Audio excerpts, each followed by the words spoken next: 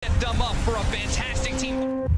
We really gave it everything this year. And Skeeter is completely uncontested. One by one, he will just knock down these heroes, take away their agility. And also, I can say just from individual point, I think every one of our players is like now at the best form they've been in their life. I can say for myself, like this is the best I've played. I feel very confident, and I think it's the same for my teammates. And when these things happen, it's just you know, anything can happen.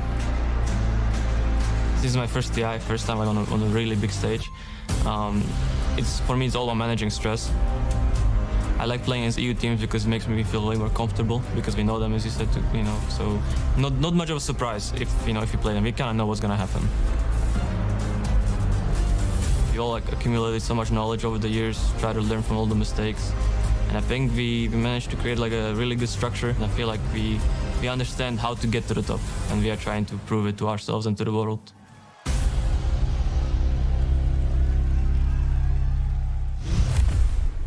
Diamonds are formed under pressure, and what higher pressure is there than being in this situation, being in this arena, being in front of this crowd right now? Some of the players on Tundra are no stranger to it, but some of them may not have made it to this point. At least the man standing behind them, AUI 2000, has climbed the mountaintop, and he knows what it takes to get here. And now, Sheepstick, we have to see how these two teams face off. They've done it a million times. This is a classic Western European DPC face-off. Yeah, and I'm mostly going to be looking towards this mid lane and how these players are able to make moves on the map, because it feels to me like both of them are quite space-creating players. Like even Nisha, when he plays something a little bit more greedy, like a Lina or a Lesh, he either makes space just by, or like makes farm for himself just by killing everyone and having a huge game, or like he'll itemize, he'll get boosted travel on a Lina, he'll make sure he's always able to connect to his team and make moves. He'll go for that ether lens, the less greedy build. Like he is always there to just destroy everyone and build his team up. Yeah, coming from the European region, I remember Nisha back in alternate attacks. I felt him on my skin. I felt just how difficult it is to play against that guy, because no matter what you do to his lane, no matter what you do to him, eventually he finds farm, and he's just so stable, like you can't break him. He's silent, he doesn't give any interviews, but he brings all that energy into his gameplay. He's always having an outstanding game, but how does that contrast to Nine, who's going to be facing on the other side of that river too? Again, I think for Nine, at least within the draft,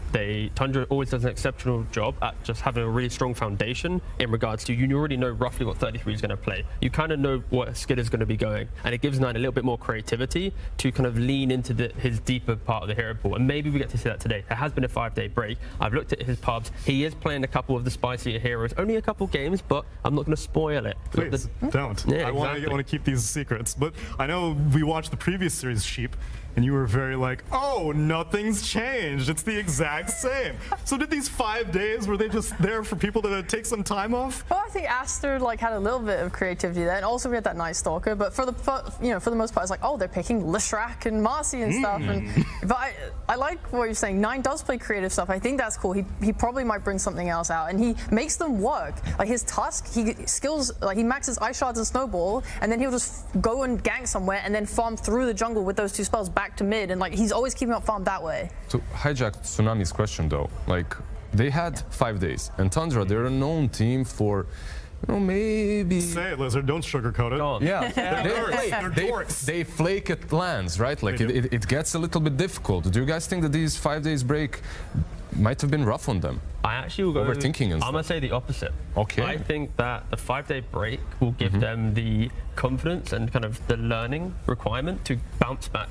But they were good already. Yeah, no, but I mean more like, so they were dominating in Stockholm and stuff, right? And then the intensity and the speed, then they falter, right? Okay. But now it's like, you win, you get top 3, you take a 5-day break, you get to kind of reassure yourself, this is why we're doing well. Let's maybe think about this at Spice. Are you telling me they don't go to sleep dreaming about puppies staring at them from across the stadium every single night? Player does. Like, that's true. I don't know. I feel like I saw people going around saying, "Oh, Liquid, their momentum stopped. How could they possibly win?" And they won. So, does Secret's momentum here count? Like, does maybe Tundra don't win here, or maybe they do because they're just very smart players. Who do you have higher expectations of? Who do you think that you come to this point and they're like, "Oh my God, we're at upper bracket finals TI"? Is this Secret getting rattled? Coming to this this point, at this stage, like in a basically the pinnacle of esports in Dota 2, right? Exactly. I believe you're looking at Puppy, you're looking at Heen. Okay. Like they must have prepared something really nice for Tundra, because Puppy is that stoic Estonian. He doesn't mess around. He's like, if I'm correct, we win. If I'm not, we lose. And I'm sure that he figured out the correct way to play this series. Puppy loves ideas. He talks about it. He's like, we don't think this team is better or worse. We think that they have different ideas to us. And these matches at TI, it comes down to who has the better ideas. And they're going to be confident, right? They've figured out Entity. That was one of the roadblocks in their way that forced them into being a better team, through that last chance qualifier. And Tundra, they also talked in an interview in the break about how they think their ideas are the best coming into this final. So I'm super excited to see them put that to the test. Yeah, and you compare the captains, right? Snaking versus Puppy. So far in their career, I think Puppy's won 26 games, Snaking's won 25.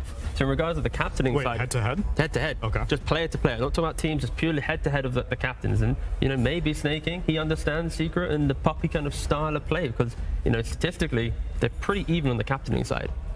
Yeah, and I want to see if that experience does play a favor. I do think that the devil-may-care attitude has been very successful. We saw the previous True Sight.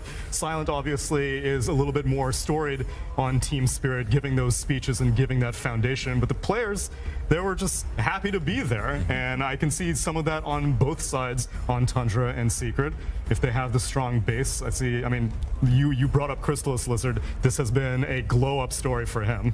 Oh, for sure it has been. Like when he came into the scene, when I was watching his games, like every single time I open Western European DPC, I see a Monkey King played by Secret, and most of the time they're losing, right? But not only did he grow throughout the LCQ, but in the group stages as well. His hero pool has widened, and the way he plays his heroes, he adjusts to the game.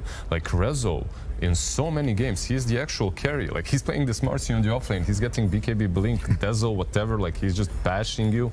Meanwhile, Crystallis is just there, some Ursa, making space, going in, creating stuff, making things happen for Nisha and Rezo. Yeah, I am looking forward to seeing how these two styles contrast against one another. Let's see it with the draft. It's game number 1. Tundra Esports versus Team Secret. Game 1. Tundra Esports turn to ban. Team Secret's turn to ban. That's right. Welcome, everybody, to the Singapore Upper Bracket Finals here at TI11. And it's going to be a very intense series. We've got two Western European juggernauts matching up against each other. Both of them have won 11 games in a row.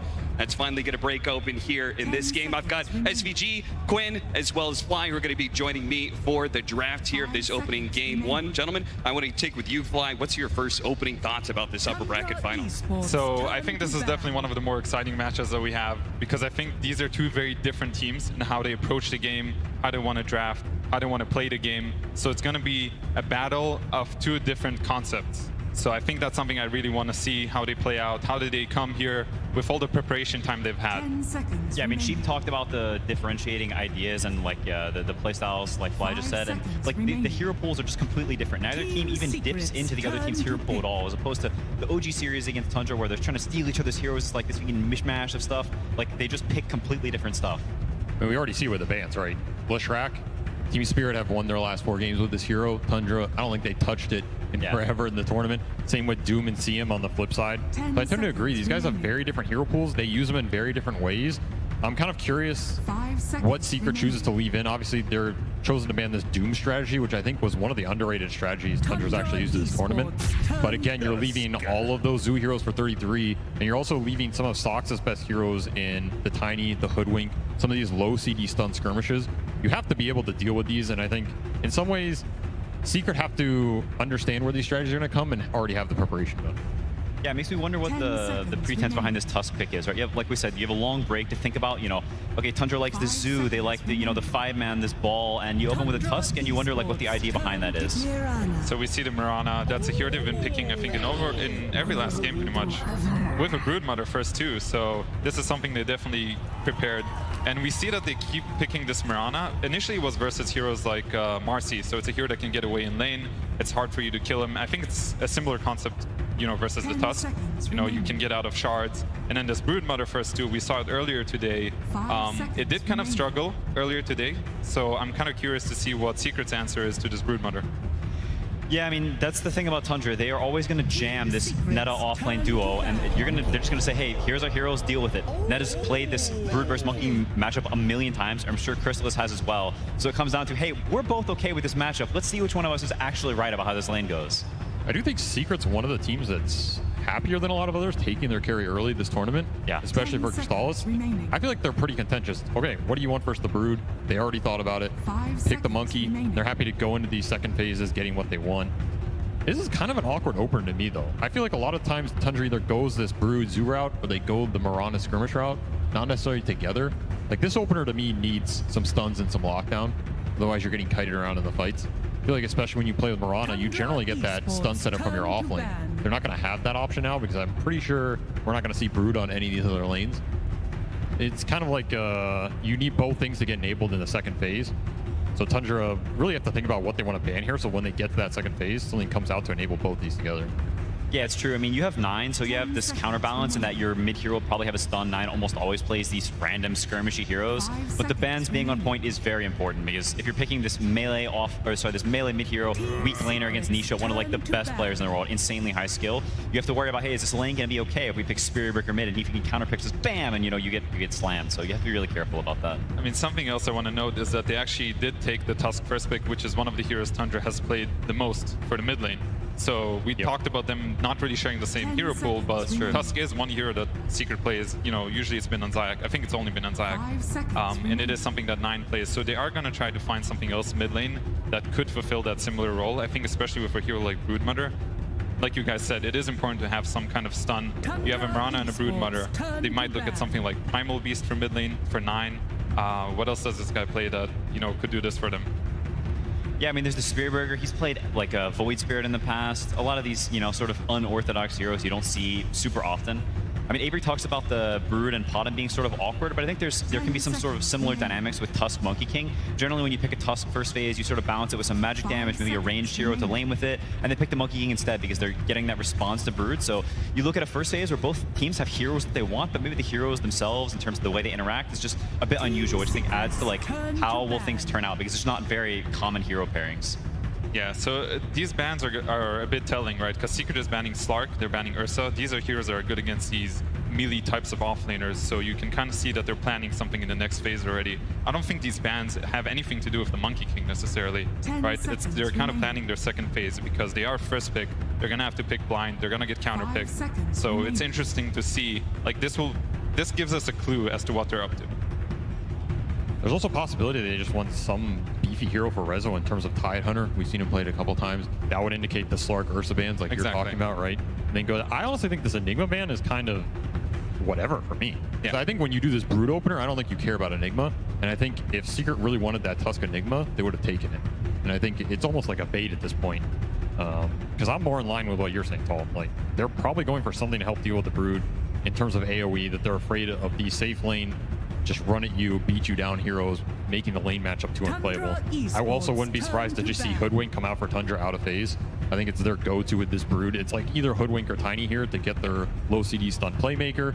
And then I think Secret can already think about what is Puppey going to play into that. If you want the big AoE team fighter, you have to think about what that hero's going to do in the Brood lane, because that lane is deadly for a lot of those types of heroes. 10 seconds remaining. Yeah, I mean, Tundra pre-picks this Potem, so Puppey may be less likely to want the Chen. I think the interesting thing about a lot of these bans is they're not really banning like heroes that maybe are like super ideal for the specific situation. They're kind of just like going down the list of, hey, this team likes these heroes, let's ban them, because both teams have a very specific hero pool, and they're like, there's a Kunkka ban, you wouldn't see that against any other team.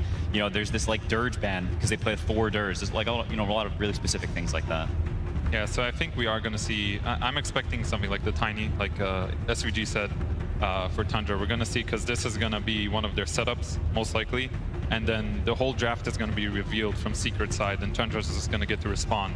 So they're thinking pretty hard about this ban. They're taking a lot of time, because they're going to ban, they're going to pick their hero here. So they ban the Pangolier, another hero that's pretty good against Broodmother.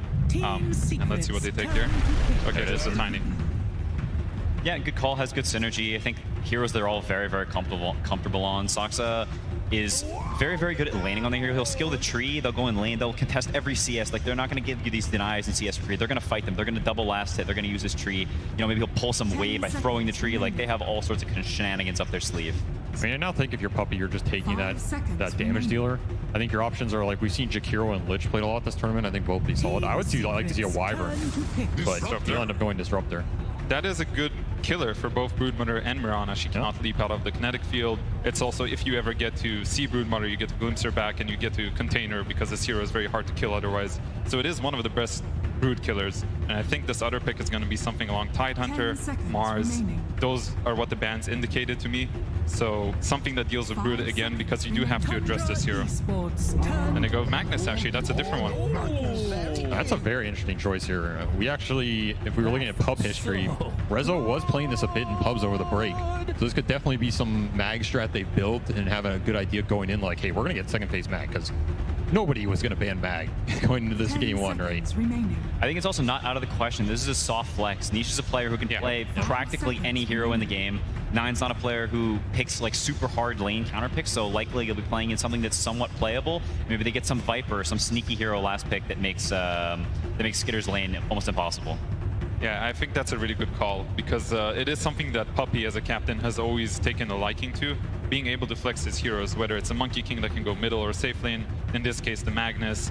They are willing to put supports in either lanes. And we see the response, Naga Siren. Okay, how do you guys like that? The Skeeter classic, right? Manta, Orchid Heart, every game, push the tempo, abuse the early team fighting. It's also an arrow setup. You get this sleep and that combo, which is really nice. The lane always feels good because you get the minus armor with the extra Mirana right clicks. Again, I think the more setups you have for this Mirana, it's nice. I think it's also a combo they've abused vision-wise a lot this tournament. Like, Naga's pushing in the lanes, making people show, sending illusions in the fight, and then at the same time you have this Pada multi that's hiding your backline. It's super deadly in these team fights. We're talking about a team fight from Secret, which might be predicated around glimpses or big RPs. Suddenly you have illusions going in, and you can't see anybody through the Mirana ult. Makes all of those spells tremendously harder, right? Yeah, I mean, I think the theme of the way these team fights play out is super interesting. Like, depending how the early game goes, there's a world where Team Secret has an impenetrable wall. They're chasing you. You can't run into them because they'll glimpse you back. They have this RP waiting in the wings, a really fat Monkey King. And there's another world where Tundra has all this garbage running at you, and you can't see anything, and they see you, and they kite you, and they poke you, and you have Disruptor playing on the defensive, which is just generally not what you want. They're basically the zookeepers here. I do think Tundra is definitely going for this vision type of game, right? They're going to push the lanes in, and Secret has to show in order to push the lanes back. They don't have that much nuke right now, and then they're going to play around with this vision. They're going to set up kills on the map, and meanwhile Secret's just going to want to fight them. Whenever they see them, they can bring numbers. They can just take the team fight. They have a bunch of strong spells, you know, RP, you have the Disruptor ulti, the Monkey ulti. They have all these team fight spells, and Tundra doesn't. So it's, again, two different approaches, which is what we were expecting going into this. And this Wyvern ban is actually a pretty smart one, I think, because Nine does play Wyvern mid, and this is a fantastic Wyvern game if I've ever seen one. Yeah, that was a really clutch read, honestly. Yeah, one of the old school mag lineup counters, right? I mean, do you think the lane shove here for Secret is going to be an issue in terms of, like, Disruptor Tusk? Not the greatest heroes at dealing with these illusions later. They can't really interact with the Brood lanes that are ghost shoving waves. It kind of forces Secret's cores to show here a lot in the game. And then at the same time, you have a support duo that kind of wants to set up kills and make stuff happen. I feel like you're getting split up too much. You're not going to have it. You might fall off with the damage at a certain point. Yeah, I mean, that's where they could be looking for something like a Zeus, which, you know, maybe helps with the damage, gives them sort of this global presence so they can help deal with the lane some. I think this, you know, sort of sneaky, maybe niche mid-hero you wouldn't think of so much. This type of hero for Nisha could be very good here. Sounds Zeus like Tinker, he's... Sounds like Tinker to me. What do you guys think about a Timbersaw for Secret? Could potentially go different lanes. They don't really have any damage for him. They do have a Vessel Buyer and a Mirana, so they can't find an answer. But this Batrider ban is also something that's potentially giving a hint towards Timbersaw. But I do agree, either way, they need a hero that can deal with these illusions, with these summons. Just something that can also connect to the team, ideally. So, you know, you might see a hero like Ember Spirit as well, something like that. I think anything mobile that can deal with the lane pressure so that other heroes can group a little bit where those spell synergy will shine is going to feel good for Secret here. And like you said, I mean, any of those heroes is right up Nisha's playbook, right? We've seen him dominate the year on a lot of those spellcaster carries. I mean, you can see Tundra, they're thinking about the Magnus mid potentially as well. They banned the Darkseer, so clearly thinking, hey, this Magnus is not guaranteed to the off lane, so you could have some flexibility here. Like, let's keep our mind open about these bans. All right, clutch call is Timbersaw. Otherwise, I'm going to go with something like Ember Spirit or Storm. That's my call here. Let's see. I respect the chatting up. Let's see the Tinker. Tinker? Bust it out. I'm down for it. If they go Tinker, I feel like we'll see an immediate Zeus. Yeah, that is a very classic 9 hero. So I'm not feeling the Tinker right now. It is an extremely good Zeus game for Tundra as well, if depending on what Secret's pick is. I do really like Zeus for their heroes. It's perfect for how they want to play this map. Do you think they just steal it here? Like, is Puppy thinking about, hey, if we give him this last pick, Zeus, suddenly the global threat with so much lane shove just becomes debilitating? It's not bad, actually. It's not bad. They don't have that much reach between their heroes. They have the sleep, but other than that... Ember Spirit. Okay, they go for the stable pick. And it soft blocks the Zeus a little bit, right? At least you're going to need some gap close on him. You're going to threaten him a little bit. You can control the runes against him, which is nice. Early game tempo is quite nice. All right, Quinn, what is he going to play mid? I feel like this is your wheelhouse. You see an Ember Spirit. Your name is 9 right now. My name is 9. I mean, I think the Zeus is honestly not that unlikely. I think them having this sort of long range, like if you look at Secret's lineup, it's kind of scary to just straight up run into without abusing this vision, abusing the long range poke. We talked about that being sort of thematically what their lineup wants. If I think about heroes that 9 plays that fit in that wheelhouse, it's the Wyvern, it's the Zeus. Mid Hoodwink? Yeah, I mean, even something like a Hoodwink is possible, to be honest. Talking about long range burst. I feel like 9 is such a unique player that it's very hard for me to call what he's actually going to play here. The only other hero I can think of he's played on playoffs, especially with the Mirana, was the Spirit Breaker game that he had. I think it's pretty tough against Ember Spirit, right, Quinn? I feel like that one's kind of hard. The game, I mean, you just can never charge him. He just presses W. If his fingers are on the keyboard, then you're not stunning him. Does he play Huskar? Not even a consideration here. Does not, I don't think. Are we okay with Tiny Mid? There is OD. He's also played a lot of OD. Just at the tail end of it, Avery locks it in. I mean, I was thinking, you know, because every time they see this morph, they see this Ember, they're thinking of Hour of Devour. I thought they were going to pick it earlier on in the tournament. He goes Midas, he goes Ags. Suddenly the multiple saves come out in the fight for RP and Static Storm. It's going to chunk through the cores without BKB. Pretty obnoxious pick. Yeah, fits that style, fits that long range, sort of gives you that damage, that scale, so you aren't all in on this Naga who's playing against a Magnus, who's playing against AoE Clear and the Ember and the Monkey empowered. I think it helps their lineup a lot. Yeah, it's also decent against Disruptor. I'm gonna go with Secret on this one still. I think they have a really solid lineup. I think Tundra has to play a very concept style of game. Like it is their view of Dota, and they have to really make it work this game. But I think Secret has a easier understanding of how they're gonna play this game. They can just brawl. Tundra has to be very smart about which fights they take. Yeah, I mean, ease of execution is definitely on Secret's side. As the game progresses, this Ember and Monkey with Empower, your Broodmother impact starts to dip a little bit, Naga Illusions start dying. Suddenly you don't have this vision advantage anymore, and you're just terrified of this RP all the time on OD. You can't show, you can't hit, you're just waiting. So you're both favoring Secret right now, right? I'm favoring Secret. I think so, yeah. Avery, last one on the panel, and I'll just remind everybody, 100% win rate, 9 OD. There have only been 4 games, 3 of them have been Tundra. They've won all of them. Well, you're convincing me with every stat you throw. Are you going to stick with the stats, Avery? I think Tundra might take this just because this type of playstyle with the lane shove being super obnoxious on the map, so many summons, so many illusions. You lose one hero, your map starts to crumble. It's so annoying in a game 1 scenario. I think that's when you're the least mentally prepared for it. Like, you think you're going to deal with it, but then you get halfway through and you're like, a little too many things on the map right now, you know? And this exactly harkens back to what we said at the start. This is a clash of styles, right? You guys said that Tundra has a very set style. Secret, they need to find a way to counter it. This draft pretty much spells that out, right? Yeah, very much so. I think this is exactly the type of lineup you want as Secret against Tundra. All right, Fly, any last thoughts? I mean, what do we need to see from the side of Tundra? I think Tundra has to do well in their lanes, especially when you got to counterpick their lanes. If their lanes go well, they can slow down the grouping up tempo of Secret. I'll cut him off with DNP. They're good to go. All right, Avery, and the side of Secret? Don't feed too many kills around the map. Make sure when you take the fights, you drop the hammer on the OD instead of the other way around, and you get the big RP with your BKB timings. Secure Roshan. Make sure you fight around good areas with your vision. Don't get outclassed by that Mirana ulti. All right, everybody, I know you want to be able to see Secret versus Tundra, but of course, we got to be able to check in with our favorite man on stage. It's your Action Slacks with the coach interview. Hello. Hello, hello, hello. I am here with Owie 2000. Sir, this is my first chance to catch up with you. You know, your drafts have been called disgusting, cheating. Team Secret said before they got into this that you guys are cheaters with these drafts. Is that how you feel still? Are you guys keeping up with that sick theme? What? That's what they said. They said you guys are cheaters because your drafts are so disgusting. Maybe. I think we're playing heroes that we're comfortable on, and I think this game, like, give like a good vision of the game's supposed to go, and if we execute, then we'll feel really good. Speaking of heroes that you're good on, my friend, I think we got a 100% win rate on OD very, very fast. Is this going to continue that for you guys? Hope so. Okay, well, he hopes so, and we hope for a great game. So let's throw it over to our casters standing by.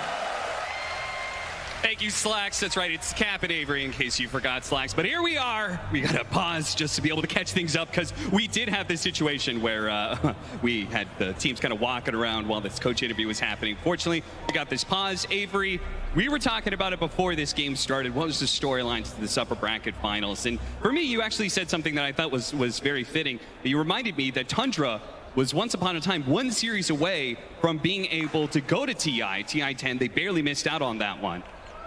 Very true. Second chance for them, right? And being able to be here at TI 11, and they've made the most of that chance. They've gone very far through the tournament so far. And Secret, of course, everybody knows about that. There's a huge second chance right there. They had to go through the last chance qualifier. That's the ultimate second chance right there. That's all you get. After that, there was no other opportunity. They've made the most of it, right? I mean, these two teams, second chances, they still have one in the bag, too. Upper bracket. Makes you feel a little bit more comfortable when you know, hey, if things go wrong, we're still in it. Yep. That said, I don't think either of these teams wants to drop down, and they definitely don't want to lose the dominance in terms of the meta, right? Both these teams are trying to define what's going to get them to the finals. If you get there with that definition in place, gives you a bit of an advantage going into those early games, because now you're saying, hey, no one has broken what we're doing. Yep. And especially for Tundra, who I feel like has just had one of the more unique styles this tournament. Banking off the zoo, banking off the lane shove, Outworld Devourer. Who else is playing the mid heroes at 9 is playing at this event? Nobody else. I'll answer for you.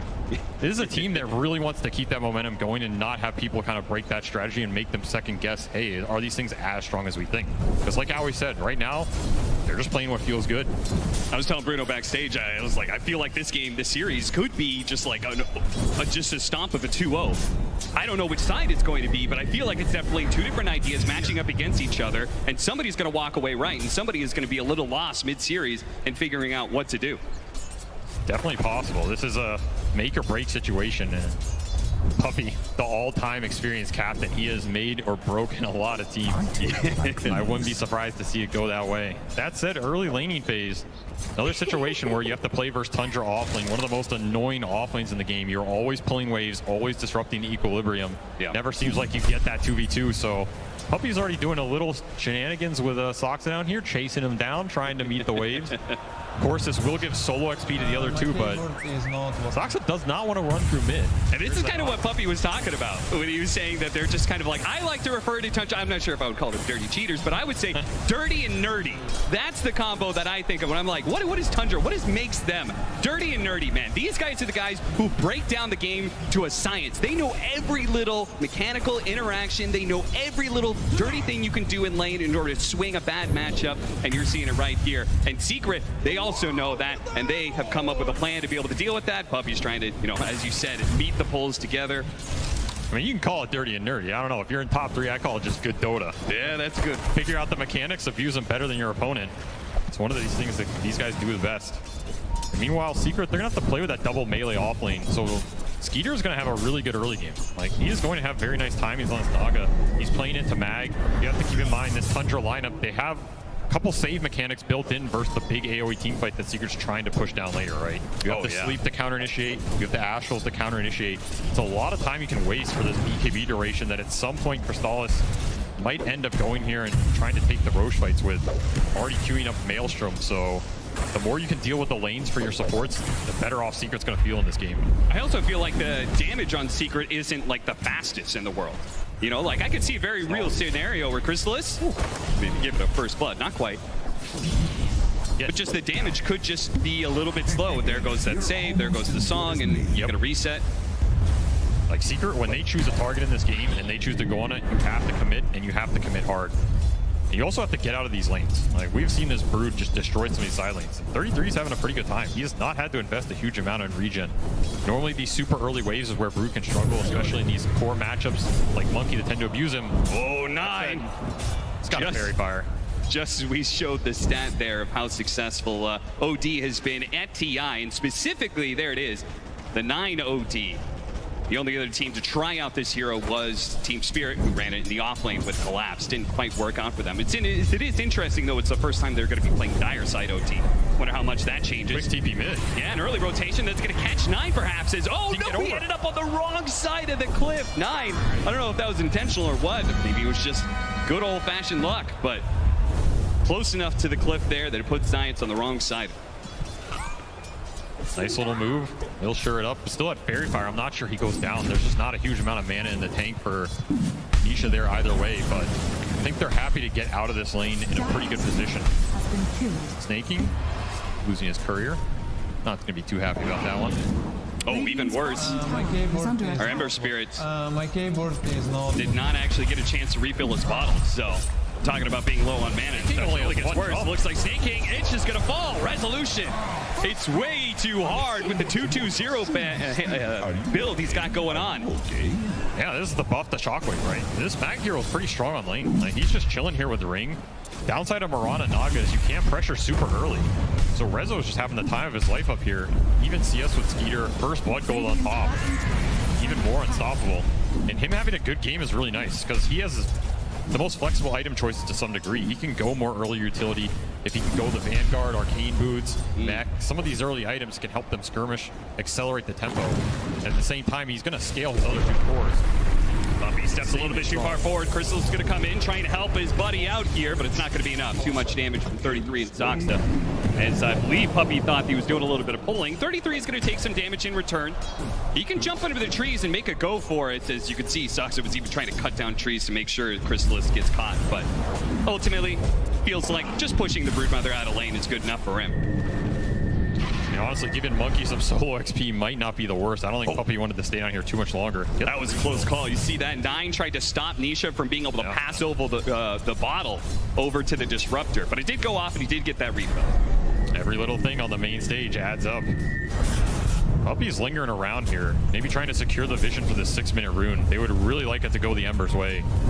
Since this OD, of course, not one of the bottle mids. So this gives an opening for Nisha to really get these 6-8-minute runes, power up on the map. If it's haste or double damage, he's going to be in heaven. And he's got 3 mangoes in the bank right now, and he just needs 1 creep to die, and he'll have level 6. And that's where that kill power from the OD, especially as he's been ramping up all those imprisonments. So this is a dangerous situation. There's 3 Sox is going to cut over that 1 creep. It's going to die right now. He's going to get his level 6. Now they've got the ultimate to drop it if they want to, and there it goes. They kill the Ember Spirit. Now look to be able to chase down Puppy as well. Puppy, with a spiteful last breath, kills the Arcane Rune before he does die, but a successful rotation by Tundra, picking up 2. Contesting that 6-minute rune, getting the level advantage on OD. Those little lane things matter. And 9 will drop that first hammer, cement this fate. No rune for Nisha. That was one he really would have wanted. We can also see like some of this minor synergy. You're gonna have to care about the Astrals a lot more in this game because every Astral means a free arrow for Snake. In the fights and the skirmishes in the river, we didn't really talk about this OD bottom combo, but it's a classic for a reason. Uh-oh, Chrysalis. He go a little bit too far forward here. He's trying to get the Jingu stacks up and then be able to swap over, hit the big swing that gets him back up to full, and it's 33 who thought they could challenge the Monkey King. Step to the king, Avery, you best not miss. Damn straight. That almost pushed him to level 6, so Stahl is having a pretty good time down here in this bottom lane. Like, he is really taking it to the Brood, which is exactly what you want to do. You need to slow down this Brood's level 6 timing as much as possible, because that's when you can start to ignore your core matchup, get to the jungle, cut waves, accelerate the farm, get into that Wraith Pack pipe or whatever utility he wants to go. That's what unlocks Tundra's 5-man team fight. If all of that gets slowed down because your Monkey King is killing the Brood early, it means your time to get to this Maggot power ramps up considerably. So Secret, I feel like they're having a pretty good time on lanes here. I mean, this is probably in the upper band of what you would expect or hope for, especially from a Mag lineup. Talking of that Mag, when you talking about, okay, more time for the Empower to kick in for the Monkey King and the Ember Spirit, do you think that also means that they feel very comfortable going like pretty far into the late game against the Naga Siren because they have these big steroids coming in? Oh, bottom lane, 33. He's going to be kept in place. Not long enough, though, for the Monkey King to get those stacks. I mean, I think you're always confident going late game with a triple melee core Mag lineup. But like we said, Tundra does have some of the saves utility to play around with it. Nisha tossed over, jumps over to his Remnant. Did have enough mana for that one. That's a PD. They can skirmish around mid. Yeah. There's a lot of damage. Justice coming in. Max Slight. It's dangerous, though. The imprisonment, the self-save underneath tower. They get one last hit. Ooh. He's going to go for it, Nisha. He wants his kill. 1 second for Slight. Is he far enough away? He's out of range. And now they've got the toss up in the air. Oh, into the snowball pickup. Dodges the arrow nicely. They are going to be able to get another round slight. Look at 9. He's creeping in on the side. He's going to come in at the last second to be able to bail out Soxa and get the kill on his Zayat. Tundra bringing the numbers again to shut down this Ember's momentum. That's a huge rune. We can see the damage coming through. And of course, the whole time that flies out, 9 gets to complete his Midas. Already proccing it. This is the build he is favored on this hero the whole tournament. Midas into that Axe Rush. It's going to be extra attack speed and extra item progression for him. Here comes that arrow. Ooh, hit the range creep first. And both teams really trying to play around these mids. Oh, goodness. Look at that stack. Rezo is going to be huge. No stacks on the side of Tundra, so this is going to be, they're already up a bit in net worth. That'll continue with stacks like these. And 33 just has to walk out of base here. He's choosing to save his TP. I guess they're going to send him mid. He's tired of going against this Monkey Disruptor kill combo. At the same time, he can't really go against Mag. I don't think he feels great just sitting up there potentially feeding Spiders playing into Vanguard. 33 a little lost this early game. This has been one of the rougher starts for him. I feel like I've seen all tournament. Yeah, he's jungling with Insatiable. This is not the route of progression you want for your offlane Brood here. Trying to get to level 6. No, you're supposed to get, you're supposed to get 6 in lane, and then, you just are able to, even if your lane is hard, you could still jungle so much faster. The fact he has to do it at level 5. Ugh. That's going to feel terrible for him. It also pushes Soxa more towards these mid skirmishes, which again, we're seeing 10-minute rune. Holding Might the be place. a bit of trouble. Depends how much Secret commits. Snowball afterwards should be able to keep him in place. The arrow sneaks in from the side. Oh, actually tosses over Zayat at the last second. Hello. Tries to block him off, but is going to be caught by the imprisonment. Probably surrounded here. I don't think Secret can do too much to stop this one. He indeed does fall 9 with a killing spree already. I mean, Secret's got to be happy about both their side laners just getting full farm and solo XP, though. Like, sure, you're winning some of these mid skirmishes a little bit. You're contesting the runes. Ember, he's getting his economy drained a bit. He has some power to catch up. Rezo and Crystallis just having free-for-all in the first 10 minutes here. I mean, like you said, they are going to be big. Yeah, it's kind of interesting. Rezo, I feel like he's had 2 different modes this TI, one of which has been like this carry style offlaner who he just is like picking up second most net worth on Team Secret, is just absolutely destroying in the mid to late game. The other mode is where he's just running around with Zayat nonstop. They're just constantly looking for kills. It's definitely going to be the former one, where Rezo's just going to take a lot more time farming in this game. I mean, he can play carry Mag to a degree. He did opt for the Vanguard, will go Blink. I mean, it's a tri-carry lineup. They're fine going moderately late here, no matter what. And quick smoke from Secret, trying to activate the Strengthless Magnus with the catapult. Push this Tiny out of here. They don't want to let Tundra just sit up here and leech XP, especially when nobody can defend this tower on their own. Yeah. If they successfully kill this Tiny cleanly, they can go ahead and take the tower. Get a decent bit of map control, especially since Crystallis is still able to hold his safe lane, no problem. Tundra just really hasn't been able to activate around that. Yeah, I mean, you have to double man smoke yourself, which is exactly what Tundra is doing. Found him. Caught him in. Shards, Shockwave, and Soxa. Well, all you can really do is delay the inevitable at this point in time. There is going to be the rotation to bottom, so now we are seeing that activation to the other side of the map. Question is... Crystallis should read this, though, right? Yeah. You know no one's defending top. This Naga's sending illusions mid. It's so greedy to try and hold your safe lane tower like that one. The arrow's going to come around, but he was already on the trees. An interesting interaction where midway through the air, he got hit by the imprisonment, but managed to land on the trees anyway, and the arrow was off the mark as a result. I mean, what is an astral prison to a king, Cat? That's true. He does not care about your physics. And that's a huge gank dodge, because that kill is the kill that's going to convert on this tier 1, right? Now he can stay down here, he can play in the trees. Secret can have teleports up to take the fight if they want to. Especially with Ember, the mobility on the map. Secret's invading your jungle. This lead can build a decent amount here in the next minutes if Secret make like one more good move. Meanwhile, Puppy's just been soaking the levels mid. I mean, he's 6.5 with Arcane Boots. He is farming up a storm, as Puppy likes to do. That is true. He's had a very long career, and most of it has been playing sort of a greedier style 5 position. Because he's still, like, you know, you talk about, like, the captains, the old dogs who play 5 positions still. And there's so much talk about, like, oh, well, the strategy and drafting they do. But Puppy, when it just comes down to the play, he's still got it, man. he is still one of the best 5 positions from a mechanical perspective. Oh, absolutely. He's also one of the best at killing creeps. This guy well, that's a mechanic of sorts. Invis, Moonlight Shadow, they're going to be able to set up the toss into arrow combination that catches Nisha looking around in that dire jungle. Tundra reclaimed that bit of real estate, while they're also simultaneously taking the mid tower. Maybe not right now, but the Spiders, they'll eventually do their duty and bring it down. So this is the downside of Secret support duo. They do not deal with the Broodlings. So 33 can have his way in terms of cutting waves, pressuring buildings, forcing Secret cores to split up. And that's where those moves from Tundra with Moonlight Shadow or the vision they have on the map from Naga makes it a lot easier for those to work. Yeah.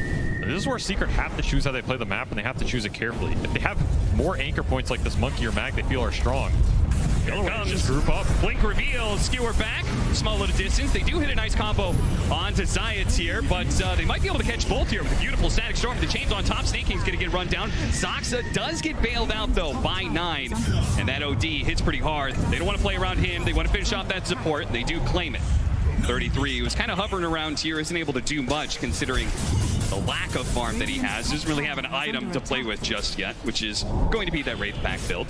Does end up claiming that tier 1 mid with the Broodlings on the back end. That's nice. And steals the rune from Nisha, so getting a little extra damage in. Of course, that was the Mag Blink reveal. Maybe not the best target Secret wanted there. They would have really liked to just RP this OD and take the fight without that save. That's going to be a big consideration as well, right? When Rezo blinks in, you have to keep track of the Astrals. You have to keep track of this Nagasol. Because you get turned around on all of a sudden, maybe your static storm's gone, maybe you expended some remnants in that RP. Fight's looking a little worse, right? Yeah. Wukong as well. There's a lot of static spells that Secret can drop in these team fights. It gets reset. You have to rethink matters a lot. So when Rezo wants to fight, kind of the key here. Zayats, ooh, nice sidestep there. Instantly read where a ward was going to be, and he actually picks up the last hit before Snake King can get the deny. Secret baiting this bottom. Rezo pre-TPing. Stalls might get aggressive here. He has Maelstrom online already. Hit him with the stun first, follow up snowball, just 100-0, nice and easy. And now Tundra, this little push that they were looking for, it's immediately denied. Secret is doing a very nice job of holding their map. They're not building a huge advantage, but it's hard to do versus Naga Brood, who are just going to excavate the lanes no matter what. Yeah. The one advantage they're building is some of this XP, right? You look at Rezo, he's level 12. Compare this to some of the Tundra cores. Skeeter just got 10. The Brood was suffering for a while, still only 9.5. So Secret does have a decent level advantage here, especially on their Monkey and on their Magnus. And here's another smoke, looking to use the Magnus' strength right now. Convert it into some map control. Yeah, they've cleared out that bottom right-hand side of the map. Now they're going to sweep through the map and try and catch somebody at the very opposite ends. The problem is this Naga Siren's pushing in so aggressively. It's no heroes are showing on the map. Tundra's just playing safe. This is going to be the name of the game. Like, if you can get these smokes to land, they're crazy valuable, but good luck, right? How are you ever going to catch anything in this map when Tundra can always just force you to show? Now you showed Rezo back on his own. Here's the setup. Risen into arrow, staking perfectly on point there, and before the Mag even wakes up from that stun, he is dead. Also look for that. We've got a Blink Dagger Tiny now on the loose for the side of Tundra, so this just increases the kill power when they do split Secret up, when they do force them to show on these side lanes. This individual kill power of Tiny and Mirana, or the OD Mirana, whatever it is, it's going to be scary, especially for Chrysalis, who keeps on trying to hold this safe lane and doing so successfully. Honestly, I mean, he is known as a Monkey King expert, and he's showing why. The fact that he's been so wily, staying away from Tundra this entire time. Have to tank the smoke. But the Coyote might have just finally... Oh, that rotation was close. Chrysalis, once again, hypes away to the trees. Like you said, Blink Tiny here. Can also blink and eat his tree. Does catch Snake King. Thinking about the Wukong's man. Now, this is a little bit of a stretch. Chrysalis really trying hard for this one. The rest of his team not quite there. Snake King is going to be caught. No leaps in hand. And they do get the glimpse backwards here with a snowball on top of that one. 2 pickups. Very valuable for Secret. Those are 2 big killers on the map. So now Secret, they could split up probably pretty aggressively here and try and push in the waves. That was the one spot Secret wanted to bring everybody because it's where all their vision is. They don't have much vision on any of this top portion where Skeeter has just been constantly pushing his lane, stealing triangle farm. 33's in their jungle, scouting now with Broodlings. the vision is always going to be a constant battle for Secret, so they really have to maximize what they get out of it. And that just means bringing the numbers. Every time you bring the numbers, if Tundra get out without losses, they're super happy. They lose a couple heroes there, it means you're probably losing an objective. Secret get the most out of that play, and it's going to push this Monkey King up to BKB, 200 gold. It's a very big item for him. It means he can commit in the fight. Your Astrals don't control him as much anymore. You can't just arrow him. It's also great for split pushing, right? Like, Yep. he can deal with the split pushing because now if he gets imprisonment, okay, I'm just going to pop BKB if they try and arrow. So every item that helps him stay out on the map independently is going to be amazing for Secret here. This is going to be Ags done on Outworld Devour, I believe. So this is a big power spike for Tundra. They also have Orchid on this Naga. You're not ready. If you get Orchided out on one of these cores, Nisha is not close to BKB. He's still 1,000 off. Tundra really want a big core kill into Roshan here. Oh yeah, getting a pick off on Nisha would definitely be the most amazing opportunity for Tundra. I mean, look at Secret group though.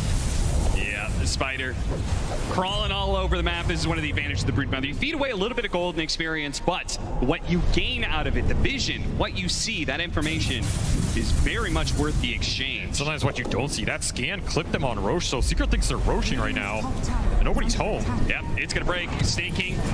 Is he gonna be able to leap away successfully in time? All 3 leap charges used to get out of town. Resolution not going to be able to find that opening with Blink Dagger. So Secret's going to think about this tier 1 mid. They're also going to think about Roche here. Remember, their Roche teamfight is absolutely insane as long as you don't get Song. that is a very good point. They've got all this good AoE, like area control team fight between the Static Storm and the RP, the Wukong's command, but it all goes away if you get Songed at the wrong time. But I feel like you man up for it here if you have the Ember BKB. Yeah. They're 200 off this. Might be why they're hesitating a little. I think if you had that BKB plus the Monkey BKB, that contest is just not there for Tundra. You just BKB up near the end of Roche. Forgo any type of Song contest, and you're super happy committing for this objective. Nisha's gonna go bottom, try and deal with this split push, which is always gonna be a nuisance. Deny? He'll take it as well. Very nicely played, but does he get out? Mirana ults. Oh, here it comes. Orchid as well. He has an illusion root, so they know about this. They can't just Orchid him straight up. They've got to be able to find a way for him to be able to pop that and then catch him afterwards. But Nisha, he held and held and held. He's like, I'm not popping this. I bet the only reason he went to that bottom lane was because of that power root. Definitely that deep, yeah. He would have been out of there way sooner. Yeah. Have that. Saves his life from the shadows, quite literally. And that'll push him to his BKB. I think Secret is now a lot more confident to force Roshan, and as we see, straight into the pit. They have max tag team out on this Tuskar, so this is going to drop pretty fast. Tundra do have an option to contest here. Remember, they have pretty much everything up, and they have this Ray Pact on Brood. But it's going to be a little too hard to push through this middle lane. That'll be an objective for Secret and a big one. Wow. I'm very surprised they're giving this up with the Naga Siren on their team. But at the same time, if they contested and lost, I feel like that would be the beginning of a Secret would just take a huge lead at that point in time, right? You would get map control. Yeah, absolutely disaster. Yeah. I just think it's not even a favorable fight for them right now. Fair. Like at the point where both those cores get BKB off, now you have to fight into Wukong, you have to fight into an RP. Rezo can stay super far back. He went 4-staff Blink. So his catch range and initiation range went up a lot. This 4-staff can also help save people from an arrow combo, right? As long as they're facing the right way, force them a little deeper, it forces Tundra to commit with you. That sets up for your AoE turnaround a lot. This is the part where I feel like Secret's a lot stronger as long as they can connect and Smoke out of the pit. Connects. Cut across the map. Does manage to get the Tiny here. 3-man Avalanche is going to buy him a bit more time. Actually gets the other side of the shards. There is going to be the snowball that chases him down. So they're only going to get the one, which Tundra is probably accepting of a smoke for a forward position. Not too bad. They'll take it. You do have to think about how much of the map you're giving up here. That's true. Again, your Naga and Brood can like split push these lanes out, but you're losing on the XP advantage every time you make this trade. And at some point you have to win that fight. And the more of those you give up, the harder that XP hill is to climb. I'm serious, look at these levels. You have a level 11, level 12 cores compared to level 14 or 15. It's already a significant gap. That means another level of talents, some more goal on the map. Do you feel like that's something that is more valuable than it has been in previous patches? Because nice catch there. Just found him. What a beautiful skewer. Saksa was looking for a toss back there, couldn't quite get it, and looks like they're just going to be maybe not. Nine walking out of the Wukong's man. He gets glimpsed back though, and now he dies. Now they actually get the slight chains onto 33 as well with a double BKB pop and the Static Storm on top of that. That one's going to be 2 cores dead on the side of Tundra. Nisha. With the last remnant, it's a BKB hunting for even more heroes, but Saxa said, you wanted me? Jumps in, doesn't quite finish him off. The snowball save gets him away. A skewer back almost catches Snake King, but he managed to leap out. The glimpse doesn't pull him back far enough either, so Saxa daring to dive in like that was a bold move. Almost got the kill on Science, but instead ends in his own feudal. More advantage going Secret's way in these 5-on-5s. Just doesn't feel like Tundra can take the full mana fight. Of course, Odie getting caught is worst case scenario, right? Anytime they can displace him, take the fight around the fact that Odie has to Astral himself, they're going to be super happy to do so. And of course, that glimpse, you got to think about it here. Like, this is a very powerful tool in this game to just keep Tundra heroes where Secret wants them. You can save your buddy, but what happens after the saves are gone? Yeah. I mean, it's such a great, like, win more kind of spell, right? Yep. They win this initial part of the engagement where they get 9 out of the way. And once it's forced, Tundra is like, we can't fight back, we have to retreat. That glimpse becomes probably one of the best support tools in the game. And I really like how Secret's itemized this game. Like, they are not being too greedy on a lot of their heroes. Rezo went the Vanguard Force Staff so he can bail somebody out. Okay. Puppy's just going the Lotus. That's going to help deal with the Naga Orchid and net for Ember, right? Oh, this is yeah. an item built for the Ember Spirit to help Nisha in the fight. And of course, you have Tuskar who now gets his Blink, so you have Blink Snowball save online as well. These are 3 really powerful tools for Secret to reset those arrow combos. If the arrow combos aren't landing, your next best bet is these tossbacks to try and displace the fight yourself, right? Throw people into the OD hits, into the Naga illusions. You abuse the vision to a maximum. It sounds like right now the supports have to do a lot of heavy lifting on the side of Tundra, and even then can be countered. We'll see what they can do, though. Tundra are going to go for a 5-man smoke. This is, I feel like we haven't seen them do this in maybe the whole game. Now they might find this Zaya's Tusk, and they will. Yeah, they will. They're going to toss him over to the side here into the Orchid. Now, Puppy shows up. He actually ran in. Going into this one. The Static Storm goes out. The Wukong's man on top of that one. They're going to chain it with the stun from Chrysalis. Make sure that the Marauder can't get away. Nice imprisonment save.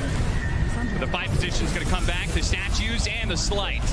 Make sure he stays down. It's another toss back here if Tundra want to think about it. Oh, Rezo is going to displace him first, though. Yeah, there goes the toss over to the side. So both repositioning spells being used here. But an RP locking out the 2 of them. The OD ultimate was dropping on BKBs. Nisha, they're going to fight it out with Chrysalis. So the song isn't going to be enough for Skeeter unless, there it is, the imprisonment with the song on top of that one. Now with the BKBs failing out, can Secret continue this fight, or Tundra, are they going to be able to be the ones to catch over hero after hero? A glimpse back, not going to do enough though, as it's going to be Nisha caught by the Orchid, drained of everything he has, including his life. They may have had the Aegis on Team Secret, but it's Tundra who come out the victors in that well-played team fight. All these long team fights are going to be Secret's bane in this game because these Astrals add up. They're just out of mana by the time that fight is done.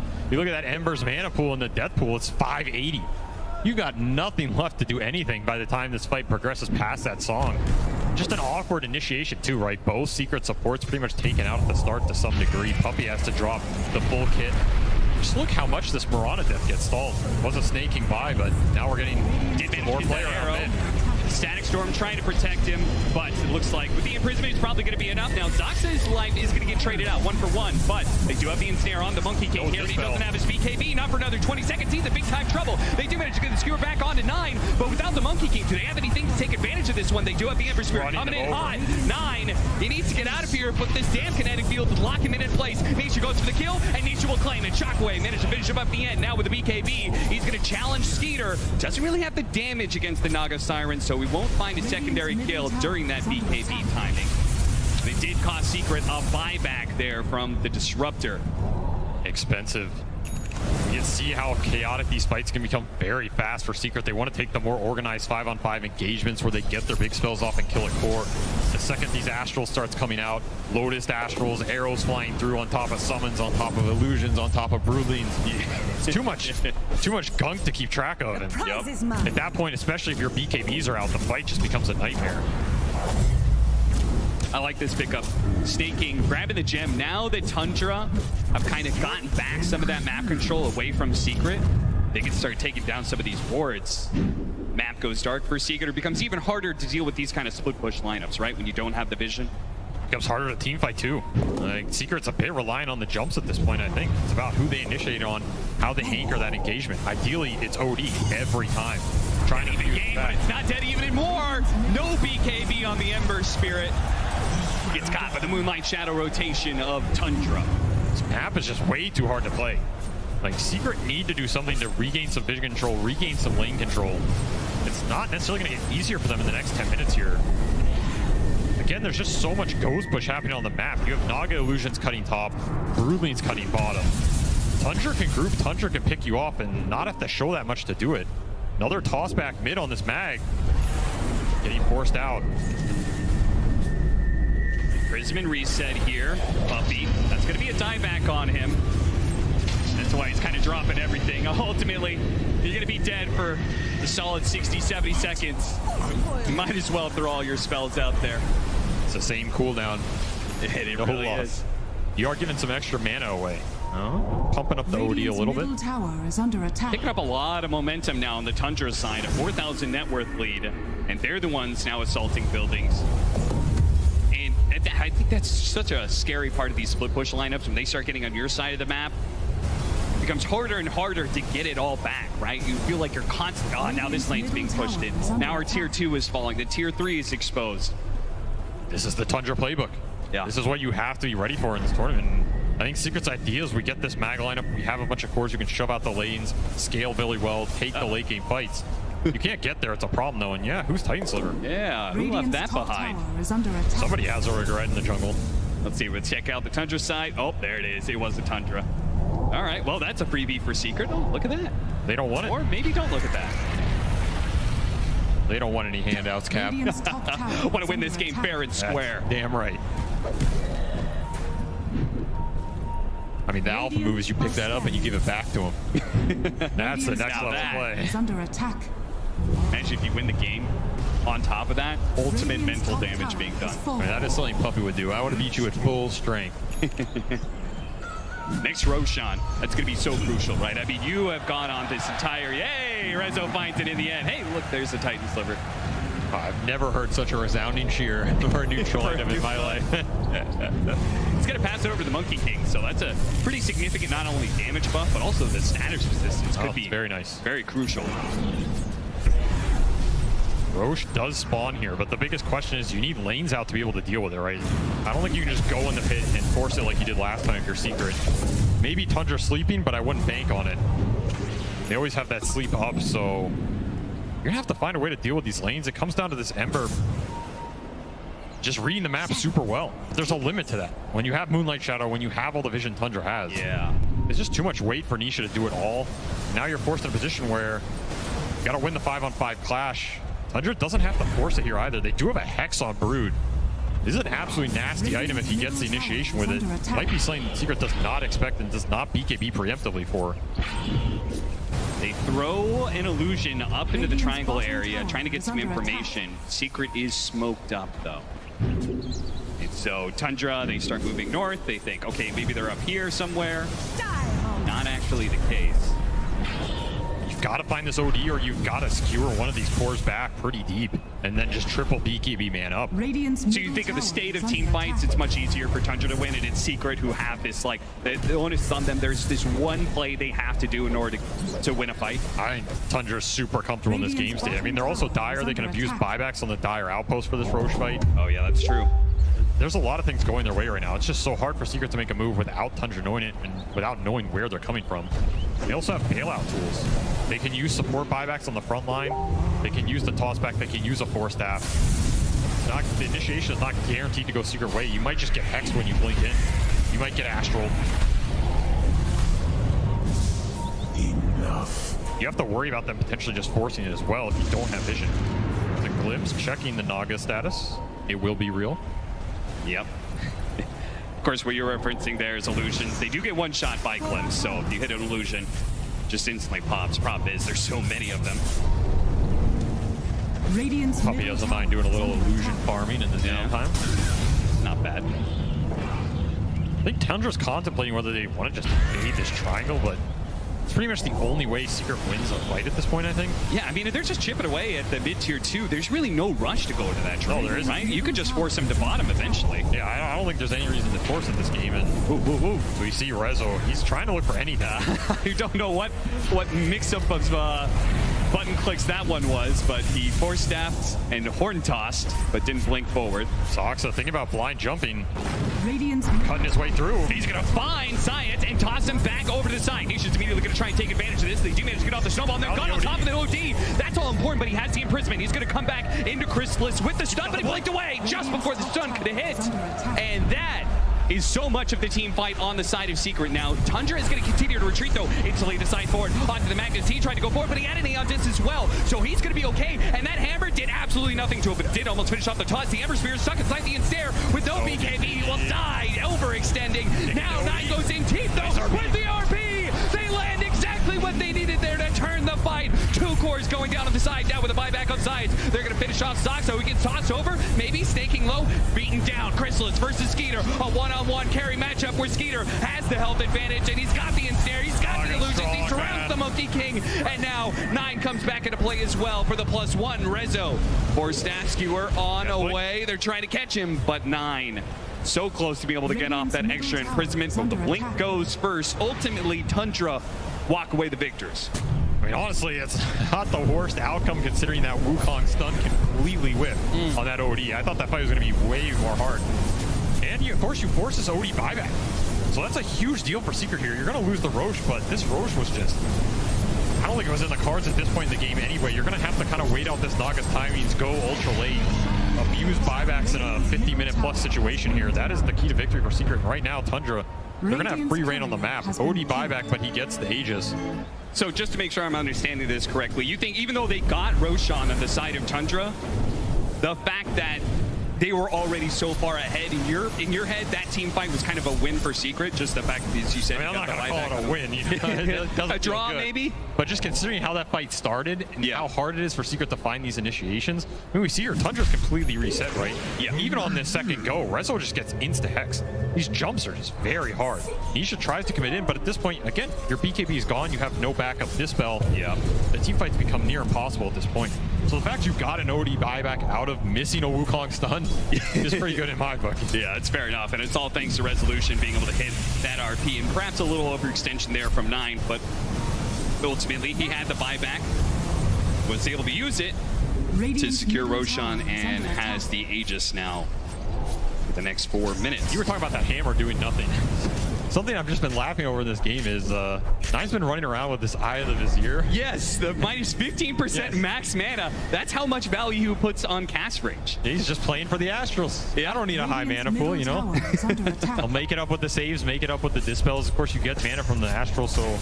I mean, he's probably jealous of Puppy. Puppy's sitting there rocking a Psychic Headband. He's like, that's the cast range item that OD really wants. This is the future of Dota, where ODs lower their own mana pool for the dub.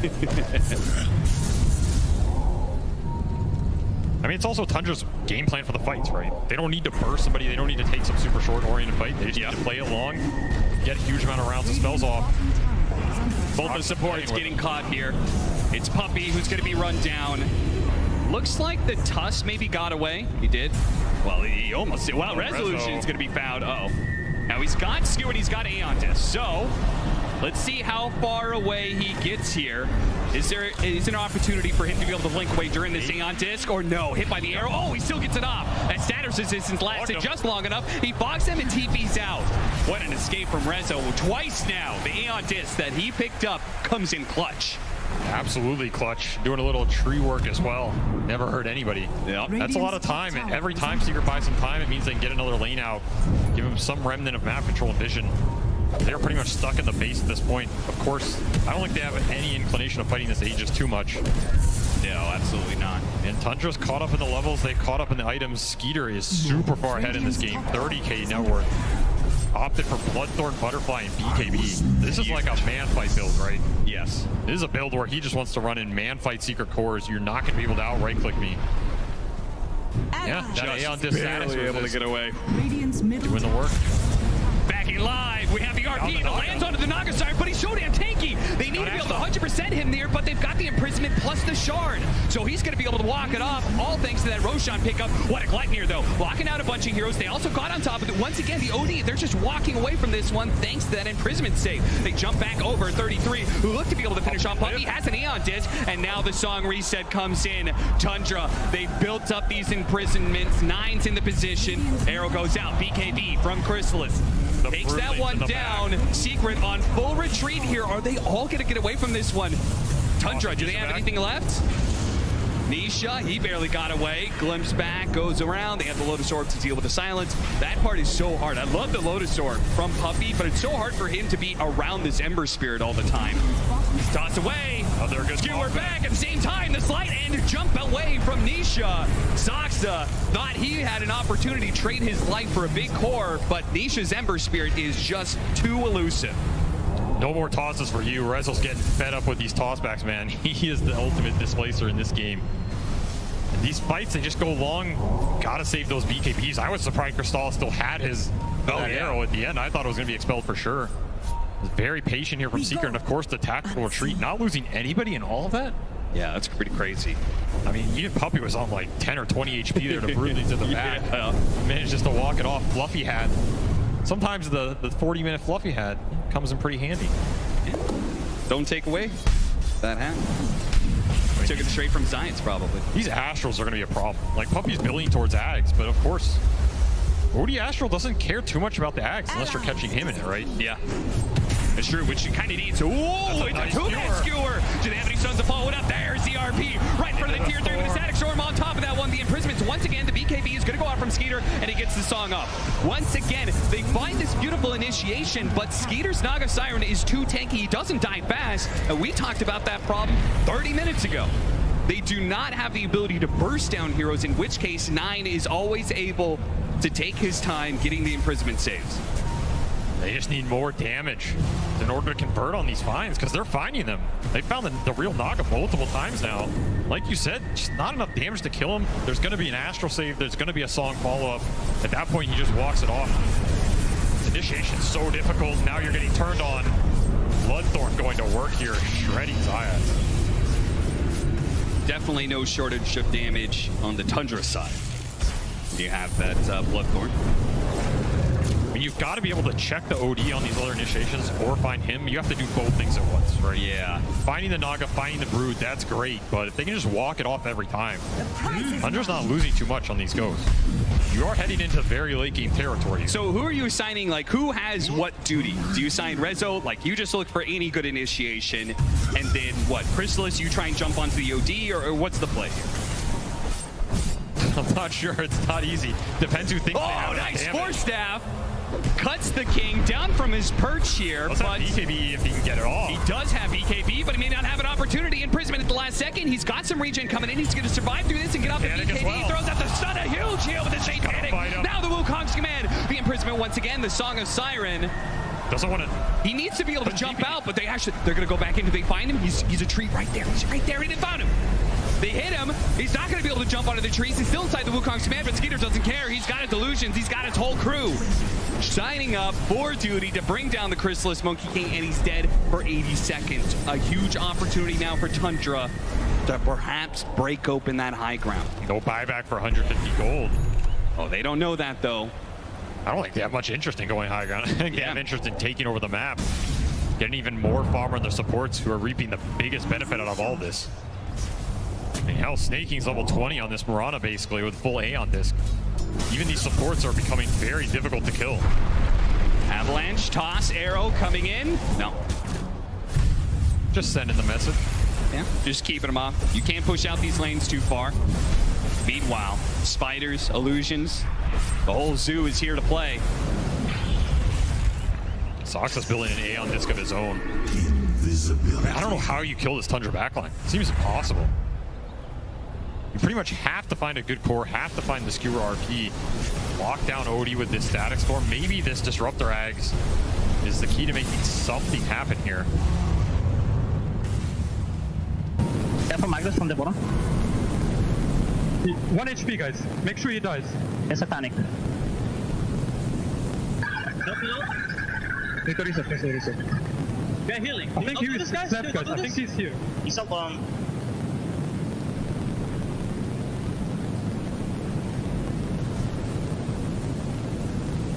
They're running. Nice one. You can see very calm, clear communication from Tundra. I'm sure they feel very comfortable in this game. I mean, you said it. They felt comfortable like 15 minutes ago. Now with a 19,000 net worth lead and closing in on Secret bit by bit, they are tightening the noose. They just see everything. What's there not to be comfortable with, right? You know where Secret are at all times. You have control over where the fights take place and how the initiations go for the most part. Secret pretty much are only going to get the jump if they smoke out, plant a ward, and just see everything off it. Now you just get Roshan here. Absolutely no contest in the books if you're Secret. It's going to be Refresher Shard. Do you think they had a preference there? Aghanims or Refresher Shard? Honestly, maybe your Refresher here. I mean, you already have like tags on the heroes you wanted, right? Sure. Even this Naga has one, so... In which case now we can drop double sanity stick clips. I mean, we could get 4 imprisonments pretty easily. I mean, double hex. You could hit a 4-man RP on the side of Resolution. It may not do anything if 9's not in it. It will do absolutely nothing. He'll just drop the double hammer, double hex. He's going to turn the fight around again, so you have to find the angle. Nice skewer. Away! It's a long one. Snake King blocked by the kinetic field, actually, but the second one gets around it, and on the side, we're going to see Puppy pay for that kinetic field. Perhaps the Spiders look to be able to chase him down, and the hammer gets dropped. 9 turns around, imprisonment, refresh, and second support goes down. Rezo looks to try and blink forward there and get the skewer back. Meanwhile, we see Nisha. He's forced to bomb his BKB, the Bloodthorn. Managed to get that one out of him. They've used kind of everything they have on the side of Secret.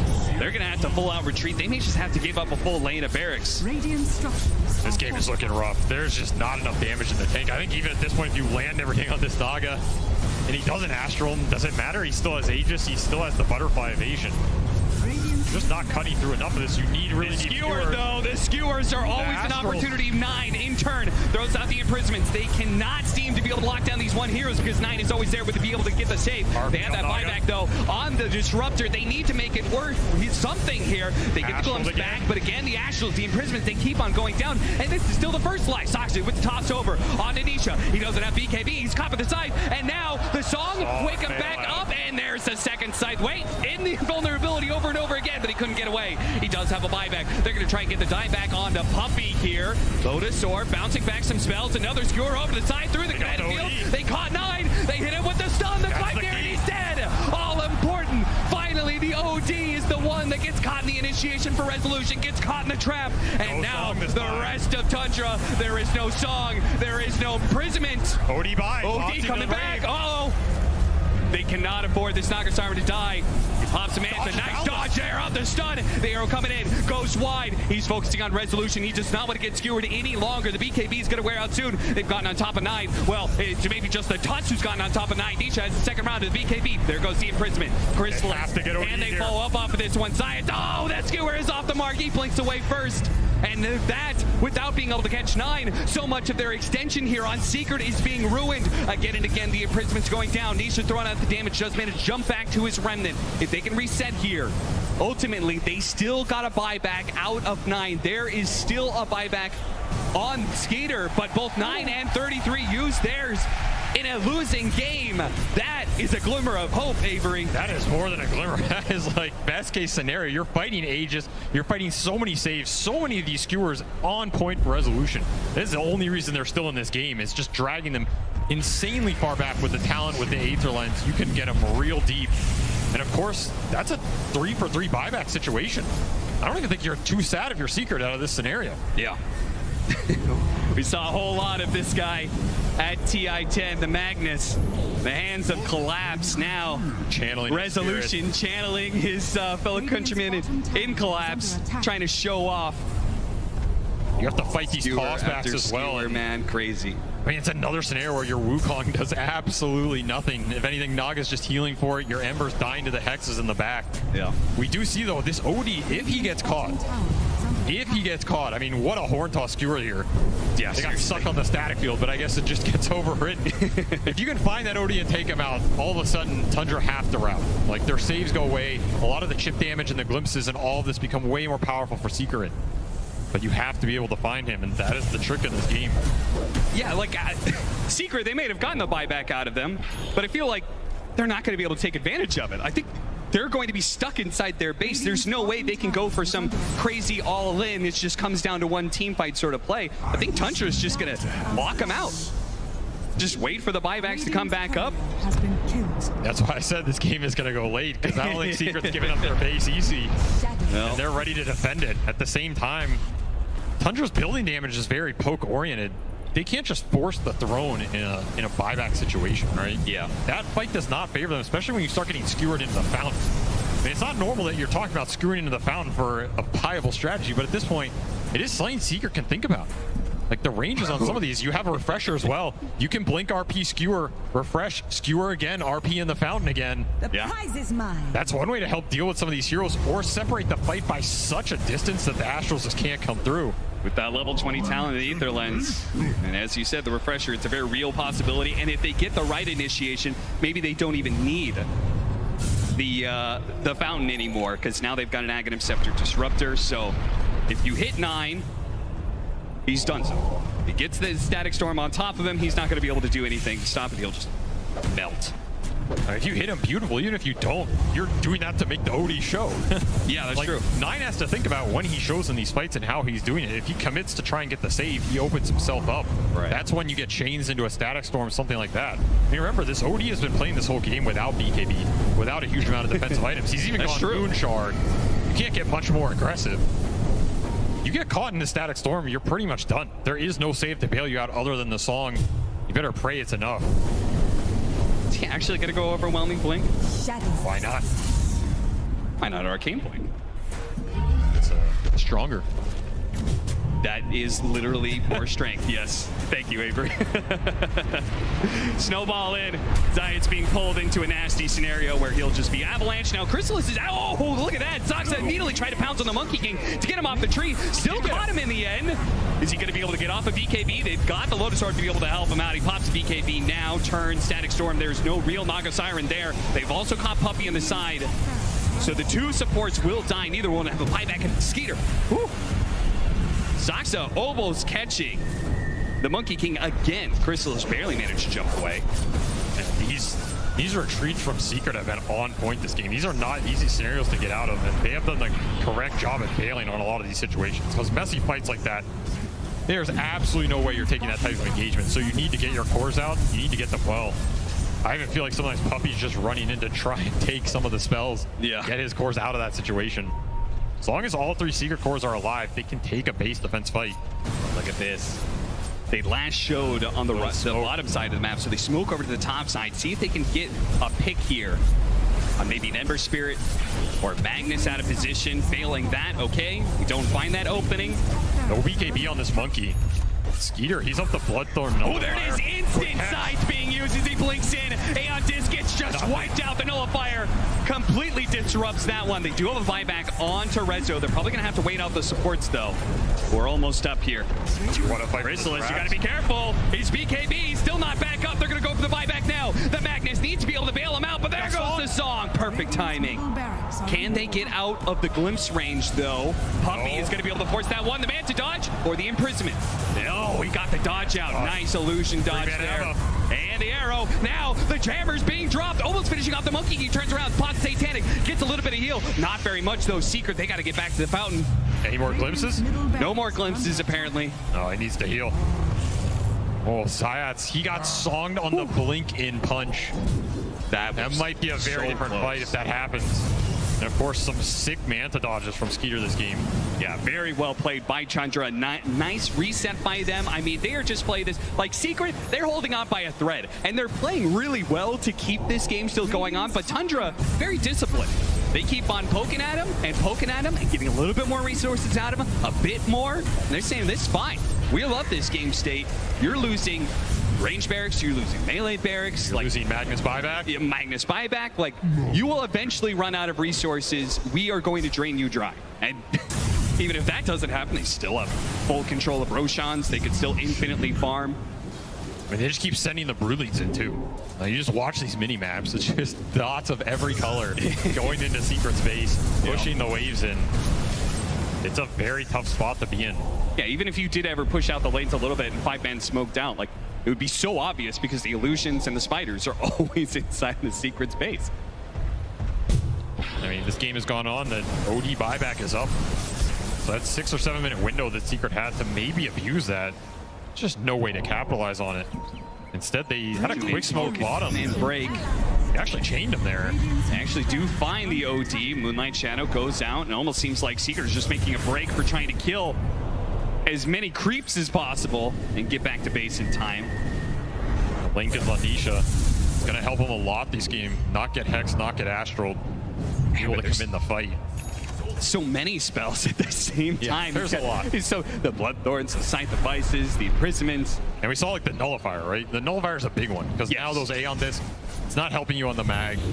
You're going to purge a lot of this stuff off. It just becomes even more obnoxious to jump. I mean, Sox has got a full Octarine core.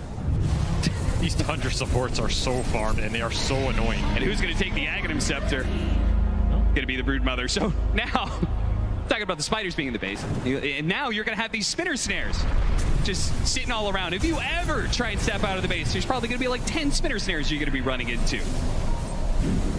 I'm starting to feel like we're at the point where they need 5 or 6 Lincolnses for the mag. You know, are we at that point again? Somebody help this man get the skewers off. They kind of do. They kind of need just that. Or PKB here, but he's just so far from it.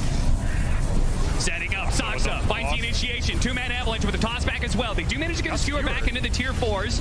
So as long as nobody dies on the side of Secret, it's going to be okay for them. They did use the BKB, and Saksa was walking off with the Aeon Disc, the 4-staff away. Now the Song of Siren allowing him to get out. So he forced a BKB. I think Chrysalis used his.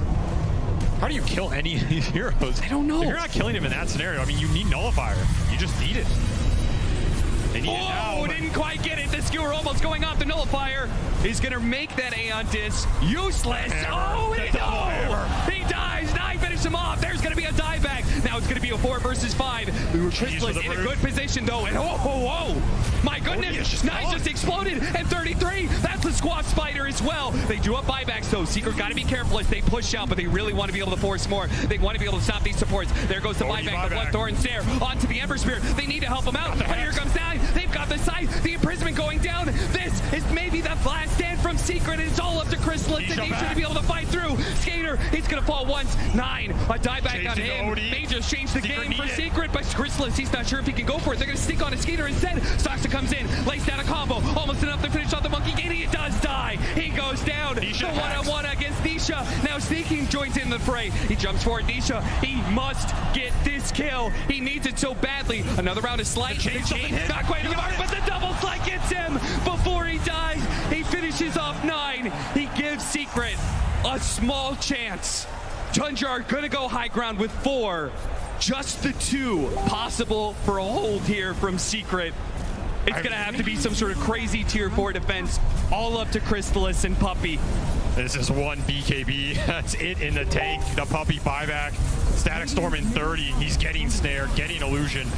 I don't think the Monkey King's stopping this, but he has one last Wukong in the tank. The most veteran TI captain in Dota history, and the newest kid to the block, Chrysalis, holding against 4 of Tundra.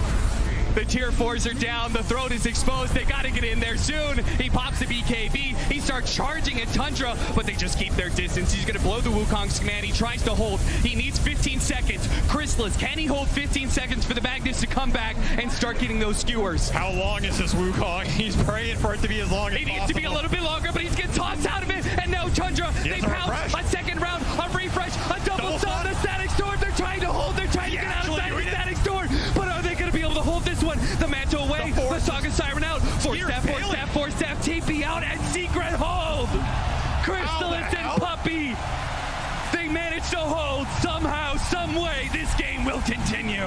The refresher on the Monkey. We said that Wukong has to last longer. Well, 2 of them. 2 of them was the enough way to do it.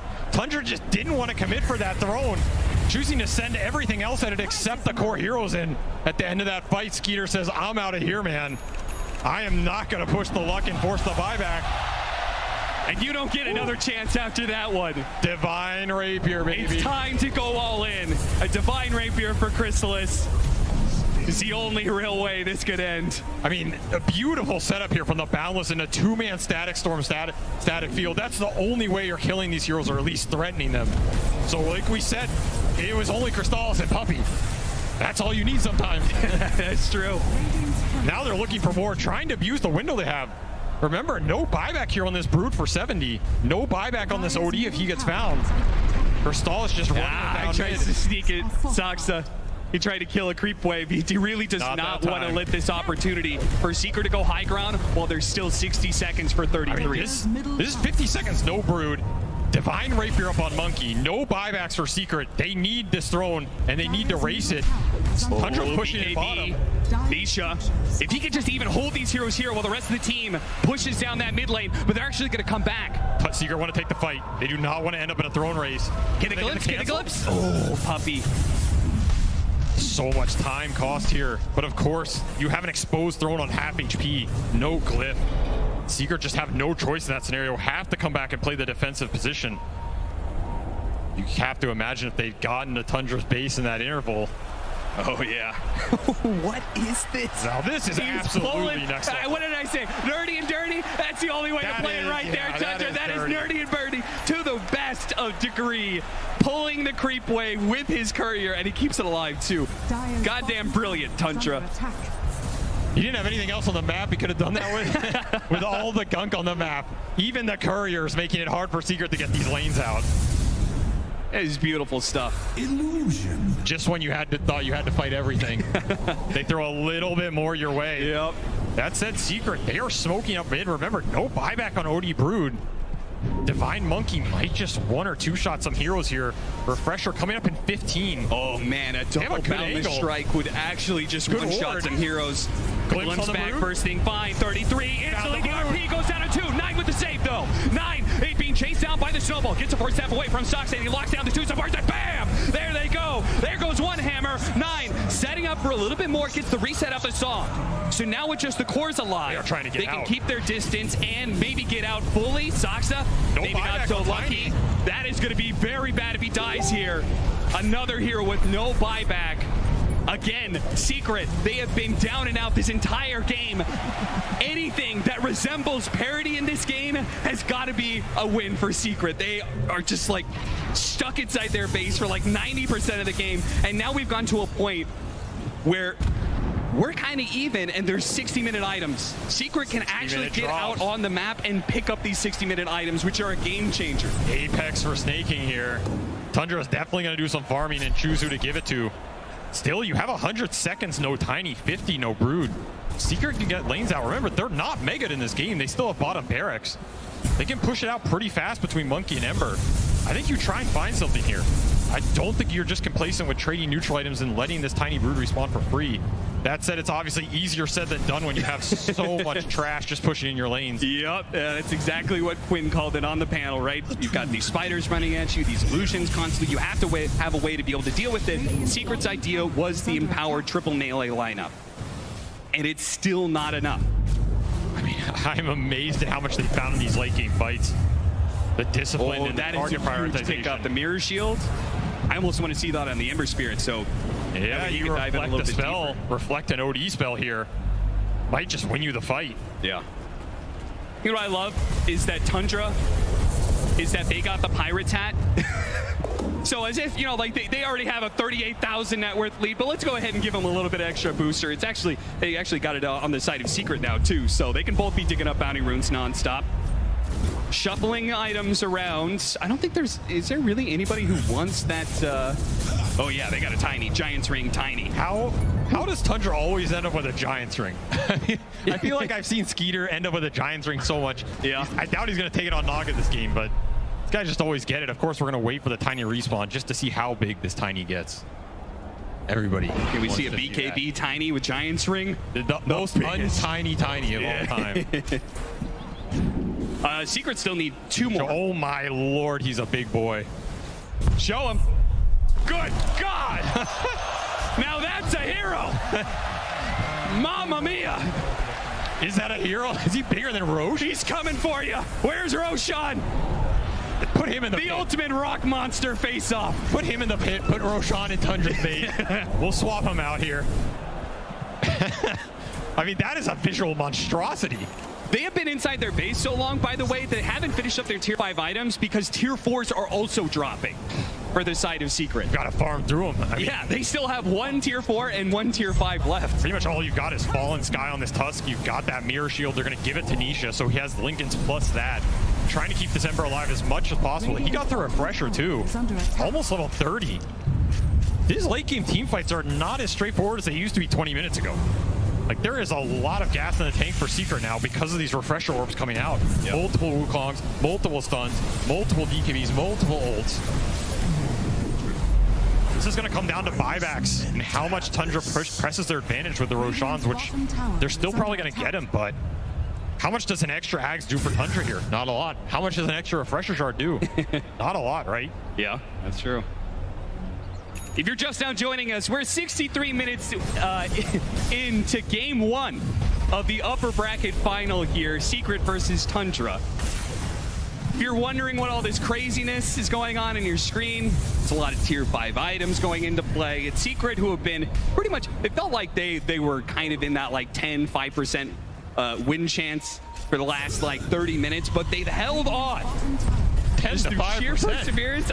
What, you think that was generous? There it is. Very generous. Saksa. He is actually bigger. The glorious. I'm just basking in the beauty of now he's got tree volley too. Does that increase this? The tree is huge. I feel like he's gonna throw that and knock out the Ancient just with one punch. I have nothing to say. I'm just admiring the beauty of watching this walk around. I don't think I've ever seen such a girthy specimen in my life, Cap. That is the beauty of Dota. So Secret have been holding on just ever so barely, and quite literally probably one of the smallest little threads you could possibly hope for. Tundra have been fully disciplined this entire time. Like, while Secret have been holding on, Tundra have not overextended, as they've seen many teams do here at this TI. They're looking for the toss back. They have been looking for openings and patiently letting those openings play out. Somebody walks into that spinner snare, great. We can get the toss back, and oh Lord, he is coming. Here comes Saksa. Giants ring Saksa, trying to find the opening here. The Wukong's command is gonna go up. They do have the imprisonment. The Dark Shadow is the Tiny moving out of that Wukong's command. Thanks to that imprisonment astral save once again from 9. They do have the Scythe, keeping that Ember Spirit. Force staff him out. And that's the nullifier. Oh, he got hit by an arrow. Puppy down. One pick off, tree volley being used, caught, and forced to use the BKB. 2 small wins there for Tundra. A BKB down on Chrysalis and a buyback out of the Disruptor. This is what we're talking about. Tundra has just been so good at being able to just see small opportunities like this arrow. Saksa looking for an opening, doesn't go for the toss back, instead the imprisonment. Magnus getting caught as he tried to jump in, also nullified as well. Tree volley's coming in. Resolution needs to be able to get outside. He's managed to get the kickback on his Snake King and snowballs his way out of there. Chrysalis sees an opportunity, hits him with the Boundless Strike, and the Static Storm will finish him off. 9 is almost dead. Nisha's been messing around with him, but at the same time, Tusk falls. Nisha all in and trying to chase down this OD. The last remnant to the BKB. He couldn't fight him. TP out. The BKB expires. He gets caught. Socks up to finish him off with the help of 9. This OD just way too elusive on the back end. So much help as well. And that was a refresher for this Ember. He's going to have to expend buyback here, but he is not going to have that up, which means no BKB for the full duration. Buyback 1, buyback 2. Skewer away. Pulled out, but at the same time, a dieback on the Disruptor. Chrysalis jumps in, immediately in prison. He's not going to get off the Wukong's command. He hopes for it, and he doesn't have the BKB either. Starts fighting up against Skeeter. Trying to hold him. Oh, what a kickback! Right in front of the Monkey King. What a beautiful kick! Buybacks here. Odie coming back in. With the song, setting things up. They have the imprisonments ready to go. They're going to focus on this Tusk first. They know this repositioning is so damn bad for them. And Avalanche on a 3. And the Hammers come in. Finishing off the Ember Spirit, a 2 buyback. They are all in on being able to hit either the best RP of your life, Rezo. No! It's denied by the imprisonment. He tries to go for the Boundless Strike. He gets the skewer back now, but coming back into play, Chris is not going to be able to do anything. Immediately silenced it. That is it. Tundra, they will take this game 1. Just the most beautiful, disciplined play you could possibly hope for to see on the main stage from Tundra. They worked Secret bit by bit. They wore them down until they could finally break them. How many Astrals, how many tosses does it take to wear this Secret team down? My God. I mean, it just felt like people are getting Astrals for over an hour in that game, and every single one was more annoying than the last. There's Brulines in the back. There's Naga Illusions in the back. Somehow, Rezo's finding these skewers to keep him alive, but at some point, one of those spells is going to miss. And then the gunk just gunks you up. It's just too much, man. Of course, Tiny's probably taking up half your screen as well. So many individual fights, too. You have this duel on the back line between Nisha and Nine, chasing each other, refreshing for the double BKB. Penta Remnant refreshed into the Deca Remnant, trying to finish him. But 10 is not enough. You needed 15 in that game or something. I don't know. Too many Astrals to match it. That was a Tundra game through and through. It really was. We said this is going to be a battle of ideas. Who's going to come out on top? Tundra's ideas do succeed. But Secret, they definitely showed they're not going to go down without a fight. And I'm sure our panel has so much to say about a wild 67-minute game. Yeah, I can start talking after I pick my job off the floor, because this is the International, this is the Dota that we live for, and these are the moments that define our game. I'm here, Tsunami, with T-Gov, Lizard, and Sheepstick, as we're all just, you're looking dazed, Sheep, There's a really big rock behind us. Yeah, now imagine how Secret felt about it. Woo. Dude, what a game. I was just so hyped, just this comeback from Tundra with their like really good smoke moves in the mid game into this long late game, base defense, all these little pokes and prods coming out. We're going to threaten you with the glimpse. You got to deal with the skewers. You have to save with all these different things. There was so much thinking that everyone had to do in that game, and that's the Dota we love. Yeah, you have these kind of people, you know, they enjoy that late game. They enjoy when you can't even understand what the hell is happening. And then I'm like, man, you just want to see strategies. You just want to see normal Dota. In the end, none of that matters. You get some tier 6 items, you get a Tiny that's higher than, I don't know, what building? T-Gov, go for it. Mount Everest. Big Ben. I just more of a bridge. He's been fully rejuvenated for this one, but T, what's on your mind, man? I mean, you speak about strategy, Lizard. It's the fact that Secret, in the early game, they were the ones being the aggressors. They were crossing the river, they were taking the fight to Tundra.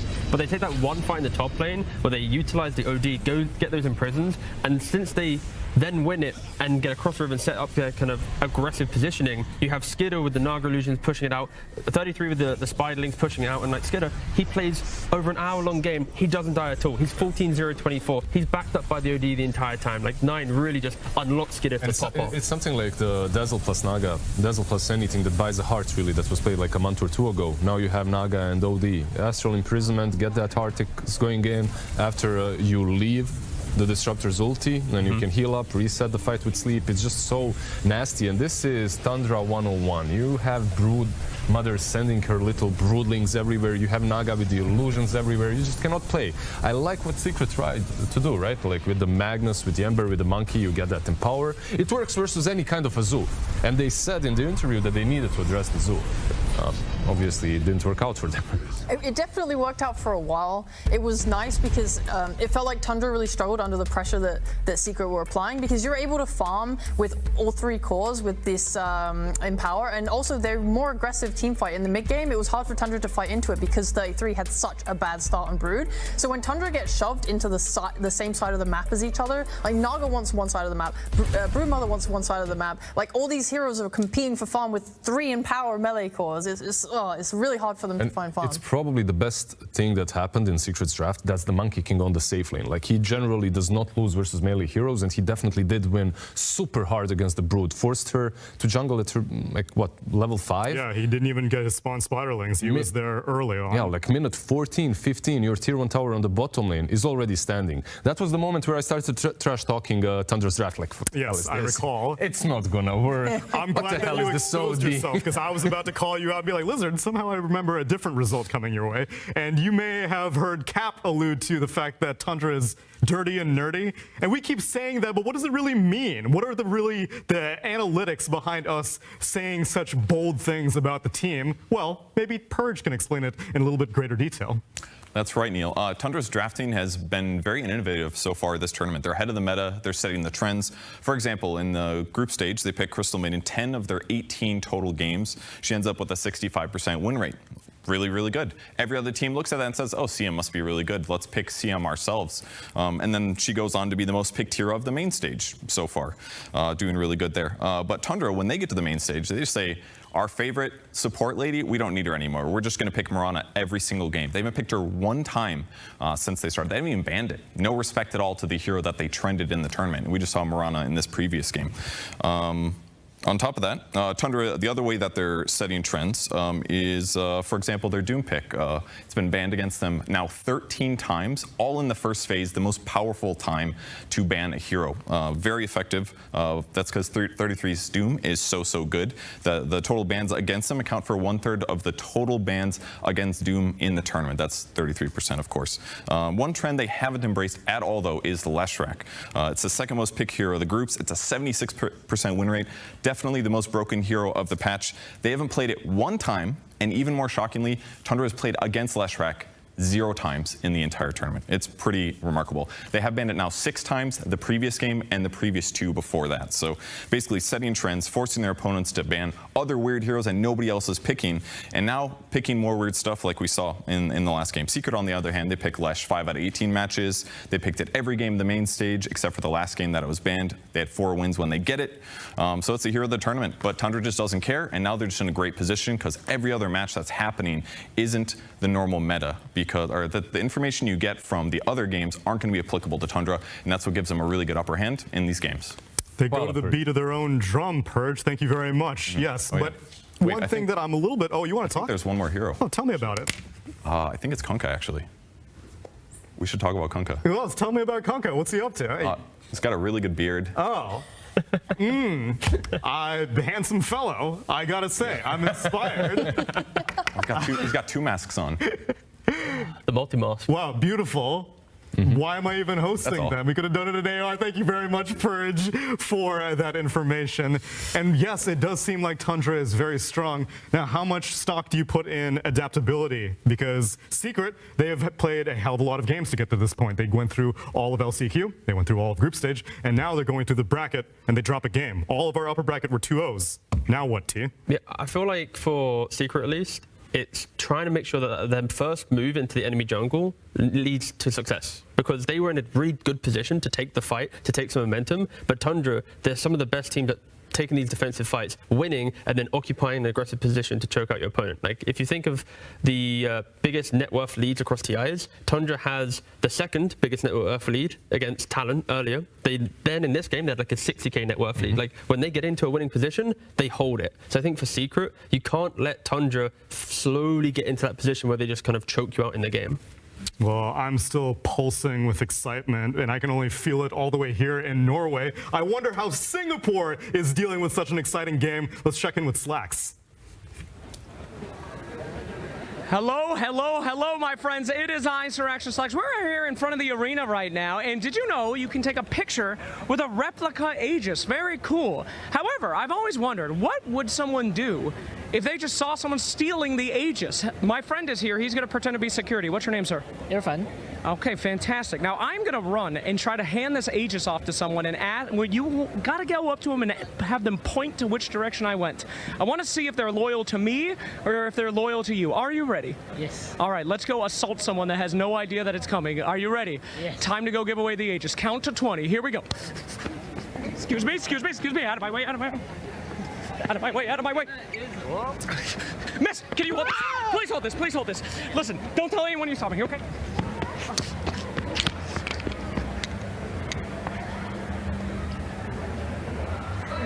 No, sir, I'm still alive, I'm still alive, sir. Okay. Did she just get to keep it now? Yeah. Is she taking the final slot? No, the winner of TI now has to go find that lady in the crowd. There Can I have it back, please? We just won the tournament. She's giving it back. You were supposed to run! What a good You ratted me out! You ratted me out! How could you? I thought we were homies! Why did you rat me out? Thievery is not allowed. Not allowed thievery. Thank you. The Aegis is safe. Honestly. All good. Thank you. We are honest people. Honest people here. Thank you. Oh, yeah, take it back, guys. I'm sweating my booty off out here. Everybody yell! Put him in the mouth! Woo! yes! And Aegis Snatch was not successful in this game. Poor Slacks sweating his ass off, but it is an honest group of people. No malicious behavior there. I love you people are honest. Give me back to Aegis. Yoink. I would have stolen it so fast. So apparently what I think is going on is that you can go and take pictures with the replica Aegis, which I remember that during TI-10, when there was no crowd, I very surreptitiously walked up to the real Aegis and like snapped a quick selfie and I was like, oh my god, this is like... Did you touch it? Did you? I asked permission and I was not granted permission. It should actually tour the world, you know, on the downtime, like football does. Just well, right now it's looking like Aegis. it's about to tour from Eastern Europe to Western Europe because it's going from Team Spirit to one of these three teams that remains, looking like it might be a compelling case for Secret, for Puppy to put his name on it again, T. I don't really know. You think that Tundra is going to turn it back around or what? I think Tundra is going to probably, I mean, again, they're the favourites. They've taken game one here. I think they're in a really solid spot to get to the finals. I think Secret, their storyline isn't to win this series. Oh god, they can hear me now. It's to bounce back in the lower bracket. Oh god, they can really hear me now.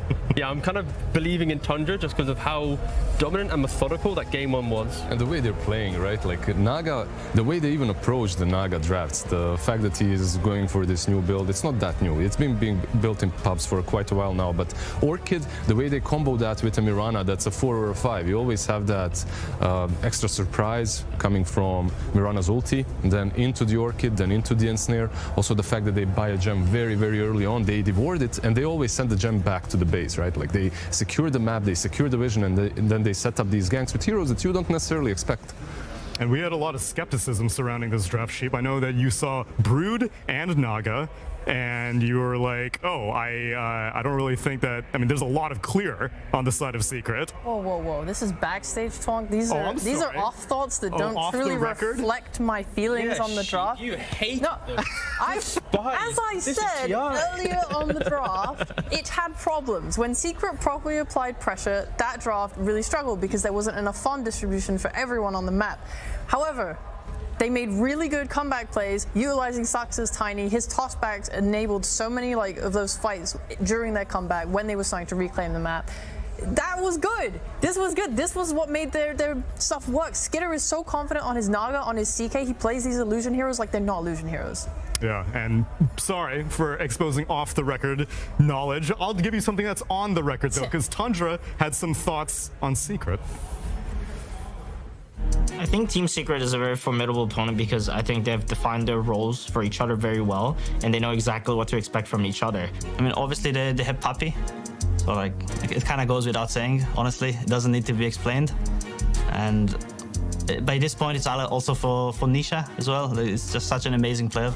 If you were just to think of each of their player, not even looking at any particular game, you kind of have an idea of what each hero will play. Nisha will generally play like a very high damage hero, and then Crystallis will either be some sort of utility or counter pick for the lane, and same thing with the Resolution. They know their lane matchups very well. It's like they play these stupid combos that you feel like the lane shouldn't be strong, but then they know something about it a bit more than you do, or like the synergy is a bit better, that they manage to win these lanes, and like suddenly like they have very good synergy in the game. The last time we played them in a group stage where we 2-0'd them, I think they messed up their drafts in both of their games, so I don't think we actually got to play the real Secret. Like going into this match against them, I think we are kind of on even grounds. Like both of us have kind of, since that match, both of us have kind of gone through a win streak. Yeah, I think we are on even footing, and just excited to see how the game will play out. The footing is becoming somewhat uneven, though, as we saw game number 1, Tundra, they do their own thing. You heard it from Purge. They set dynamics throughout the group stage. They throw them out the window whenever it comes to playoffs time. Now, upper bracket finals, we see Zoo, T.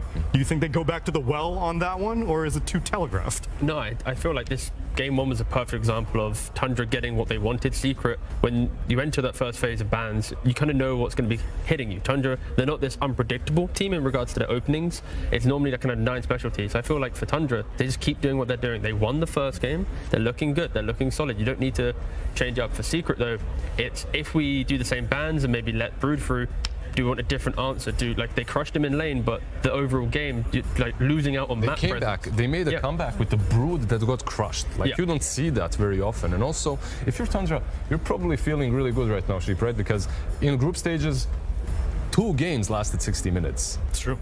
Now you win with even the tier 5 items coming into the play. Yeah, I think they should feel confident but not cocky, because like we talked about, Secret did have that early game advantage. They were starting to creep ahead in net worth and they were looking very scary to fight into. So for Secret, I think it's more of tightening up that area that they struggled with in the last game and making sure they can cement their lead. And for Tundra, it's, I mean, do the same thing. They made the right moves to come back. They kind of knew what they had to do, and maybe they want to adjust how they play that Brood lane. It just went so bad. Still seems like you like it being a top priority for Tundra, that Brood Mother. I really like the Brood. Okay. I just think it presents a lot of problems, and because her item build is so generic, Yeah. because 33 also plays Wait, Tide okay, the same you say way. that now, but I thought the dynamic for the longest time was I have to go Wraith Pact or Pipe every time. He did. He went Wraith Pact. Then where were you getting generic from then? Is in it's something that is good no matter what the game is, right? You're not going, oh, I have to buy like a Solar Crest for armor or whatever. It's just like, I'm going Wraith Pact, it reduces damage. I have to just say that I am worried for Secret, because the games where they performed, like maybe overperformed, were the games Nisha played Leshrac. Yeah. And that's what I believe, I don't know who, Slacks or someone said it just a moment ago. I doubt Slacks said it. If it was smart, I think Slacks said it. Yeah, they had like 4 out of 5 games on Leshrac, and they won all 4 of those. So Lesh is their comfort hero, and it's also a hero on which Nisha can definitely just put them all on his back and carry it. That's probably not getting through the draft, right? Yeah, most likely will not. Yeah, it was banned in the previous game. Probably going to get banned no matter the pick order again in this game as well. Well, let's see how these priorities pan out as we get into game number 2 of Tundra versus Secret. Team Secrets turn to ban. Tundra Esports versus Team Secret. Game 2.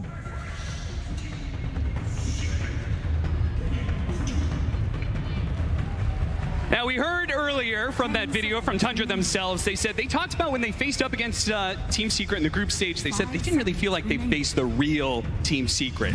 Sure, game 1, they feel like, okay, now we're matched up against the real guys.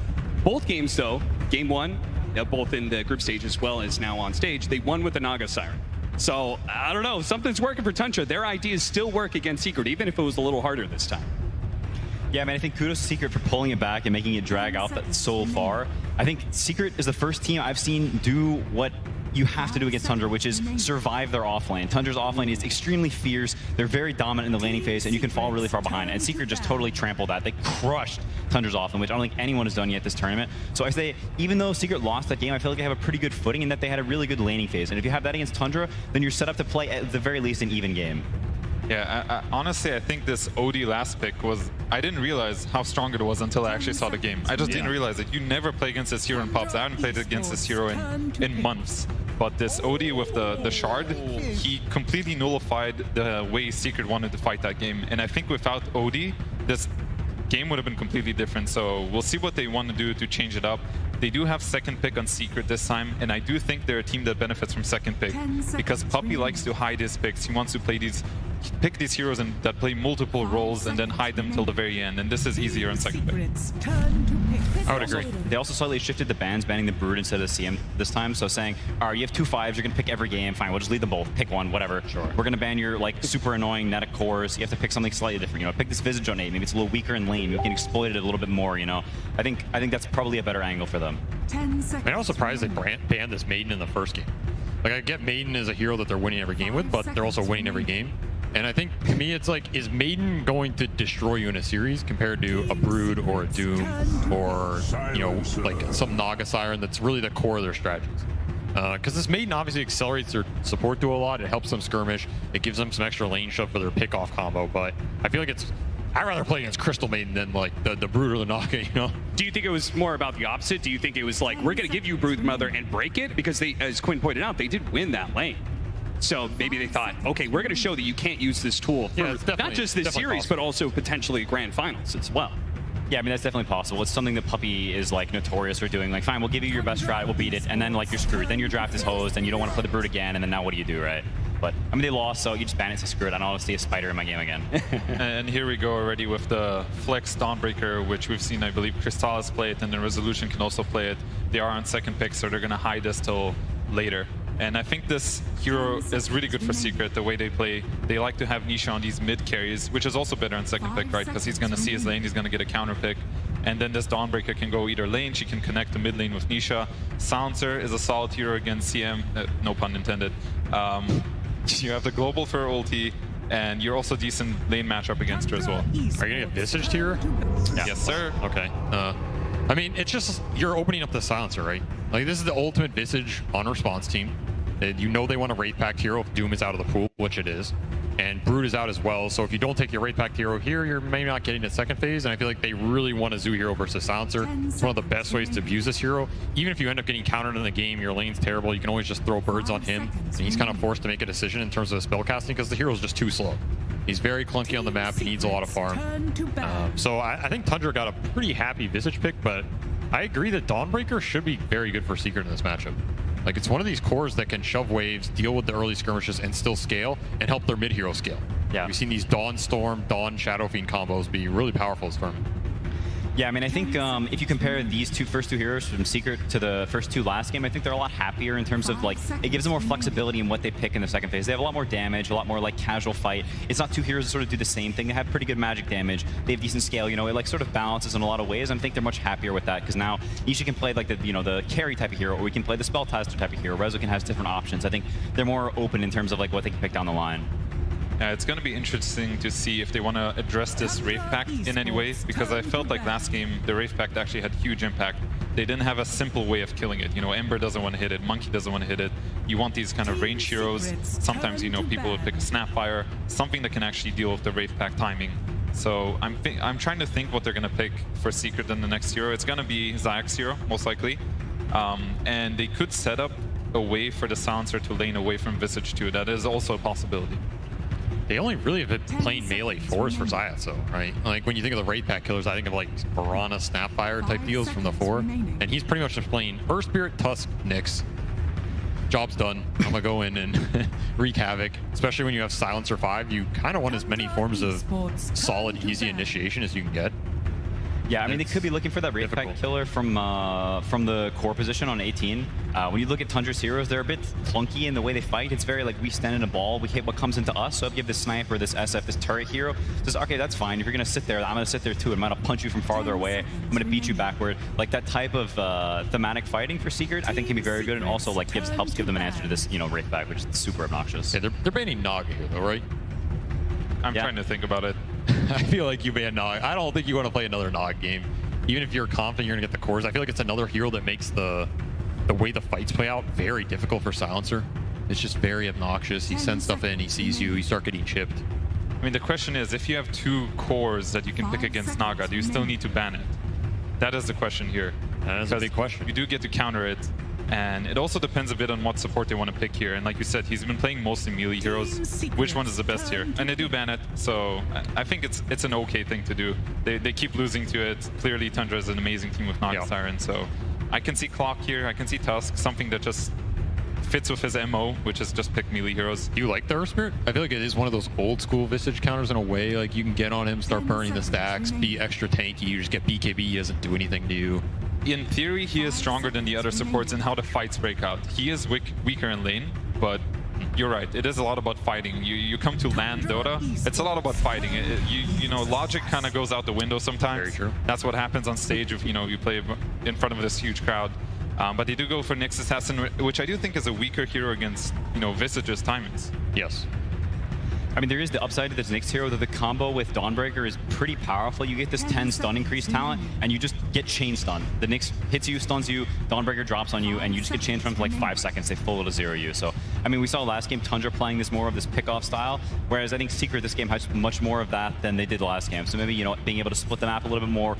You saw them sort of, you know, gridlocked at this 1K, 2K gold lead for quite some time. So maybe this Nyx Dawn gives them a little more global presence, a little more pick-off potential. Maybe that gives them the opportunity to like build more of this gold lead if they have another good early laning phase.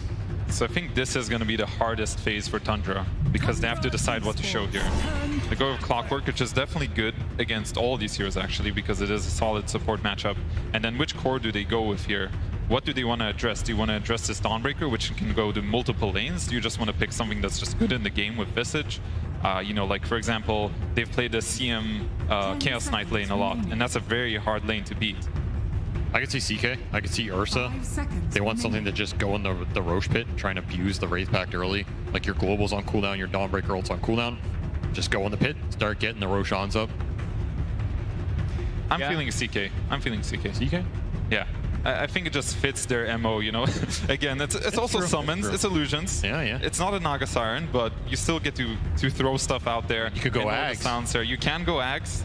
You know, you press BKB, you press Ags, you dispel Global from everybody else. Pretty nice. Pretty poggers indeed. Very poggers. That was for Quinn. Thank you, I appreciate it. No, I mean, I think this, like, Secret may have the more pick-off than they did last game, but in terms of just like raw single target damage, okay, so they do go for the 9 hero. I mean, it's definitely, it's not the worst of Primal games. I wouldn't say it's the best either. It sort of has like back and forth matchups against a lot of these heroes. I could see their ideology being, hey, Secret has a lot of these magic damage, like not super scaling heroes, and we see, you know, potential carry options that could be good on 23. Like, we just need to see that one extra pick. Maybe we get to see a lane, or we know the Dawn's going, we know the carry matchup, and we get like this really powerful carry pick. And, you know, maybe they feel, we're gonna pick 9-0 anyway, it's gonna be some melee dude who's gonna like go do some stuff for us, he's gonna run in, so they're like, just pick it now, whatever. They'll counter it sort of. Primal's not that easy to counter in lane, and we'll get this like slightly better carry pick that gives us, you know, a better game matchup as time progresses. I think it's pretty smart in a way because it fits in how they want to play the game on Tundra's side. So they want to open up Visage's lane right when he hits 6. That's generally what they like to do with Zoo, this team. And Primal is one of the best hero at rotating to your lane. He's just fast with trample. He's always going to get on top of somebody. And when Visage hits 6 with Primal Beast coming in there, if he's not too far behind in lane, which is one of the weaknesses of Visage, they can pretty much kick out anybody. So I want to see what Secret addresses here. I think they'll pick their mid hero. Okay. Pangolier. Very, very good against all of Tundra's heroes, and I think it gives them that oomph that Secret sort of needed. Like, they want some dude who goes in and bam, slap, like it's something oomph to it. Because they have a lot of like casual magic damage, you know, some little bits here and there, and now they have like something more impactful that goes in. Doesn't care about Wraith Pact. Tundra has all this magic damage and just absolutely nothing to Pango. Like, it is a very, very good Pango game. 5 seconds remaining. I like this Pango Dawnbreaker dual core. Like, I think these are the types of heroes you want versus Tundra. Heroes that can fight early, you don't fall behind on the map, deal with the lanes, deal with the skirmishing. At the same time, you're happy going late game with them too in a 5-on-5 ball scenario where the damage is going to be enough to cut through the Wraith Pack pipe scenario or whatever you're dealing with. I also think this Nyx Primal Beast interaction is like very weird. So I think we've seen it a lot this tournament. Like, when you press BKB on this hero is the one thing that I think isn't always super obvious in a lot of the fights. Like, you BKB before you charge in, or you just charge in, you're getting Carapace, is something weird happening to your hero, right? You have a global, like if you BKB early and you get global, then your ult is screwed. So this I don't think this Primal Beast initiation is that easy for him in a way. I think it's kind of murky to me. I do like the Pangolier, like you guys said. I do think it's mainly about this Pangolier answering the pressure from the Visage and this Primal Beast, because I think he's going to want to match them. So if they're going to go somewhere together, this Pangolier is exactly the hero you want that can deal with that lane. He can go there, you know, with Dawnbreaker ulting in, you can actually fight them.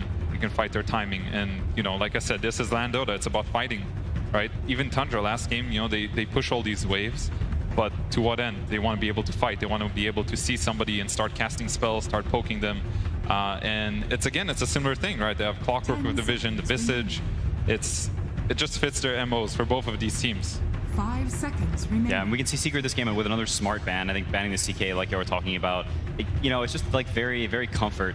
And it's sort of an interesting dynamic whenever you play a team that has such set-in-stone heroes, is you can sort of get in this thing where like, hey, we can counter this hero, but they also really like it, so do we want to just ban it to put them out of their comfort zone? And so you can sort of go back and forth on that, and it seems like Secret has fallen much more into the camp of, hey, maybe, you know, it's not the greatest CK game, it's against Pango and Dawn, it's like, it's okay, you know, but they really like it, so we're just going to ban what works for them instead of trying to ban the most ideal hero, which I think is a pretty good ideology against Tundra. Trying to think of this last Tundra hero here. I mean, they banned Darkseer. Tundra Esports. It is pretty interesting, right? Because Secret upgraded their second phase to all carry bans, as opposed to last time they placed up against him. It means so many Skeeter heroes are out of the pool. Yeah, Tundra really gone. trusted that Skeeter's got something left. I mean, this Wraith King and Ursa is like the two that come to mind. I mean, this team is almost always picking something that just goes in, takes all the attention, gives vision to the rest of their lineup, causes chaos, and of course, if you can get something with nice lane synergy with CM, you're going to feel a bit better about potentially abusing this Nyx. Yeah, I mean, this is the risk of saving your carry for last pick, is if there's, you know, 15 more billion heroes, carry heroes banned, then you can end up with questionable options, and you come out and you're like, are we really happy with this? You have to think about their counter pick as well, and is that going to mesh properly? It's not a tricky, or it's not an easy pick. Yeah, I'm struggling to think what he's going to want to play here, because there's always going to be some kind of counter pick, so it has to be something he's happy with. Ursa, okay, Terrorblade. When in doubt. Terrorblade out? Terrorblade out. Yeah. I was just looking. I wasn't looking at hands anybody. in the chat. Bust out the TV. I will say Terrorblade is fairly strong in lane. There are not too many lanes that you can't, at least survive to the point where you can go jungle. But it's not an incredible TV game. It's an okay TV game, right? You're playing against Nyx and Silence, so you want to push these waves. Again, it just fits with their style. Push waves with summons, illusions, and find the fight. Yeah, I mean, I do think it also gives them this raw damage. When you're against Dawnbreaker and Pangolier, like, you want some massive, high DPS dude for when this Pango runs in. Like, he can't just roll and have a free game, Like, once his roll lands, like, he's going to get focused on and blown up with the TV right clicks. Like, that matchup can be very two-sided. Yeah, there's a lot that can jump this Terrorblade and make his game hard, and there's not a lot that protects him. I feel like last game we had all of those saves, all of those fight resets coming out. This game is different, right? Tundra does not have a single bailout spell. If you just all on this Terrorblade, you global on top, who's doing anything to bail him out of the fight? He dies, so much of your damage goes away. We've seen a lot of games where this Primal Beast, this hero doesn't just do it all on his own, right? And now you have Drow added to the mix, a hero that Terrorblade has issues gap closing or man fighting in late game scenarios. One of the best killers at TB too, right? Just shreds through all that base armor. I think this looks to me the most doable game in terms of bringing Tundra down. Like, if you're gonna bring this team down and beat what they're doing, this game to me looks like the most doable. But are they actually going to be able to do it? Fly, what are you feeling? I'm gonna go with Secret. Again, I was wrong last time, but this is looking pretty hopeful. I do think this is a pretty good Drow Ranger game. I do like the Pangolier and how they're gonna set up the fights with Nyx Assassin. It's not as simple for Tundra to completely play out the fights. Like SVG said, they don't have the save. That was what changed everything for me last game. So I'm gonna go with Secret. I am also going to go Secret. My one worry is this offlane for Tundra, I think, is a lot stronger than it was in the last game, and Drow Silencer is a lane that can get out of control very quickly. Suddenly there's a Birdman taking all your towers, and you're very sad. So he's going to have to lane the Silencer against the Crystal Maiden. I'm pretty sure they're going to do Nyx, Drow top. That's what I'm feeling at least, but then they're breaking the Rezo-Zayak combination, so maybe not. And you're throwing Nyx potentially into Clock Visage, which isn't much fun for him either. That's true. Who does go down there and tank it up? Maybe you just dodge entirely? Is there like an aggro option? It's not amazing, but yeah, I mean, use it to some degree. I think Secret, honestly, they just want to get out of lanes. I don't think they need to win lane super hard here. It's like they just survive, get their course levels and farm. They get into that mid game. I think they're going to be pretty happy. Again, best chance I've seen. All right. Secrets versus Tundra. Game 2 is almost ready to go, but we got to check up. The man on stage, Slacks, has got Heen for a last-minute interview. Thank you so much, everybody. I am here with Heen from Team Secret. First chance to talk to you. I mean, so much time in the uppers. My goodness gracious. Sir, a very aggressive draft coming out here from Tundra. Pretty scary stuff. A little bit more defensive on your side, would you say, or are you going for just as much offense on this one? Well, I think we're trying to aim for a balanced draft, especially because we're a second pick. You don't want to have to, out-tempo them to win the game. We can make mistakes and still be in the game. Last game, it kind of felt like the Naga was more of a problem than we had anticipated. So after a few mistakes, it just, I could feel the frustration in our players' comms. So. All right. Well, it looks like that this one might not be as frustrating. We'll have to find out as we go straight in the game. The boys are ready to play. Throw it back to our casters. All right. I love the fact that Heen pointed out that, like, listening in on the comms, he was able to pick up some of the frustration from some of his players. I mean, that just did not look like a fun game to play for Secret. With that many saves and that much split pushing, it just felt like everything that they tried to do was immediately stymied. So this time around, I mean, you pointed out early on, there aren't those kind of saves. There's still the split pushing. There's still going to be Visage Familiars, still going to be illusions running around, but no saves. They can actually go in and try to kill something and probably actually succeed. Which is a big deal when you have high committal lineups. Last game was a pretty high committal lineup for them. They have a lot of big ults. They have to drop them. Once they're dropped, if it gets reset, there's not a second round until, 70 minutes when you have refreshers, of course. Yeah. But, this game, it's a similar story to some degree, right? You have this global, you have this Dawn ult, you have the Pangolier ult. Once these spells get committed, you are locked into that fight. So you need to be making sure you're getting a big kill out of them. And yeah, no saves, a lot less gunk on the map. That's what I'm saying. Like, this Tundra draft, it's very much up their alley, and this team has been arguably the most dominant team at this tournament. Yes. So if there's a time you can make the god bleed, 30 I feel like this is it. battle. 12 wins in a row for Tundra now. They have been hot, hot, hot. Coming off the group stage, going into playoffs. And now they are just one win away from a grand final appearance. Absolutely amazing, especially for, I mean, we talked about the matchup. Let's just talk about the captains versus captains. I mean, we've got 11-time TI attending, just absolutely the GOAT of captains, Puppy, versus Snakey. First time at TI as a captain. He's been here before, but this time around, he's the one calling the shots, right, Avery? It's a different story entirely. I mean, he has always been a pseudo-captain on every team he's been on. This guy talks a lot, and he talks often, so it's a familiar role for him. But yeah, the pressure's on, and they're handling it magnificently, right? One game away from that grand final. You're already pretty happy, almost regardless of that outcome. Already a pretty good start as well. Getting some trades out. Well, Snaking, he's not going to be happy about having a TB on Maiden. It's like the worst 5 to have the TB to lane on. You have your mana pool.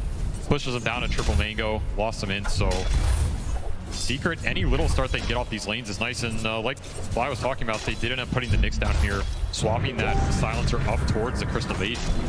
So trying to take advantage of this Dawnbreaker silencer lane. You sacrifice a little by putting Nyx down here, but honestly, he wasn't going to do a lot top. Sure. And you know, this Tundra off lane, they pull waves a lot. So if you're going to throw something in a random lane and hope to get out of it, it's probably this lane to some degree. The pull action already on time and on point. Yep. And I almost wonder, like, Secrets, they could have been doing some of their own pulling. Meta was popped early by Skeeter, but now it's down. They're immediately going to start getting a bit aggressive, missing out on that last hit, though. It's an interesting matchup. Nisha versus 9, Pango versus Primal Beast. I think we actually saw this maybe a couple times in the group stage or something.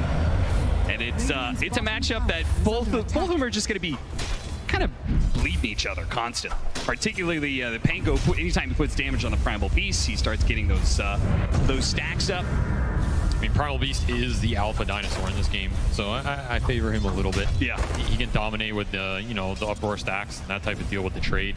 But obviously, Pango shouldn't really die in this lane unless you're super aggressive. I mean, it kind of takes me back to that Spear Breaker Primal Beast lane. Yeah. Where it's like you charge and your charge is on cooldown and he runs you down, right? Yep. But Pango does have multiple spells to at least cause a little bit of a gap. And then when the Primal Beast wants to make some of those early rotations, I mean, we saw even starting the last chance qualifier, the way Thompson would move around pre-level 6 to some of these side lanes.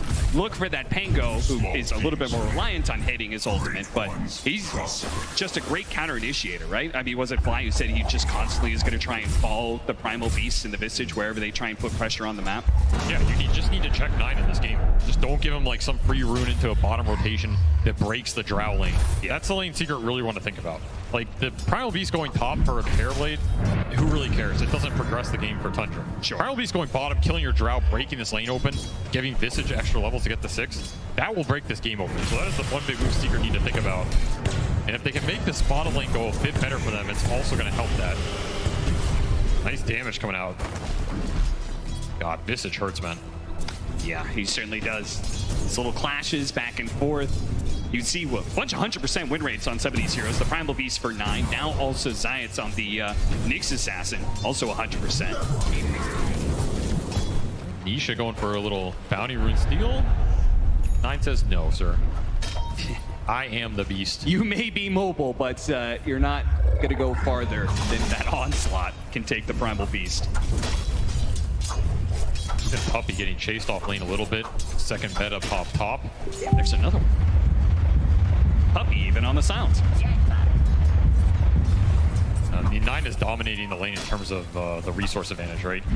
And that's why, like, if he ever forces Pango to base, suddenly the map opens up for him a lot too. Yeah. Level 5 to 6 timings just become crazy strong. He's dominating the resources, but not so much the CS. Nope. Nisha doing very well in that regard, 19-3. There's a few more creeps available. Zion's getting caught inside the cogs. 33, throws out the big nuke. Spike Carapace is already burned through, so Zion's is going to be run down underneath the trees. The battery sold the last couple of ticks. Not quite enough, and 33 couldn't get the final shot off either. Damn. So, the first blood still available for the taking. Oh, he was gone for sure there, but just enough stick charges, holds it to the last minute, bogs him up as well. I mean, that's a huge play on this lane. Like, he gets the trade off first Drought. Now they can turn around as well. Both side lanes. Well, there's an opportunity. Resolution swinging through Snake and getting that kill, and 33 almost dying on the other side of the map as well. So once again, the side lane's not doing too badly for Secret, though they certainly are not... Actually, it's not doing too bad. I mean, 33 sitting at 12 and 5. Maybe not quite the same as the way they shut out that Brood Mother, but it did seem to come up with good ideas on how to deal with 33's heroes in lane. I mean, I think this lane is going to get better for Secret in a way. Like, the early level 1 through 3 is where this Vision shines in terms of getting you with all-in kill. Sure. It didn't get that, which means Crystallis gets to, you know, just pull up the extra items. He doesn't have to spend as much on regen. He doesn't have to trying to go for the deny. Pops a Fairy Fire last second. Snaking. He held on to the Crystal Nova. Now they do have Soxa. The arrows flying through. Fell a little shy, though. Once again, the Sports walking out of this bottom lane. Just a sliver of HP. Meanwhile, Nisha and Nine, they have indeed been clashing quite a bit, both of them. Going down to about a quarter of their HP. But Nisha, he gets a bottle refill, whereas Nine doesn't have that same privilege. Yeah, so 9 actually ends up being the one forced to base here, and Puppey will spend his death wisely, refill that bottle. I mean, he was kind of playing off the lane a lot top, just choosing to drag some creeps. Skeeter was doing an amazing job of keeping the illusion on him, which was super annoying and resulted in the kill. The benefit for Secret is this Dawnbreaker is going to have a pretty fast 6. Like, he's already level 5, and speaking of ultimates... Nisha does have his ultimate, but 9, he timed it perfectly. He was level 5 in like 3/4, but he knew as he cleaved through those creeps, he's going to get his level 6, and he gets the kill. A huge nice illusion. That is twice now he's managed to pull that off. Yeah, this guy's just piecing it up on the lane, taking it straight to him. Radiant's middle tower is under You are going to have this Rolling Thunder when you come up, but I don't know if there's a huge amount he can do with it in terms of moving. And Tundra's already moving this Beast bottom, so if this Pango TP's back mid, you lose your counterplay ability, which is exactly what's going to happen. 9 just reading. Comes to charge. Crystallis can't get out of the way fast enough. Doesn't have the silence, so no forced movement to try and stop this Primal Beast. And this is the 5-minute catapult still alive bottom for them as well. Again, Pango has to TP mid because of that kill.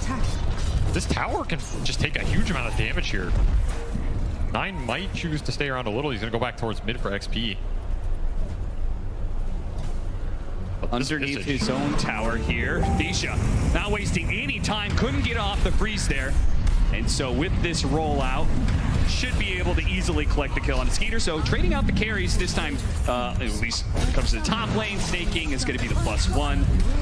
And, well, +2 for Puppey. Thanks to the intelligence seal. Crystal Baby, you talked about her mana problems earlier. Yeah. Gonna face the same difficulty. Gotta get them mantles up. Yeah, seriously. I mean, this move was super nice from Nisha. I think this move actually converted a lot more for Secret than the early Primal Beast just because that Visage wasn't 6. Yeah. That move will get the Visage to 6, but this move just ends up in a dead tier 1 here. Terrorblade has to go jungle. Will plant his own obs. Nice from Skeeter. And meanwhile, Zayat's getting XP on mid, so a decent sequence here from Secret to strike back. Crystallis gets to stay bottom. He's not getting forced out just yet, though now with Visage 6, he'll probably make the rotation. Of course, the tier 1 dying top means he has more space to operate in. So now when he gets kicked out, he actually has somewhere to go.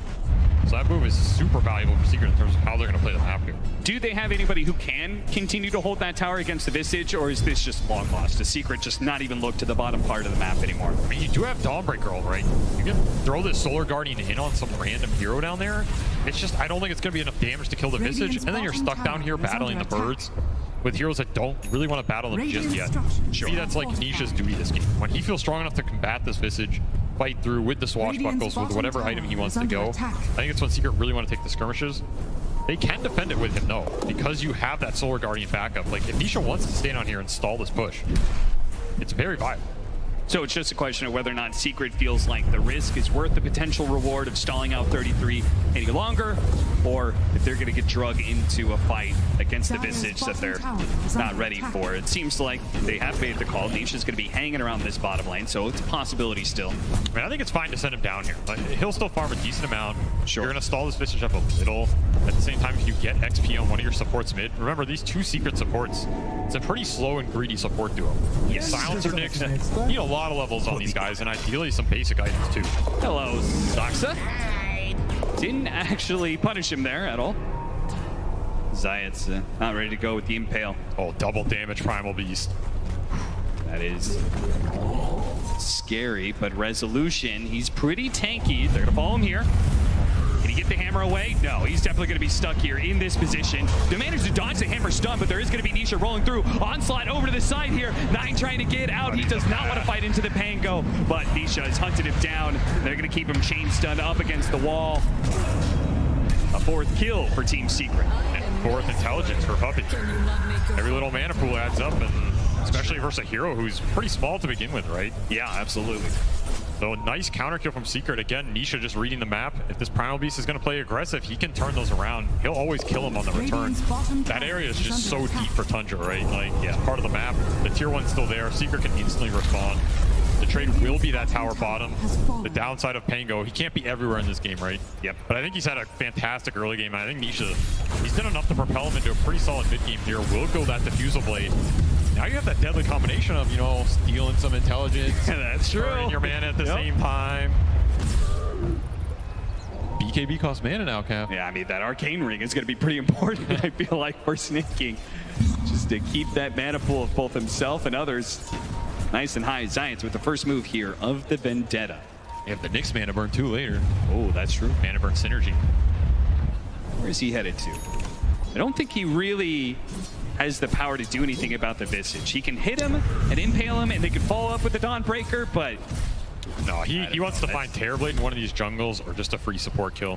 You do have the Donald that can come in on any of these Vendettas. Yeah. He's just walking over Sentry Ob, and Tundra doing a nice job of warding up the map, keeping the vision. They have very good observer wards up at the moment. Pretty much seeing everything they want to see here. Yeah, seriously. 4 different wards. This one's super deep in the mid lane. They've got a defensive one. They've got 2 up top as well. I mean, just beautiful vision in this game overall. Like, even the secret ward's super nice. Oh, yeah. They've got a nice little triangle surrounding that straight up triangle. Tundra is actually clearing through ancient stacks, which apparently there was a number of them there. So drops the freezing field. 9 will help with the trample. Taking a page out of Puppy's book there. Do a little 5-position farming. Little farm, never heard of 5. You guys should take that up in your pubs. No, please don't. How are the levels looking for Secret? That's a big question. Because this Nyx got a lot of levels, but Puppy is still level 5. He is suffering. This global silence is pretty much nowhere near to coming out. Trying to get some Vendetta hit. Ooh, didn't even go for the Vendetta hit. They may run out of damage as a result. The hookshot comes in from the side, stopping the Rolling Thunder. But even then, I mean, the Primal Beast just looked way too tanky there. I feel, if anything, they were just baiting out some reaction. I mean, they got this Visage teleport. They got a hookshot. All right, back to farming, right? Remember, this is a Drow lineup for Secret.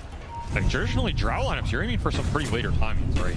This is not a hero that, I mean, this hero can join the fights early and be super happy to clean him up, but she's also pretty happy to just keep farming ancient stacks, getting the levels. Every level in this hero counts for a lot in terms of how her ult works, so much of Drow's impact, though, going into that later game is whether or not she's able to just freely hit people without, you know, stuff being in the way and negating that ultimate of hers.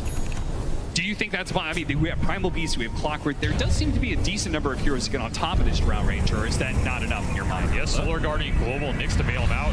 Here's the first connect with that chain stun. Yeah, they're going to use this nicely. Nisha said, okay, you guys take 33. I trusted you got it. I'm actually going to go for the +1 here. Snake King showed himself, and Resolution with the hammer will claim the double. Bittersweet sunset for you. Very nice double kill for them. This is the type of tempo I think Secret wants to play. Just finding the kills when their ults are up every 70, 80 seconds or so. Connect with a Vendetta, connect with a Rolling Thunder. Back to farming. Crystallis gets to clear triangle, he gets to clear top wave. Puppy finally trying to get to his level 6 up here. Inching towards it with every CS, so yeah. Secret pretty much getting what they want on all their heroes during this time. And every time Visage dies, you're also extremely happy because it sets down the tempo on the map, right? Yeah. Now all of a sudden, the 100 doesn't have this Blast, they don't have this Wraith Pack that they're getting to that's going to exist in the space and be occupying your mindset. And we saw Snake King, he went Arcane Boots, man. This guy is also thinking about it. I'm telling you, he does not want to run out of mana this game. No.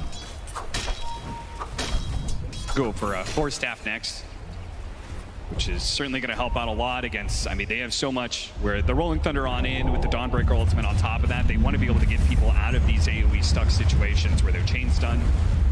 Yeah, Tundra almost always buy double force staff. It is 90% of their games. They like to be able to reset fights, save people. I mean, the Arcane Boots is another form of save this game, right? If you Arcane Boots your Terrorblade, Arcane Boots your Primal Beast, you might get Sunder off, you might get that Onslaught off. All of a sudden, that counts as a reset. The Tundra always thinks about these itemizations in terms of how they can prolong the fight for their cores and just get multiple rounds of spells off. That's where their lineup shines. What do you make of the Veil, though? Soxa has that force staff. He's definitely going the double, but he also has the Veil queued up. I mean, if there's one team that's going to buy Veil, the AUI team. I mean, you guys been buying Veil for almost a decade here. This item is efficient. Like, you get the mana regen, you get some aura. It produces a significant amount of damage increase in the early fights. The question I always have with this item is if you don't get the early fights, does it feel that good going into the later game, especially versus BKB cores or cores that jump you on the backline, right? Because it isn't as much survivability, it isn't as much tankability in those later durations. So to me, this tells me, again, Tundra want to hit a like 20 to 25 minute timing here, where the spell damage is just going to be too much for Secret to deal with. It is kind of interesting, though, because they're matched up against two cores that can go Magic Immune. Yes. You know, we're going to have that Dawnbreaker. Zions found the opening. The Rolling Thunder is on top of it. The chain's done. Here it is. No opportunity for a Sunder. Now they back up through, but the hook shot is on in from Soxa. Now Puppy. The rest of the team of Secret is going to come through. They managed to get out the global ever so barely. And look at Chrysalis. He's just standing and delivering on that high ground. Now they come back in with Nisha from behind. They almost claimed the kill on a Snake King, but now he's been grabbed by the Primal Beast. He needs to jump away. The Swashbuckle gets him a little bit of distance, burning through the mana of 9. He's got a lot of stick charges. Nisha actually, with the haste root, is running around. He spotted Snake King. Hey, look at him. You're not getting away from this one. He knew it too, even with the high 5 taunting Snake King into his death. 33 chase downs done into 1, and now they've got Chrysalis to clean up the kill. Just like you want any Drow Ranger to go, everybody else is engaging, and the Drow Ranger is sitting in the back, throwing out the physical damage and collecting in the kills. Echo Saber timing for Rezo doing a lot of work there as well, and that's a huge amount of levels for this Seeker lineup that uses them amazing. Of course, Haste Rune on Nisha, he is just doing the best Pango dance of his life, cleaning up the back of the fight, gets a huge shield crash off as well, just tanking so much up. And all that was started with this Terrorblade pick, right? This is the exact target they want to find with this Solar Guardian Nyx Vendetta combo. It's going to be deadly for Skeeter all game. It'll bypass the vision that was such an issue for Secret last time. Nyx doesn't care if you have wards. He doesn't care if you have the Terrorblade illusions because you cannot sentry everywhere. That's going to give him a window to start a lot of these engagements with the core down, and just beautiful teamfight execution here. Again, the Carapace messing with these heroes, the mana burn in these early fights, doing a decent amount of work, and Nisha just playing with him, man. Put the high 5 up at the end. See you later. Yeah, he's feeling himself. Even after a game 1 loss, Nisha showing that he does not lack in confidence on the main stage here. I want to point out the fact the Wraith Pact was alive that entire fight. That cannot feel good for Tundra that they recently picked up this item. They used it to the full extent of its abilities and they still lost. It's very true. Zions, you gotta be careful. Oh, 33 drops the familiars first. Narrowly escapes that vision. He was really close to just dying there. He has full wand, but that was a bold move. Tower is under attack. Very bold indeed. Maybe just about as bold as 9 who was thinking about Puppy showed, maybe diving in and trying to get a quick kill and get out. It's pretty hard to out-farm this Tundra team, but I do feel like Secret, they have a decent advantage right now in terms of the actual 5-on-5. Outside of that Wraith Pack, they have their Diffusal, they have their Echo Saber. Solar Guardian's pretty powerful for giving you the numbers advantage. This Visage, he's top. You know, if you find an opportunity to get a 5-on-4, a 3-on-2, some of these number fights with the Vendetta global ability, Secret's going to take those every time because they have global to back it up as well. Maybe part of this Veil on the clock is also Soxa just trying to find Puppy in this game. That is his MO. Yeah. Find the silencer, hook him. If you Veil him, maybe it gives you the extra damage to just kill him faster or solo kill him even. Yeah, I can kind of see that. Especially 9's going to follow up. He onslaughts and tramples through. Like, that's one-shot territory for sure. And now they have Zions found the opening. They have the Rolling Thunder as well. The Dawnbreaker. Tundra did not see this one coming fast enough, but they do have in that back line. Skeeter has popped the meta, so Secret needs to be able to reset a little bit, especially with Soxa getting on top of the Drow Ranger, making it even worse. Puppy's going to get grabbed. The 2 supports of Secret die, despite the fact that Secret are the ones finding the initiation. It's Tundra who gets the better of the engagement, and as a result, can maybe take this mid tower. I mean, just beautiful hook shock to the back line, disrupts the whole fight. Nisha's going on this Visage, but it's not really the target he wants to start on, especially if it's just him. Like, you're basically just wasting Rolling Thunder at that point. They can't come through and turn that fight around post BKB or post Terrorblade initiation. And Skeeter joining, pretty nice Yasha timing, along with that Mithril Hammer, just dealing a decent amount of damage and clean up 2 kills into a tower. That's the type of fight Tundra wants to be able to take. Visage tanks the initiation, Terrorblade gets a free fight. Nisha just going into all. That is a shield crash on 2, but I don't think it's enough to save him from this sticky situation. Not sure what he was expecting there, but it was certainly not 3 heroes from Tundra. I think he just wanted an easy bounty route, but nothing. Yeah.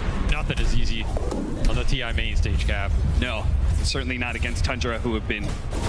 They really have not given much ground to Secret in either of these games. This game's a lot about BKB timings as well. Who can just commit in the fights and get the damage done during those intervals. We will have BKB flying out for resolution here. So he's pretty strong in a TP top. Of course, he gets TP to these lanes no one else wants to go to. Still join the team. It's a decent time for Secret to try and find something. Remember, meta has been down for this as well. 50 seconds. Skeeter does not want to join a fight. Rezo just pushing in here. They're gonna spot him. Gonna get off his BKB in time. He's gonna be chain stun here. Beautiful combo from Tundra. 9 and Saksa not overlapping there at all. Very nicely played. That's the bail amp. Yeah, that's true. There for that bail. So this extra burst, have to try and account for it. Now Secret is willing to fight here. They have a blink on Tango. Oh, it's gonna be revealed though. Off the Rolling Thunder. Just try and slow him down. They're going in pretty deep for this one. I'm not sure if the rest of the team really wants to follow this one up. They're going to try it with the Impale, but here comes the Primal Beast running over the Nyx Assassin. The first use of the BKB. And of course, they got to get out. Leave their supports behind. They are fodder in the face of a Tundra team. Oh, fast little arrow, and now this Visage. Though they do have Skeeter coming in from the side. The meta pops out. He does Gus, pushing over to the side. Ooh, Saksa, that's an awkward conks. Blocking Skeeter from his retreat, jumping back in. Nisha claims the kill onto 33. Now with the resolution closing in here, they get their off the stun. Skeeter's gonna pop his BKB. Do they have their own BKB? He needs to get off the thunder. He gets it off on Saksa. Turns around and kills the Drow Ranger. A beautiful play by the young man on stage that is gonna be able to claim 2 core kills. Zayat's looking to find something, but is under attack. there's just not much to claim. Skeeter back up to full HP here. 9 full resources as well. Impale off the mark. And with that miss. No. 9's not that crazy. Oh, that was almost a nice Terrorblade kill. Saw Rezo manning up. He was trunking him down, but just getting in that Sunder range. Enough to propel him back up the full. Skeeter has done a very nice job at joining these fights at the right time and in the right place to get a decent position. That said, Nisha is really carrying this early game. Like, he is doing so much of the damage these early engagements, going in, going out, trying to bait out the spells. This global is not really what Pumpy wants out of the spell, right? Like, he's getting trampled down during a global. Doesn't feel amazing. Imagine they have that later on because he can survive, but the long-range damage is considerable here for the Secret lineup. You get swashbuckled, you get hit by this Drow, you have some silencer dots on you. Look at this play from Nisha blinking back in to claim that Visage kill. I mean, that was massive.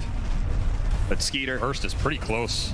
The BKB and the attention to put it onto Saksa to give him the most HP rather than the Drow Ranger. That's very nice. Very heads up. Skeeter, I mean, he's not had a long career. He started off, I mean, he first learned about Dota during TI2 when he was still in elementary school. He was watching pro gamers on stage, and that was the first time apparently that he learned you could play video games for money. He said, that's what I want to do. And here he is in the upper bracket final for the most amount of money, man. Playing him for a little bit of money. Just a little bit, yeah. A little bit. This gamer thing is working out all right for him. He seems to be doing just okay. Hook shot. Saksa killing the creep, chaining the stun there with the cogs, but the rest of the team, they called it off. They said, this is not the fight that we want. Saksa says, okay, thanks, guys. I'll see you later. Just splitting the map. Snaking, trying to do a little... Ooh, the roll up. Hey, forces something out of him. Forces 2 ultimates, in fact. Snaking, that's... I mean, he dies, he doesn't get a kill, but did get a lot out of Secret in a way. I think Secret, like I said though, I think Secret is happy to play his tempo where they get these kills. Like 40 seconds on the sideline for a 100-second ult.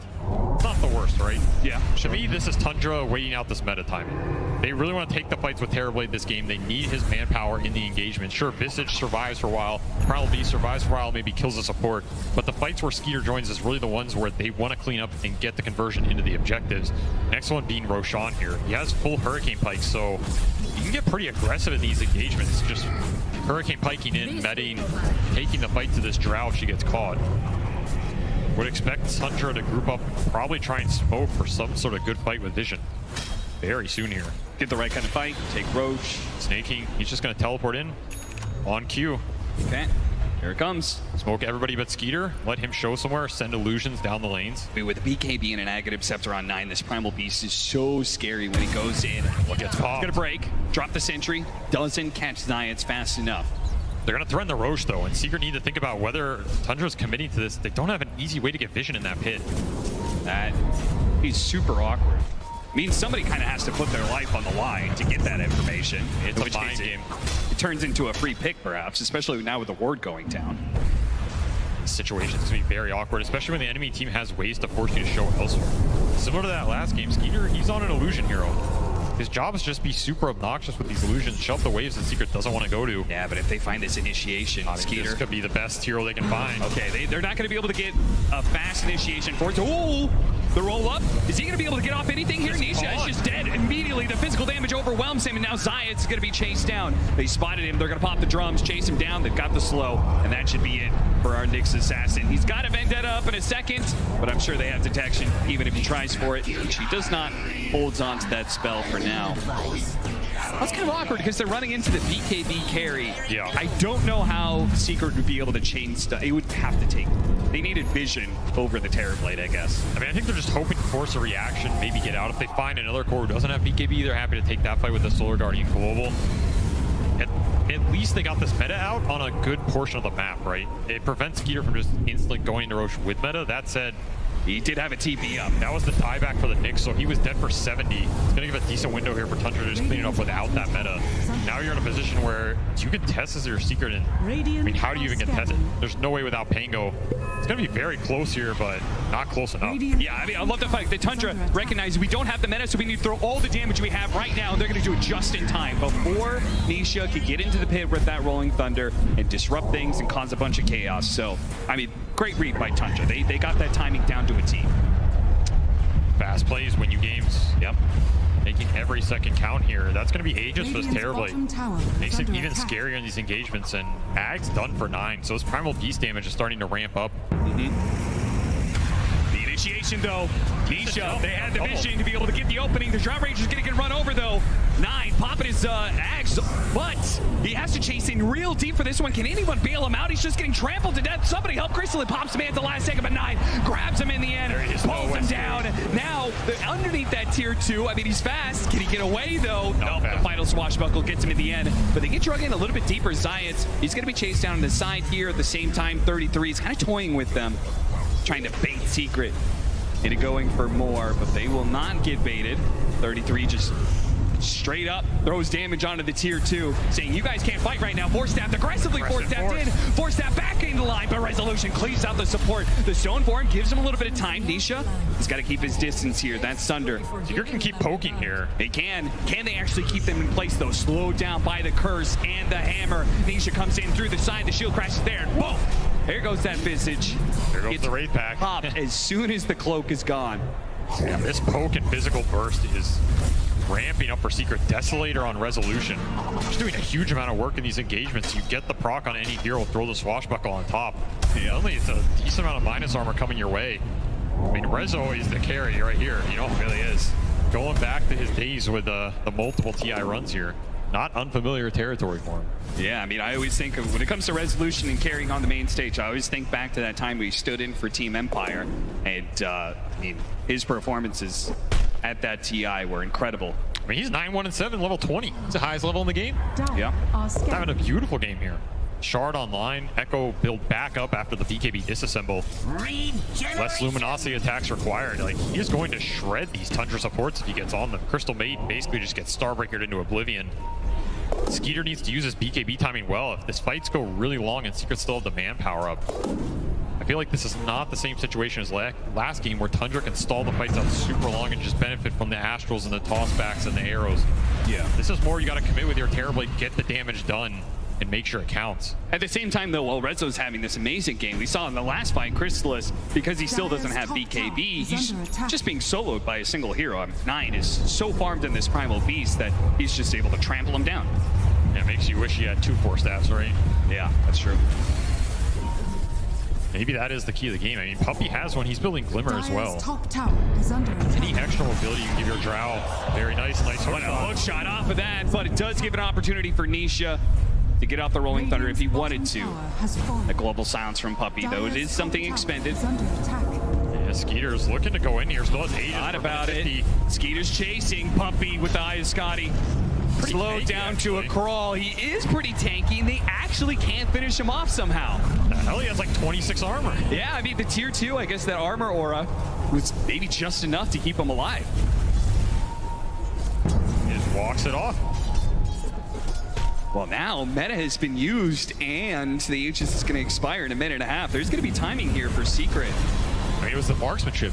It's giving him all the extra bonus, Hatchie. Yeah. So this silencer's a lot more tanky than you think. Oh, that's interesting. I think Skeeter thought he was going to like 3-shot him. Yeah. Wait a minute. Guy have a Sven shard or something?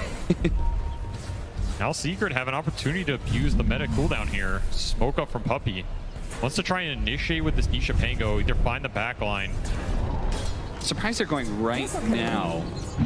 But maybe it's just like meta's down. It doesn't matter if he's got Aegis. Down. Aegis running out in 50. They want to find some initiation with the Solar Guardian on top. They're not quite close enough. Puppey, his smoke is going to break. Tundra on high alert, up on a high ground. Really good timing from them. They backed out at the right time. They read, you know, hey, even if we've got this Aegis, we're still exposed. Whenever meta is down, we have to play defensive. Going up just TPing outpost. Or he canceled that. That was a aggressive outpost TP, I was about to say. I was wondering where he was TPing to. But Secret will take it back. You said Tundra. I mean, this team is just so efficient at playing the map. They have an 8K lead. It really doesn't feel like they have that much, but it's just all on their supports. These supports just always get farmed. Snaking up the 4-staff, and I mean, Soxa sitting on the big boy Philly. Oh yeah, and he's going to get the Aghanim Scepter soon, which means one of the side benefits of the Aghanim Scepter is the constant rocket spam that you get. So that's another aspect of split push that Tundra will have. They always got something. Yeah, split push the lanes. He can throw the vision in the fight to find the silencer. Yep. Make it annoying for this Pango who wants to hide in trees. Yeah, he's just going to pick it up, buy out for it. Tundra collecting a lot on the map right now. Look at them again. This deep vision they have in the mid lanes has, I think, given them a heads up that this is happening. Now, they're going to lose their Crystal Maiden, but that is really not that important. Tundra are pretty happy with losing their 5 if it means another smoke is down on the side of Secret. They're okay with this for now. And okay, I was going to say, Skeeter had a Sacred Relic in his inventory. A little early for Divine there, son, but of course, Nullifier coming out. It's going to be nice to dispel these Secret cores in the fight. No more 4-staff for the Drow at a time where he might really need it, right? Yeah, sure. Also messes with Pango. So interesting itemization here from Skeeter. Again, I think Tundra's identifying they want to make the most happen in the interval where they get the clockwork hook shot, they get that initiation, and this meta is all cooldown. Especially for the next Roshan fight. This is what both teams are gearing up for. For Secret, they do have like triple core lineup that scales incredibly well here. Do you think the Nullifier is really the best item for? I mean, it felt like there was a lack of damage here. I would expect maybe more like a pure Daedalus route or something. I think the Nullifier becomes very good when you get to that Swift one. Okay. Which is what he's thinking about, right? He has a Q up next. I don't think you go with Nullifier without getting a blink somewhere in your inventory. Yeah. Because what you really want to do is be able to just blink on the Drow, Nullify, Scotty hit him. He's gone, right? He has to sit there and man fight you, and it sets up the fight very nice for the team. Same with like the Silencer. I mean, we saw the Silencer's tanky, it takes a little bit. Nullifier just helps you cement these kills. Tundra wanting to use it here. Shiva's completed for 9. They found the ward now. They may back up just at the right time. So now Secret, they have a gem as well. Earlier Tundra, again, they buy these really early gems, which I'm a big fan of. Tundra, as soon as they feel like they're kind of like, all right, we're definitely stronger than these guys, they pick up the gem and they just take over the map. I mean, no vision left. Yeah. Absolutely debilitating for these Secret lineups that need to fight around it. Maybe a big reason why they're able to get such a big net worth lead. always helps. I mean, Zayat's game is just not easy. No. And he just doesn't want to run up any of these high grounds. The illusions are constantly shoving in, which forces someone from his team to go somewhere else. Scan up to the high ground, see if they can get into position to get this ward down. Crystallis is like leading the charge here, you know? Yeah, he's got a fresh BKB. He's like, I don't have to be scared any longer. The one upside compared to last game is you can put resolution on illusion duty and you can still join the fight. Yes. So your ability to play the map versus the illusions went up considerably. And it means that he's getting a ton of farm in the meantime, too. He's still actually ahead of Crystallis in that regard. Yeah, these secret cores are farm. I'm just worried that they go in. Tundra is just hitting so many good timings on their heroes here. The double force staff done, the Ags on the clockwork, Shiva's Ags on this Primal Beast, and 33 pushing towards an Assault Kuros.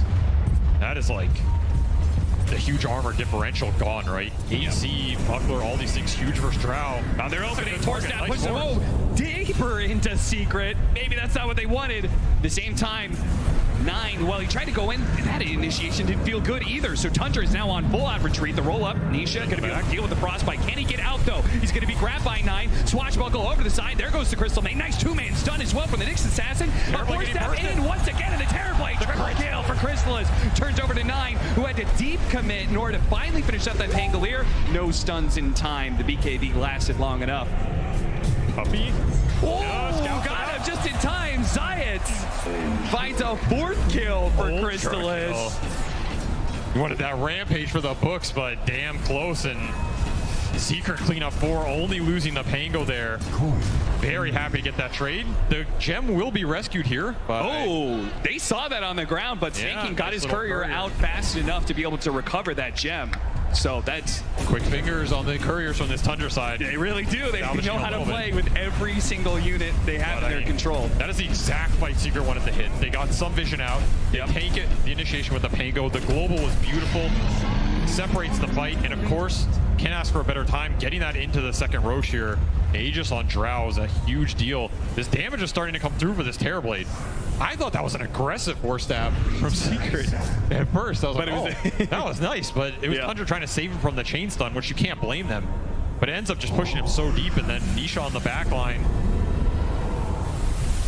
Secret just get the dream fight here, right? Drow gets to just shoot Terrorblade the whole time. He gets forced in again, maybe betraying a little bit here. He just gets bursted by Resolution with the minus armor. Drow to back him up. And this Tricore coming online for Secret here. The physical damage is no joke. If Terrorblade dies, these other 2 cores are not going to carry the huge distance in that fight in terms of the damage output. Like, this is a Terrorblade draft. You are buffing him, but you want him to live through that engagement. And at this point, Rezo and Crystallis might just be out carrying him. The tag team here, that's a big swing. He's no longer going the Swift Blink. Now he is going back for the Daedalus. Now he's saying the damage is the problem, but I did like your idea of a certain way to play against the Drow Ranger, because in just a normal game, this 1-to-1 matchup between Drow and TB is not that fun. I mean, this Nullifier, it makes a lot of sense this game. It helps him stick on targets, but at the same time, he has to aggressively force them to be able to stick on them. If someone gets forced before you get that Nullifier hit out, it gets kind of weird, right? Yeah. Like, traditionally, if you want to go this Daedalus build, maybe you rather have Satanic, something else, even like a Manta Dispel. Butterfly opportunity. I mean, he's still going to be incredibly strong here. If he gets the Nullifier hit, it's going to pay off. It's just a question of can he land it, how deep does he go in the fight? Because like we saw there, you go a little too deep, you get Starbreakered. You're not living through that. Now Secret taking the fight to them, pushing his tower with Aegis. Smoke wrap comes around, down to the initiation, but Science, he reads it. He's going to be able to break that smoke. The onslaught on through. They do have the spike carapace, pop the BKB last second. They manage to get on top of the Silence as well. The global Silence goes out. Science is not dead yet, nor is Puppy. While Chris is delivering the damage on his Skeeter. Force that forward. Manage to get the hook shot. Turn around. Skeeter gets off the Thunder on his support. Manta gets popped. Crystal is trying to walk away, but that Nullifier, it'll keep him in place. And now 9 is setting up for the Starbreaker, though. Resolution. He barely hits the end one, and that's all he needed. Crystal is on the second life, will stand and deliver the damage onto 9. That'll finish him off. The Primal Beast with the Dispel is not going to be enough to walk away. Give me your intelligence, mother, and I'll take it every time. Puppy With the buyback to get the extra insta-steal. And runs down Snake King. Resolution Take finds the 2. an extra one. On top of that, none of these heroes have buybacks, so Secret, the world is their oyster at this point in This time. game has swung completely, right? Like, we can feel in these fights, the damage is just running out for Tundra. And the real carry in this game, Resolution, coming online. He hits 25 after this fight, which is a huge deal for this hero. Now you're dealing with double Starbreaker, which have just been debilitating for Skeeter. Yeah. I mean, beautiful hook shot here. They get the Sunder off. Operation Safety to bail out Skeeter. Takes the fight to Crystallis. Maybe if there's no Aegis here, this fight looks different. But even so, Rezo is just smacking him. And the hammer hurts, man. Yes, it does. All of that farm is paying off. They're so focused on dealing with the Drow Ranger in this bad matchup with the Terrorblade that it means that Resolution is completely uncontested in fights.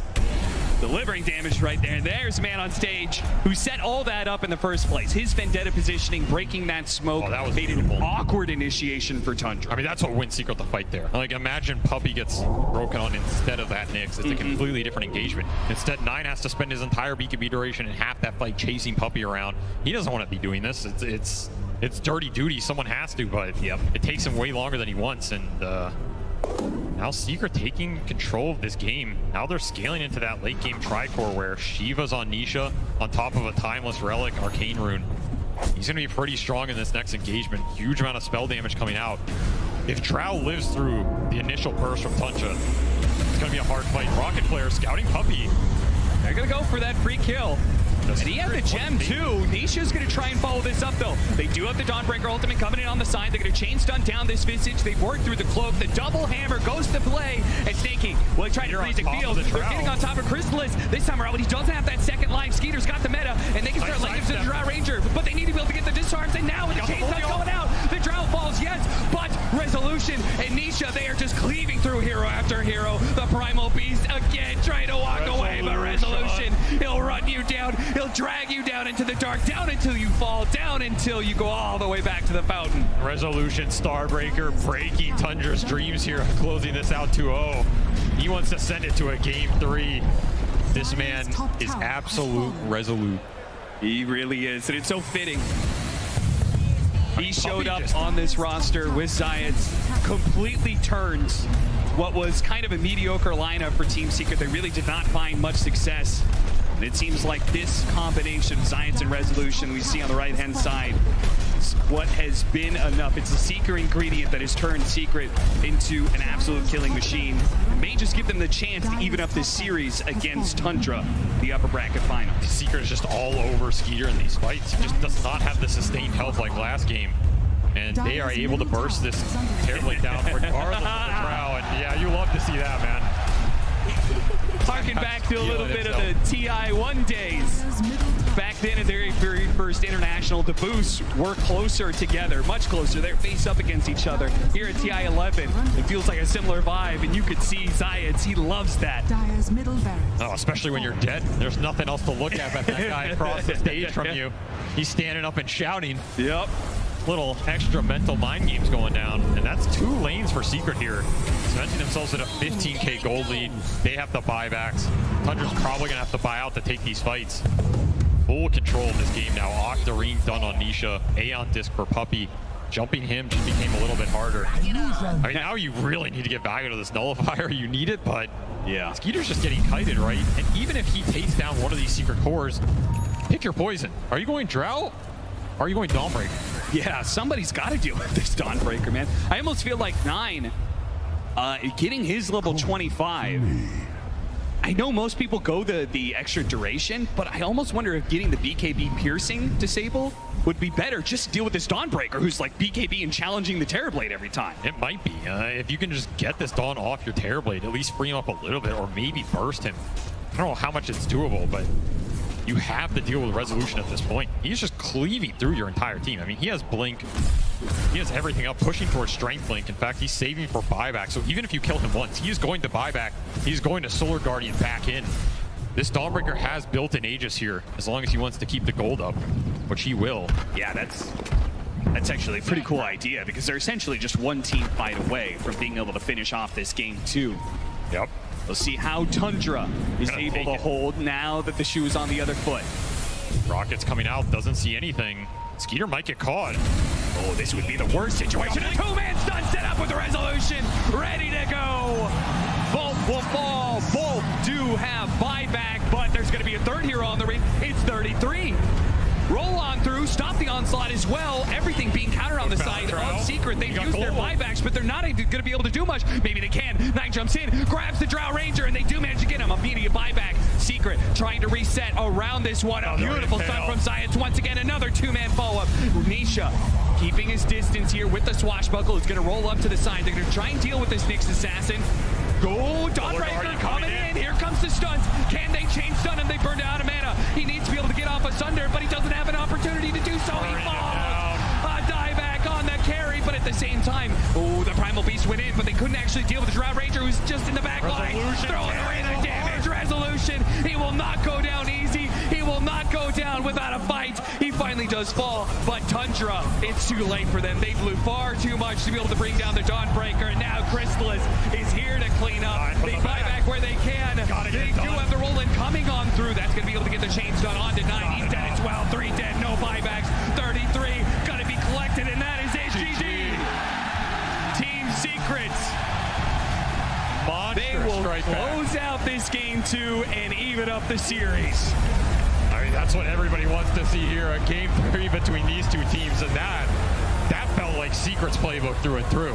Clinical early to mid-game, executing with their ults on the kills that they need to, a slower tempo, just methodically oozing the victory out of that game from Tundra, and it felt like Tundra were the ones kind of on a timer.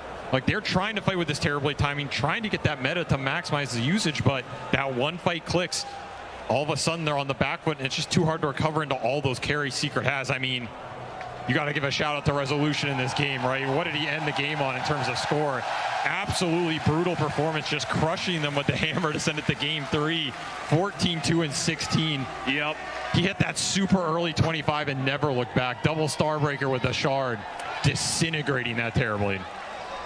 That's it for game 2. Third game is coming up, and I'm sure there's so much to break down in this clash of ideas. Who's going to come out supreme in game 3? For that, we ask the panel. You're coming to the wrong place then, my friend, because I'm not on that stage. I'm not there in the heat of battle as these two titans of the game clash head-to-head. As we slightly decompress, T, Lizard, and Sheep, welcome back to another classic game here at TI. And T, I am enjoying this trend of me exposing off-the-record quotes that you guys share with me. Okay, go on. At the end of that draft, I vaguely recall you saying something about... Speak correctly here, boy. ...about your emotions regarding the 2 drafts, just the 5 heroes that you would see on both sides.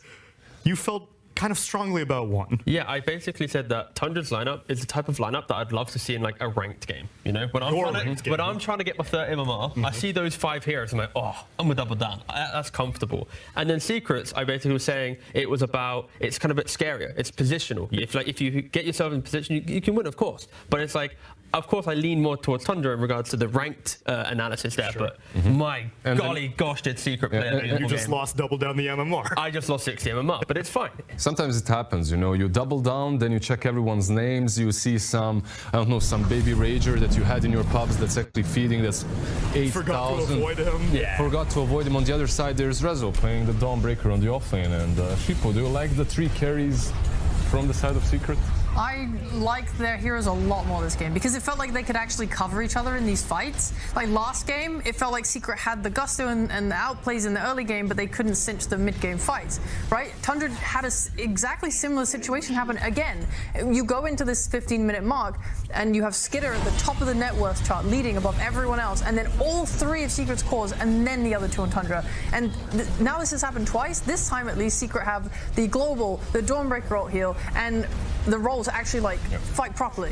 I feel like this whole lineup of Secret was, we'll protect you, Mr. President, Mr. Chrysalis. Like the way they're playing, you have Silencer that's also kind of on the sidelines, even though it's Puppy. He runs in with Silencer just to die and buyback. The other 3 heroes though, you have Dawnbreaker, you have Pango, you have Nyx. They're literally, all they have to do is go up front, create enough space for him to dish out the damage, for him to multi-shot, and that's why he got the rampage in the end. Yeah, and in this highlight we just saw here, and like Zayat, he had an incredible game on this Nyx Assassin. You know, the first 20 minutes, it was quite slow from both teams. They're kind of waiting for a big timing to hit. But then you just see Zayat just in the perfect position, jumping on the Terrorblade, CCing into the Dawnbreaker on top of that. And then at the very end, to play on the ward, quick blink, double stun. Like, I think Zayat, you could feel the energy as well. The way that he was standing up, screaming after he was making these plays. Like, just that is the infectious energy you need when you're kind of coming back into a game, which looked a little bit difficult, leaving laning phase from Tundra at least. Yeah, I think the well-rounded nature of the net worth distribution sheet that you alluded to, you think that top-heavy method that Tundra has now gone for 2 times in a row is going to come back to bite them? Because it seems that at least Secret has found one answer to it. I'm not sure if it's on purpose. Obviously, everyone would like to have all 3 of their cores. They're obviously struggling with something. I'm not sure if they're just not like farming enough and they're trying too hard to be aggressive on Tundra. It worked for them in game 1 just because like one of their biggest strengths is in this pickoffs and their spell casting. They will just use their spells a lot better.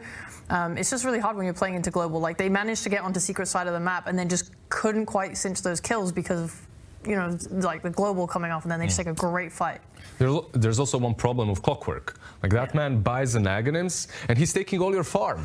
Like by the time your illusions get there, the Rockets have already cleaned up the full wave. So they definitely struggled a little bit when it comes to that. But also, jokes aside, Clockwork buying that Aghanims meant that he doesn't have a saving item. So plenty times in a game such as this one, you would see Drow completely going ham on the TB and there's just nothing to save him, nothing to reposition him. So I mean, we saw it. Yeah, so you say the saving item. He had quite the opposite. He had a Force Staff at one point, which was useful in 9 out of 10 situations, but there was one moment where the Terrorblade was on the receiving end of Saksa's Force Staff, and we just went deeper into the fight. And I'm sure Skitter had we didn't get a true sight replay for that one. There may have been some strong words tossed between the 2 players there because that was not the Force Staff that Skitter needed. Right into Resolution's loving hammer hand. There we go. Well, I have been enjoying the very illuminating thoughts from you guys, and so I would like to dull that by going to Sir Action Slacks in Singapore. Hello, hello, hello, Arena. It is I, Sir Action Slacks, here in the crowd. How are we doing, crowd? Hell yeah. You know what I've always wondered? This is a real thing that I really do wonder. What would happen if somebody won the Aegis that was just a fan? We're going to have a contest. I have some very rare giveaways here. I want you to do an acceptance speech between you and your friends, okay? We're going to pass along. The crowd will react to who wins. Please pretend, sir, you just won the Aegis. Do your speech. I just wanted to say it's been a long journey, and I want to thank my parents and friends from Herald to where I am now. It's been a long journey for many years, and now I am here. And you won. And thank you to my fans. Okay, pretty good crowd. All right, give it a shot. All I gotta say is the competition sucked. I deserved it. Oh, mine. What else is there to say? Damn, that was like a puppy interview. That was hype. All right, sir. I've got to give it to you guys. The crowd, the Singaporean crowd, incredible today. All for you guys, it's all for you guys. Thank you, thank you. One more? Okay, make it fast. We won because of Singapore, baby. Let's go. Okay, crowd, I need your help. Contestant 1, please. Applause if you want it. Contestant 2. Yay! Contestant 3. And 4. All right, it looks like we have a clear winner here. Is your beautiful little prize. I don't know what this is. I'll give this to you. I don't care who gets this one. I only brought 3. For every winner, there must be a few losers. So sorry, guys. Thank you for watching. And please send us back to the panel. Can you throw the tsunami for me? Just say back to you, tsunami, as hype as you can. Back to you, tsunami. Okay, that's too hype. I don't like that. You're doing it too much better than me. Thank you so much. Yo, thank you very much, random Singaporean fan. Thank you very much for sending it back over here. The duality of Dota players. I 100%. Contestant 2, carry player. You could tell it. You could, from that intonation, he is no stranger to saying that he single-handedly carried his way to the Aegis. He was the coach. He was the coach. He wasn't even in the game, yeah.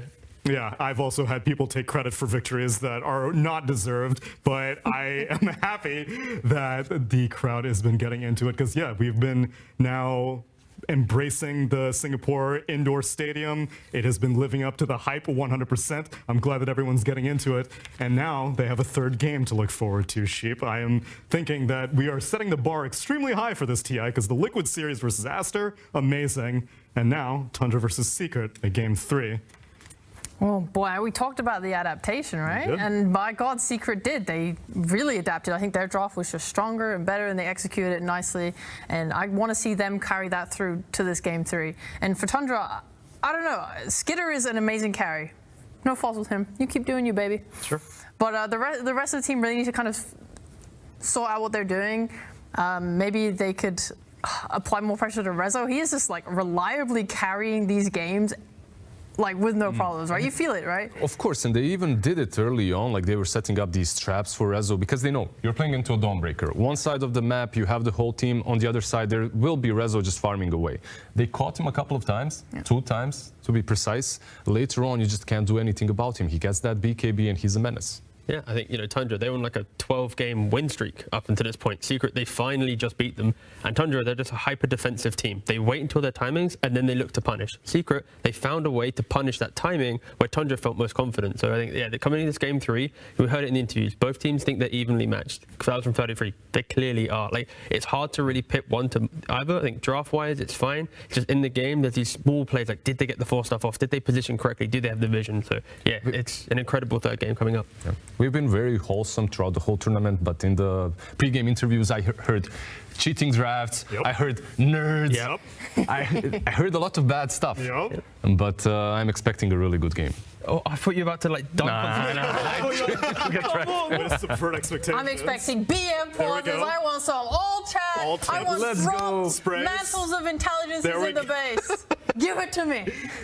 And on the TI main, I mean, we saw Zayat standing up. He's getting into the spirit of the competition. Oh, we need some, like, do you know, like the true sight segments during the game? We need that, but like when he's standing up. So when he sits back down, like Puppy's like, sit down. Get back into your Job's not done yet. It's not over. We have not won yet. Take a deep breath. Well, let's see these two teams take their spots back onto the pods as we get into this game number 3. Tensions are high, but thankfully it's not elimination. Team that loses here goes on to face against Team Liquid tomorrow in the lower bracket finals. Don't forget they can hear you right now, Tsunami, so please, you have a couple choice words to say. Who would you like to influence? No, it's all you, T. Tundra, I love you! There we go. Secret, you're so cool! I predicted you in the bracket Secret to win the thing, so please give me my battle pass points. Thank you. Well, did you predict them all the way back from LCQT? Yeah, that's oh, you did. I made 0 predictions in the entire battle pass thing, but I made 1 to win TI was Secret. What thing? The battle pass predictions. The battle pass. The battle pass. Battle pass. You've triggered me now. You were rooting for them because Secret have had a hell of a journey to get to this point, and I want to hear it from them. I mean, the best moment obviously was beating PSG LGD in the upper bracket and then beating Thunder in the upper bracket again to solidify top 3. Mattered a lot because now I'm exactly in the same spot as I was in last TI, so that's pretty good. It meant so much to me because I always come to TI, I always go to the upper bracket, and then I always lose the first game in the upper bracket, and I start all over again from the lower bracket. But this time, we won the first game. I was like, oh my god, this is the first time ever I won my first game in the upper bracket. It meant so much to me. It does definitely feel like we're sneaking in this time. And I mean, sneaky last chance qualifier. You know, you see Team Liquid there also at the same time. I think they helped us a lot, but I would say as well that it was super hard to be in those qualifiers because it's a mini TI, like 100% mini TI. Like you gotta go through some, tough games. I don't really know the future, but so far I feel like we are in a pretty good state to take the whole thing, I don't know like what's gonna happen. Maybe we're gonna choke, maybe we're gonna, play our best Dota ever. But I feel it. and he should feel confident feeling it because he's got two people right behind him and to the side of him who have already done it. Puppy taking the very first Aegis, and Heen as a coach on Liquid, looking to replicate these results. Going head-to-head against AUI 2000, coach of Tundra, and waiting in the lower bracket is Matumba Man on Liquid. But it's encouraging, and I mean, Rezo, anytime I hear from him, it's hard not to smile, Sheep. He's such a kind boy. Dude, Rezo's so nice. I met him last TI, and I think he was like ready to retire. He was talking about moving on from He was Dota. Russian talent at that TI. Yeah, and he was like, I don't know, like I'm just not sure, and like I'm so glad that he found Secret and they're performing so well. Like he is definitely one of the kindest dudes I've met in Dota. And he's one of those players that just kind of gets picked up by a team, right, and then destroys a TI. It's not the first time that it has happened. Yeah, and the journey he's gone on, right? Like obviously throughout the year he's had to go do a lot of things, unfortunately, due to things happening. So the fact that he's been able to go through all of that, keep his mindset in a good spot, and then return to the main stage with Secret, go through the last chance qualifier, the group stage, this point here, yeah, it's incredible performance, and yeah, a lot of respect towards Resolution. And the fact that he gets to do it with his boy Zayats as well, because for those of you who may not know the context, Zayats was picked up by Secret during the middle of DPC Tour 3. It was because Yapzor wasn't able to play, and Zayats comes along, Rezo loses his theoretical lane partner, and then a few weeks later, there's a vacancy, and they get to reunite.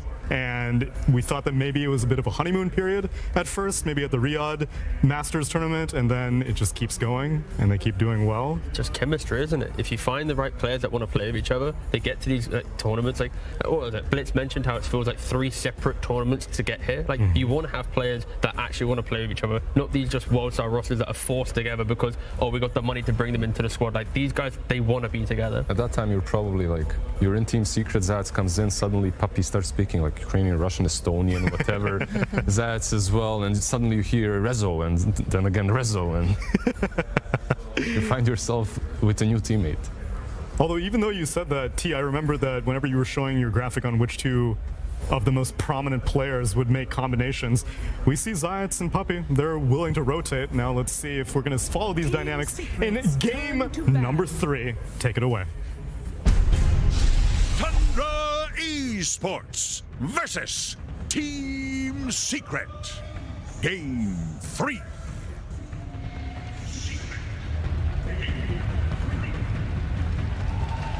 Now, we've been talking for a little bit here backstage, and it seems like my analysts kind of felt like that draft 2 was good for Secret. I mean, Fly, you backed them even after that game 1 loss. So it definitely felt like draft's so important. We're going into this game 3 draft. What do you want to see that's different?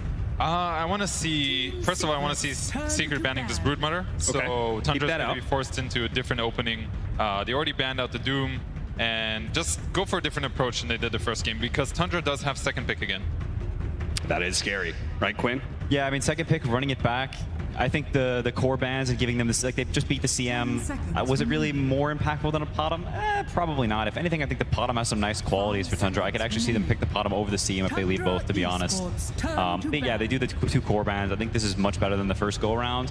Now Tundra has to come with a new 2-3. They don't typically 2-3 Visage, so you're looking at, are they going to do the Primal again? If Secret sees a Primal, they're probably, this is fine. We know it's a mid-Primal. Like, I think Secret is much happier going into this draft than they were the first game. Now, we talked about the clash of ideas. These 2 teams, they have different ideas when it comes to drafting, but also when it comes to the setup on the map.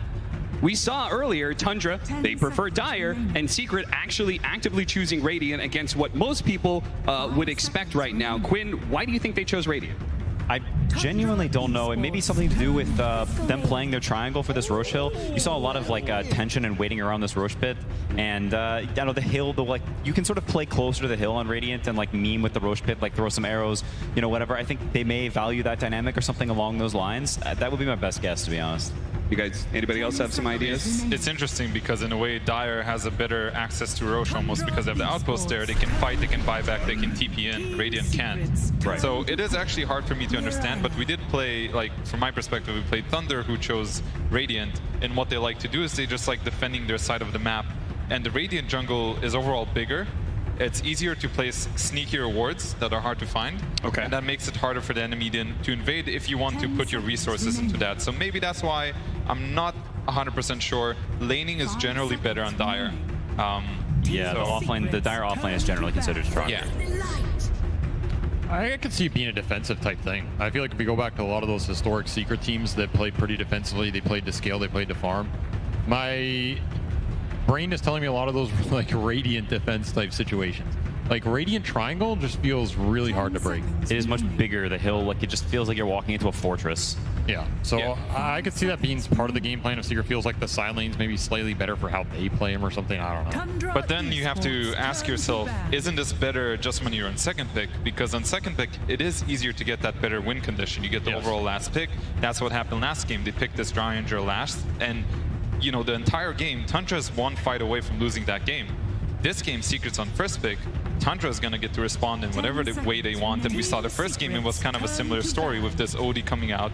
At the end of the day, they couldn't match us OD at 60 minutes, right? I agree. If you believe like the first pick has to take it to second pick in one of those scenarios, then if you're doing it from Radiant, you get in that situation where you have to take the fight into their dire outpost for a Roshan. It gets really sticky, right? I am happy to see this Dawnbreaker back, though. Yeah. I was not sure if they were going to get this hero after that last game, and I feel like if they don't take it here, it gets banned 100%. Yeah. Because that hero just did insane work for them. It's one of the big flex cores that Puppy likes to play around it, that you talked about in that previous game.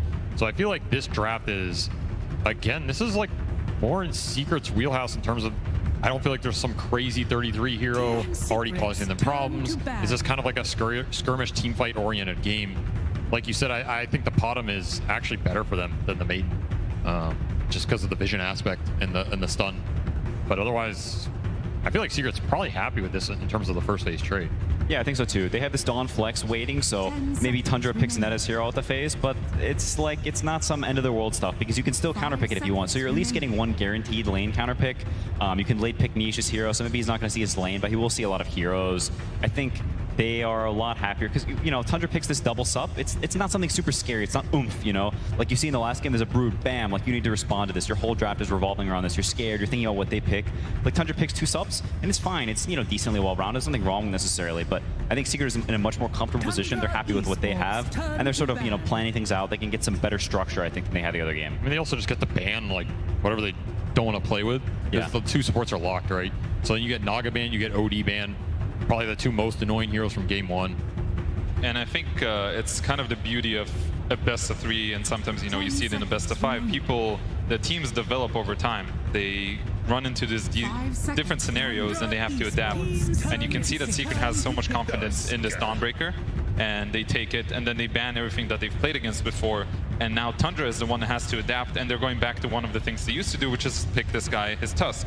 However, this does mean that Secret gets a nice counterpick for Nisha mid, and we know how much damage Nisha can do when he gets a counterpick mid. Yeah, I mean, Nisha is an absolutely beastly player with a good game. I mean, there's maybe some angle with this Tusk pick here. Like, you would think that, hey, you see Dawn, you know it's going to the side lanes as a core. Maybe you want to pick the cores to counterpick that. But I think this team puts a lot of value on Netta having like a very impactful pick slot. Like, they'll give him the 8 with some oomph pick. They'll give him 18, or they'll give him like some hero that he thinks is insanely broken. So maybe they see, hey, we have this tiny, we don't want to pick like some double melee, really weak lane like blind, and then we get counterpicked. So let's save our offlane pick. We think Netta and having a good lane in our offlane is really valuable. Like, we're going to put extra emphasis on that. And hey, 9, you always do fine in lane anyway. You can run around and cast your spells just like you would in any other game. It's going to be interesting to see what he opts for this Tusk, because I could see them getting like an Ember or Storm or something here. They just want to get a mobility hero that abuses like some of the lack of super early stun that this Tusk provides, but they went for the Earth Spirit as well. I also feel like this Earth Spirit CM duo is kind of designed to keep that Visage pick in check that you always have to think about coming down, especially when they have this tiny 4. Zeus. There's the immobile Spirit. I like it because, you know, he can get away from shards. It's not that easy for them to set up a kill on this Zeus. There's almost always going to be a response. And when you think about how these heroes are going to clash against each other, which I'm sure these guys are considering right now when they're talking about it, there's so much poke coming up from Secret that Tundra has to commit for a fight. They have to commit for a kill. They're going to go in deep, and then, you know, the counter initiation starts. There's going to be Dawnbreaker ulti. There's going to be this Earth Spirit ulti. So currently I'm kind of digging Secret's draft, but, you know, we're kind of missing 2 heroes on the other side. Yeah. So it looks better. I mean, I think there is one element to Secret's lineup that Tundra may look to exploit, which is they have a lot of this very similar magic damage. It's like mid-range damage, so if this pipe, this Wraith Pack comes out, we talked about the Wraith Pack being annoying in the first game. Secret is incredibly bad against Wraith Pack and also really bad against killing it, and here's your Wraith Pack hero. So they will have this, you know, potential, hey, maybe our lanes are falling apart a little bit, our heroes need levels, our heroes all do damage the same way, and potentially this Wraith Pack pipe like become a problem. Yeah, that was a very good pick for them. I feel like everybody almost forgot it was like still in the pool because it's been a first phase hero for so long, but I think they just fell into the trap. If you guys remember, Secret played against this Enigma and they actually picked Crystal Maiden and Dawnbreaker. And they absolutely demolished this Enigma, and that's exactly what they're going to do now. Like, okay, we're just going to lane this Dawnbreaker, see him against you. They're going to last pick something else. I'm not sure. It could be, you know, a Rezo hero. It could be a Crystallis hero. But I think this is actually better for Secret. I think they messed up on Tundra. Interesting. I mean, I think was it against Tiny in that other game? Because I know people value like the Enigma with Tiny especially differently than other Enigma lanes, because you have this like wacky toss back, like the Eidolon's duplicate, and then you just get exploded by all the Eidolon right clicks.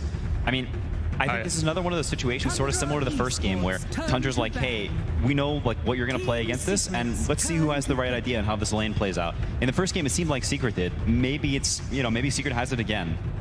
I would not be surprised to see this Enigma Tiny like do okay on this lane, just because of how much they play these summons. I agree, you're kind of giving Secret some comfortability here in terms of like, they just get to play this Dawnbreaker Enigma matchup. At the same time, there is no BKB Blink Black Hole cancel. So if Tundra feel like that is something they needed in this game in terms of like a hard shutdown for a carry that's going to come out and they don't want to have to counter with their last pick, it helps them a little bit in there. Because like, are they going to pick Visage here for the Wraith Pack? It doesn't seem amazing, right? What about a Vengeful Spirit in there? Oh, Venge. That is an exotic choice, I'll tell you that. I don't know if I believe in Venge, but... Okay, they double down on destroying this Enigma. I mean, this is a hero people were picking in scrims a lot before TI against this Enigma, experimenting. I've seen lanes where the Enigma gets absolutely blown out of the water, and other games where Enigma sort of survives. I think he should get toasted here. Like the Dawnbreaker lane, I think you can play a little bit around because Tiny can interrupt the spells. But this lane is, it's CM Gyro. Like you are getting nuked, you are getting flacked. It's pretty hard to play this lane. I don't know if Tiny interacts that well with it. So I like this pick. I mean, I don't think you're too worried about scale here. All the Gyro has to do is just fight. He can even be like third net worth. You're not even sad in this game because you have Zeus and Dawnbreaker to back up the scale. Exactly. I'm definitely liking this response from Secret. They have multiple lanes that are good against Enigma. They have a lot of different damage resources now with, you know, Gyrocopter bringing that physical damage. Dawnbreaker can build into that Desolator. We have seen Dawnbreakers go for the Wraith Pack build before. I don't know if he's going to do that. I think Rezo, you know, kind of popped off last game and owned. We're going to see last pick. It is going to be the Skitter CK. Sticking to the comfort. Is this a hard CK game, or what do you guys think? Yeah, I mean, in terms of in-game matchups, the Zeus one, as time progresses, is pretty bad. All your illusions kind of just explode, and your hero explodes too. I mean, potentially they just feel like they need this tempo. They want this strong lane. It's, you know, back to the comfort for Tundra, but it's another game where I feel like I look at the draft and Secret has pretty good options. They have good draft integrity, much better than the, you know, how easy it was for them to play the first game. I think, you know, now this Gyro can kill the Wraith Pack. I feel like I look at this draft and I'm pretty chill if I'm Secret, I think.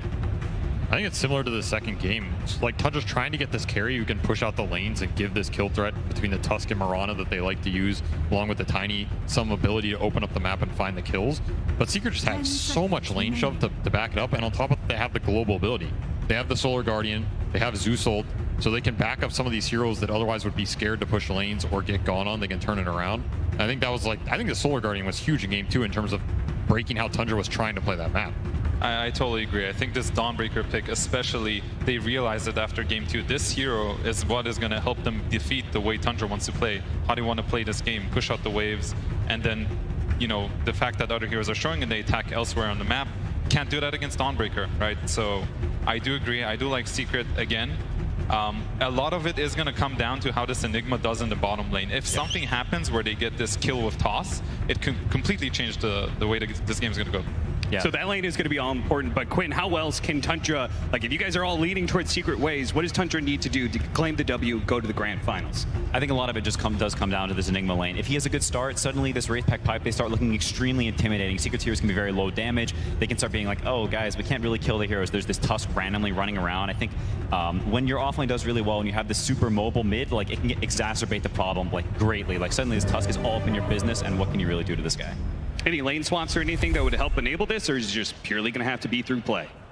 I feel like a lot of his gameplay, they just kind of have to be. Neta is a great laner. This is a situation he picked himself into. He was happy with the situation. They didn't bend the gyro. I think he can clutch it up. One word answer, gentlemen. Fly. Who's going to the grand finals? It's going to be Secret. All right, Quinn? Secret.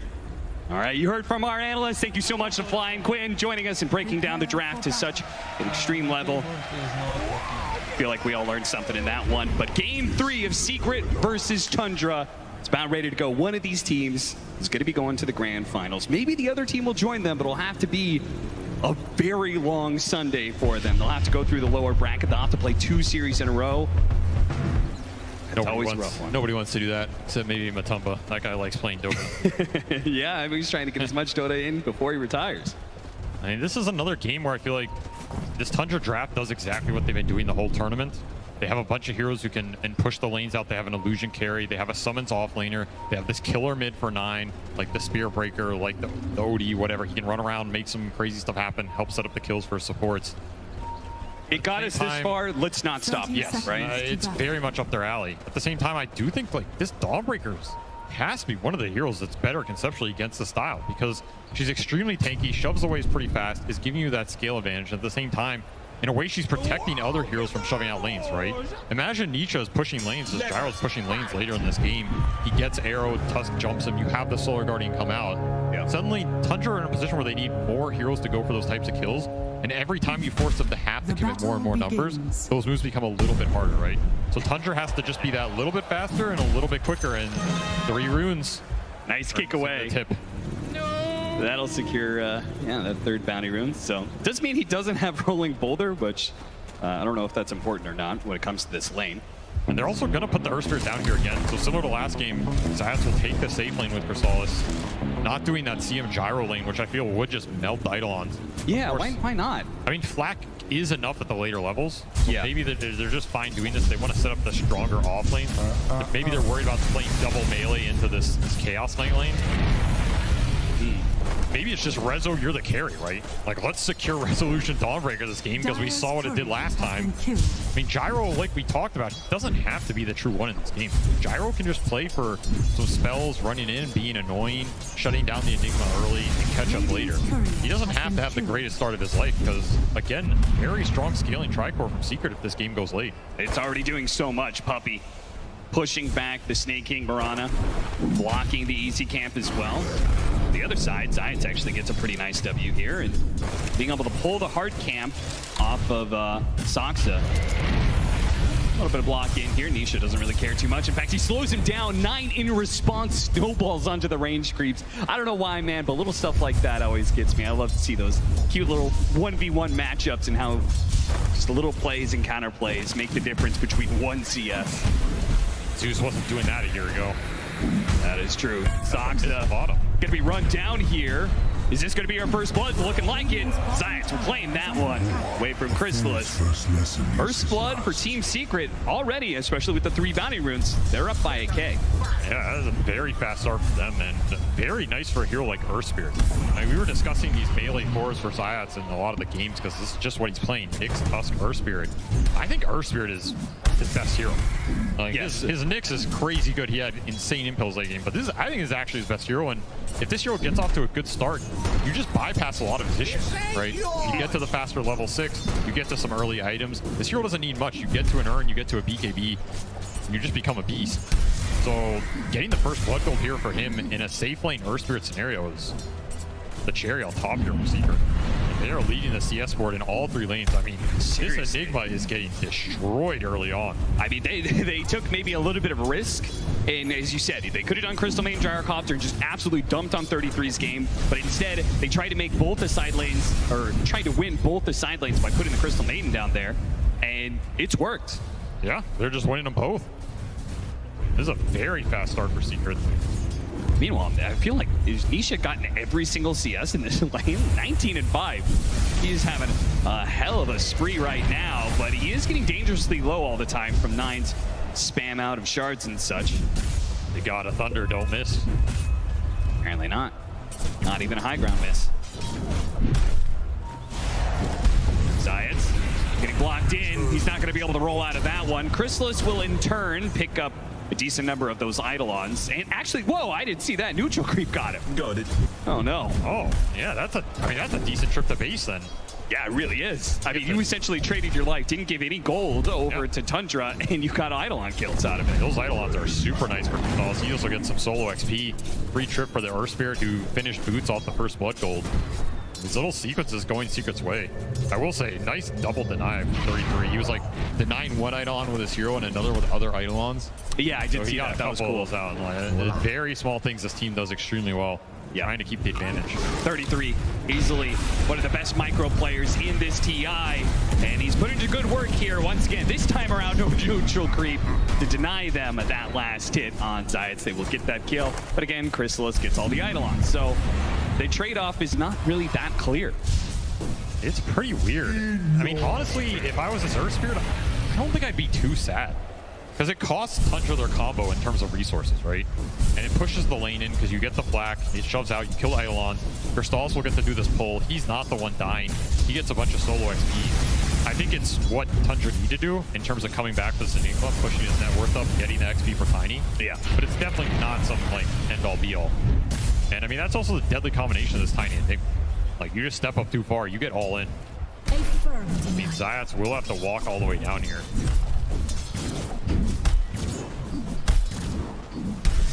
When was the last time we saw Tundra lose lanes like this? I feel like this is a rough start. Yeah. Like, you're not going to get much better than this in a TI upper bracket final. You know, these are two of the best teams in the world.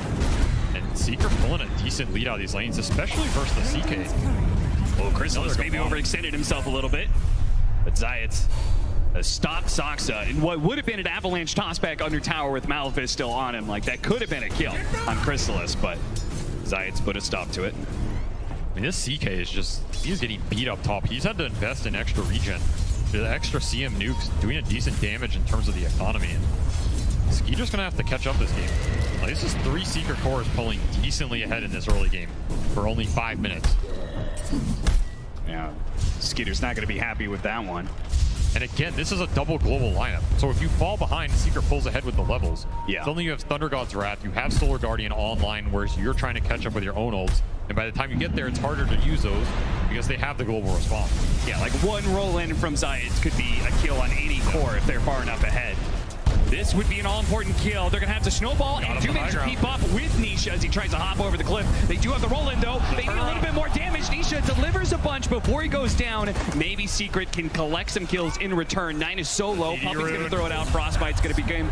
And Soxa left the DD for his mid laner and may regret that choice. Nope, they're not going to go for the dive. He's thinking about it. Roll in from behind, Zayats blind, trying to find Soxa. Does get him now, slows him down with that double damage, puts it to work. The toss over is not good enough. Puppy will secure the last hit. 2,000 net worth lead now for Team Secret, 3-2. Nice response from Secret to turn that mid fight around. I thought Nisha was just gone for sure, but they get the double kill out of it. They get the rune. Extra levels for these supports. Puppy's up to level 5. There's a lot of early damage going to come out from the CM Earth Spirit combo. And Tusk is also not a hero who wants to be losing these river fights. Like, this is where his spells are pretty strong. He's pretty tanky. You can abuse the stack gain. Zeus is a hard hero to man up on. I respect that go attempt play. These are the types of things Tundra, they need to start looking for in this game. Get the tiny Mirana going, finding these little kills and pickoffs.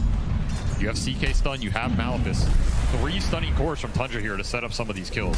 Yeah, and some of this may just come down to the fact that they lost the lanes, right? If this Chaos Knight, who's usually a hero that has so much sustain, you could chill out by yourself, but you could see the pressure continue. He's not able to stay alone in this lane, so Snaking kind of always has to be here, ready to go with the arrow. Thunder God's Wrath isn't enough. The Frostbite isn't in range, so he turns around and uses it on the Mirana instead. A Puppy will be able to walk it off, but the fact that Snaking can't rotate out of this lane, I think, is debilitating to all of that aggression that Tusk wants to be able to put down. Yeah, normally they want to be able to leave Skeeter alone at this point. Get that double support rotation cooking around their mid.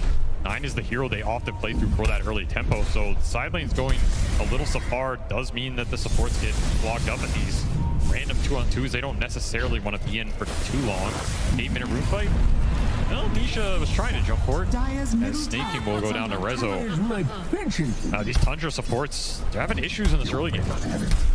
That silencer game where Puppy was super under leveled. It was like 13 minutes in, he was still level 5. He's having Not this game, man. He is way far ahead thanks to all of these kills. Level 3 Frostbite. Maybe not even need the tome. Save that one for Science. Yeah, I'll take it anyway, you know? Roll in, kick back, nice play. 9 out of spells, needs a little helping hand. Snaking the arrow slides right on by, but was enough to dissuade Secret from pushing in some more. They're actually going to use this to smoke. This is a cool play. Yeah, they're going to try and activate this Tusk heading towards top. Good. CK is one of the easier carries to smoke through because you can just stun the guy and sets up for you easily. See if Rezo seals this one coming. The right time here, or is he going to get a little bit too... He might. He feels it coming. Sticking on the hard left-hand side of the lane. He picked right on top of him, man. They got a ward. They're going to come for it now, though. 9 immediately goes for the pick off onto the Crystal Main. They're going to chain stun him, get that kill. Nice and easy. Now 9 needs to get out because, from the side, Nisha hopping on in. That is a trade-off that Secret is very happy with, I'm sure. Beautiful read of that move from Secret. Just saying that this tiny city mid, there's only one place Tusk is going to go, right? Rezo reads the move, pings it out, says, hey, Puppy, you wanna take that one for me? He does. Does his job. That'll get Zeus a pretty nice kill. Nisha's having a great game here early on. This is a pretty nasty Zeus game. Like, you're counteracting the Moran ulti with the vision. You're screwing with the multiple stun initiators from Tundra. You're forcing them to have to gap close you through all of this Secret AoE. So the stronger the Zeus is, the faster he gets to that shard, the Kaya, all this extra damage. There it is.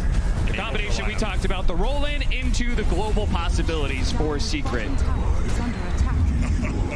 That early level 6 from Rezo puts it to good use. Get a core kill. Gyro. I mean, I was thinking this Gyro might have like a toughish lane, maybe, and maybe he doesn't have to carry the game. And he's just leading the pack. Level 8.5. He's rushing an early Chrysalis. Can never have too many carries. That's true. Well, the prize is mine.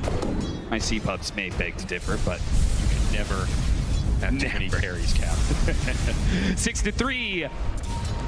Team Secret, well, he did have a 2,000 net worth lead, so it has gone down a little bit. So it seems like the state of the game has at least been okay for Tundra, even though we've seen them, lose some kills and stuff like that. It seems like economy-wise, they've been doing all right for themselves. So I wonder how many stacks Chrysalis has available. Well, Nisha's doing his best to steal him a bit. There it is. You got 6 of them packed up. Yeah, Soxa comes in, tries to grab what he can. I don't think Secret want to give up this jungle too early here. Radiant's bottom tower has You're always happy to farm it out, but if Tundra's going to give you these skirmishes, I feel like Secret is pretty strong in them just because of how many levels they have on these supports. Like, Puppy's not too afraid. You also are losing in this tier 1 trade, so that was something from the other game. Secret defended their tier 1 for a long time against that 33 Brood Visage. This game, a little different. He's just going to claim it here, push himself towards the raid pack the rush she will have. Skeeter looks like he's going to call it quits on that safe lane for now, but 11.5 minutes in, safe lane tower still being up is great progress, and they will have that Wraith pack coming in now for the Enigma, so who knows, they may even make a rotation back at some point. Roll in on point, Science. He's going to be able to get some serious damage onto this Enigma, but they don't necessarily have any follow-up. Too many heroes here on the side of Tundra for showing up, with Moonlight Shadow being used as well. Yeah, what indeed? Too many heroes there, not expecting them all. Solar Guardian was just coming off cooldown as well. You will pay the price Dire's top tower for their vision sins. It's a little bit of information, though, out of Tundra for the rest of the team. Though they're not really able to take advantage of that. I mean, I guess in many ways, Dawnbreaker is just not a hero that could take that tower. And yeah, now 33's up here. So now if you want to take that safe lane tower, you have to fight into the Wraith Pact hero. That is pretty scary. You have to take this soon if you're Secret. Like, you have to equalize the map, open up some more space for your Gyro to farm. Remember, Gyro is this triangle rotation farm pattern hero. He really needs this tier 1 down to open up enemy jungle and make those rotations efficient. They will finally claim it. He very happy with that. Now it just comes down to these mid fights. How much does Tundra want to push this mid tower or smoke to the triangle? The answer is right now, Armless CK. Time is of the essence, it seems, for Tundra. I do not want to give too much space to this Secret Tricore again. The Enigma is going to push in the mid lane while the rest of the team smokes out behind the mid tier 1 tower. Great D-ward read, though, from Team Secret. That's incredibly valuable here. Going to help protect this Zeus. They are just chipping this tower. Eidolon's doing a decent amount of work. Pretty hard to engage for Secret here. They don't want to walk up too much. There could be CK in the trees. You don't know where this Tuskar is. He was bottom. You don't get the tier 1, but about as close as you're going to get. Yeah, certainly. All right, so an early Chrysalis and a straight-up BKB, so really delaying the Aghanim Scepter a lot for Chrysalis.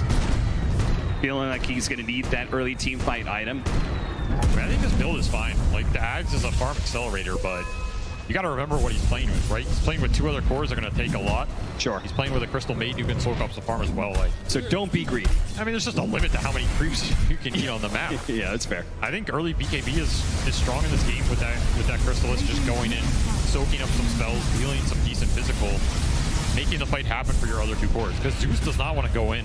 And this Dawnbreaker doesn't really just want to run in first either, right? He wants to ult on top, either an Earth Spirit roll, Gyro going in. So if Gyro can frontline, it's nice. And on the flip side, this Tundra teamfight is a lot about using this Mirana ult to find the targets they want between Tiny and Tusk. Searching for it now. Tried this before. They're going to have to lead off with the Avalanche. Tumbler Toy over the side to make sure they get the toss. And a very nice pickoff for Tundra. He kind of needed to, but Secret, they're going to chase after these guys. 9. He's got a haste rune, so he may not be able to outrun that rocket, but he can get some serious distance. They're going to try and chase. Oh, what an interception! What a play from Rana. Now in turn, they're going to save each other with the Soba Sansa with a beautiful Avalanche. Hello, Black Hole. Goodbye, Secret. Beautiful interception there to just turn the fight around. Oh, and one more. Wrap it up. That'll be a team wipe for Tundra. Whoever you want. What? 5-man wipe. A setup. That was just beautiful, baiting the overextension. That roll is just too deep, and of course, no Solar Guardian to come out of that fight. Like, that spell might have turned that fight around right there. Yeah, super clump, super slow, all in the Earth Spirit gun, but your Dawnbreaker sitting in the fountain. Just don't have that big spell to sustain you through the damage. And, I mean, this chase, he has a haste rune. 9 just baiting it out the whole time. Not even sure he dies on this rolling. But either way, nice Snaking play. Does his best Secret Service impression there. Protects the president. 33 comes in with the cleanup. Snaking's a sacrificial guy, you know? Yeah, he's happy to jump in there, take the bullet, as long as he gets the dub. That means Tundra gotta be feeling really good about that momentum shift, especially after how hard that laning phase was for them. So the fact that they are now solidly back in control of this game, if they can get to a point where they've got the pipe completed on the Enigma, then we're full team fight ready to go. Wraith Pack pipe, just like the Broodmother. And that Wraith Pack pipe is deadly this game, right? There's only the Dawn Starbreaker and the Gyro Black to really clear into the physical area. Everything else is just AoE magic. Yep. So that EHP from Pipe Wraith Pack just it's going to be deadly in this mid game. Now, what do you think of this pickup from Nisha? He's rushing the E-Blade. Do you think that is trying to protect people from Tusk Chaos Knight? Do you think it's trying to cut through this Wraith Pack pipe and just like really nail that single target damage? Mixture of both, maybe? Definitely a bit of both, right? Like, if he gets gap close, he can E-Blade the Tusk, who's not going to go BKB first. He's going to Deso build. So if you E-Blade him, leap away, bolt him back, 9 just gets debilitated in that type of engagement. At the same time, you can E-Blade yourself before one of those jumps. It's very nice. There's also a lot of chain stun potential from Tundra. Like, you get Malefice, you get Avalanche, there's an arrow coming through. If they commit on a chain stun target off the arrow and you E-Blade that guy and it saves him from a lot of that physical burst, you can turn the fight around. Puppy flirting with danger. Yeah, it really was. I don't think Skeeter thought it was just him. And it was. really was. The rest of Secret, they were a bit of distance away, snaking. They're going to try and pop him here. They're going to throw the Dawnbreaker ultimate on top of this to ensure the fast kill, but they're on the wrong side of this cliff. Nisha's going to try and use it to his advantage, though. They do have the shard out. There's no black hole to fear, so they can just kind of run headlong into Tundra, perhaps. A freezing field. Keep it going. Just managed to get that one kill. Resolution tries to finish it off, but Dawnbreaker Hammer can't go to 3. Now Chaos Knight. Skeeter trying to get the armlet toggling, but Nisha delivers the damage. Not quite enough. The toggles keep going. Frostbite going out. Now Crystal is low. Flat cannon shots, one after the other, but Skeeter stays alive through it all. He toggles through everything. Nisha got stuck on that high ground cliff too, trying to position to just stay out of range, but it's not enough to finish off that CK. Skeeter lives through it all. We saw the type of fight Skeeter wanted to take, taking the raid pack down early. These Tundra heroes are tanky, man. Like, the damage is done, right? You have 2,000 HP to cut through on this Tusk, 2,000 on this CK. A nice way to start out killing the support for free. Then you're like stuck in this clump engagement. You're getting multi-avalanched. That shard ended up slowing down the gyro as well. Just can't commit it instantly. Turns into a very awkward engagement. You also have to think about these midnight pulses just getting thrown down and burning you for the whole time. Oh yeah, absolutely. This kiting, I mean Skeeter, it draws him in so deep with this armlet toggling that now Chrysalis is heavily overextended. His lifesteal is not enough sustain to deal with all this bits of damage being thrown at him. And Tundra, now they want those long fights. Yes. If they get multiple Tuskar spells off, it's a perfect scenario for them. Trying to hammer away, but here comes the snowball. 9 knocks him out.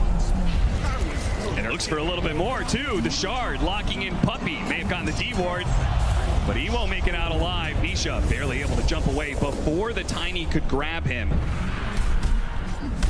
Toss him to his allies. 5,000 net worth lead for Tundra. They continue to grow and continue to take more and more of the map away from Secret. This is the Tundra like 5-man skirmish that they use this Tiny and Mirana combo so well for. No cooldowns they really have to wait for. They don't really care about Black Hole this game. They're ready to fight off the stuns, get their carry involved. Skeeter having a way more impactful game this time around. Level 13 topping the charts. He's just been involved in everything. And between him and this Tuskar tag team, there's not enough armor or survivability to deal with the physical burst right now. Pushing Secret to the back, but it's going to give a lot of space to this Tundra lineup to soak up the map. And if there's one thing we've seen this series, it is these two supports between Soxa and Snaking. They find farm and they find it very fast. Yes, they do. I don't even know where they find this much farm, to be honest. I mean, Soxa's pushing up close to Rezo, right? Very different from last game. Yeah, certainly. This is not the same kind of game where Rezo was just able to hang out in side lanes and farm non-stop and enjoy the occasional team fight. Tundra's actually putting an effort in shutting him down first, smoking him at the start of any of these rotations. That's the best way to do it. You take the Dawn or Zeus out, you remove a lot of that counter initiation. Yeah. And if you hit a nice BKB timing here, that is one of the downsides of the Secret line. Right? The pipe for Tundra is super powerful. The BKBs next is powerful. Like, there is not a lot to interfere with those durations, and they can get a lot done because the physical burst is just so high. Maybe catching Snaking here. We had that smoke. Don't need to use Thunder God's Wrath. Nisha will hold on to it for now.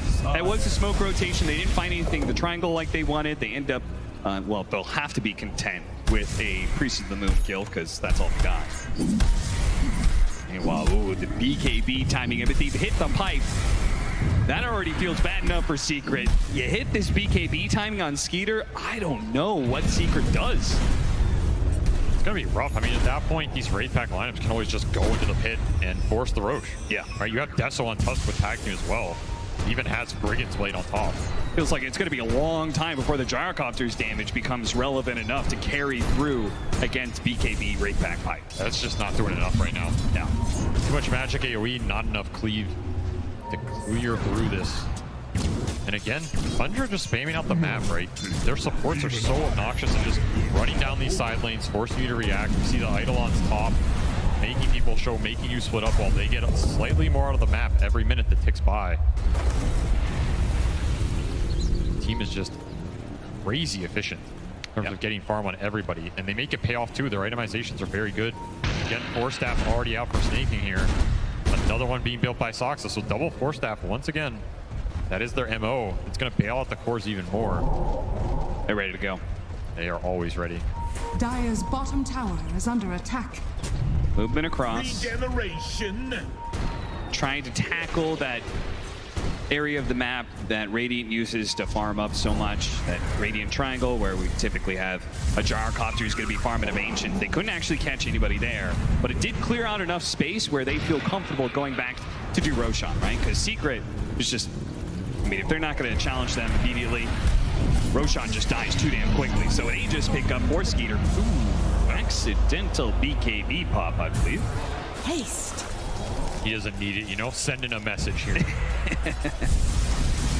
Yeah, Roshan cannot dodge the smoking.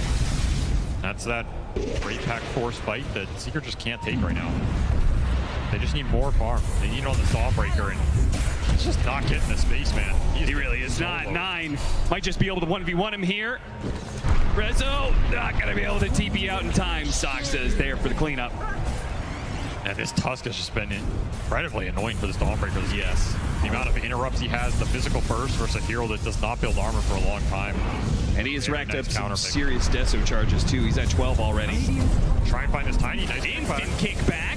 A lot of magic damage. There's that E-Blade being put to use.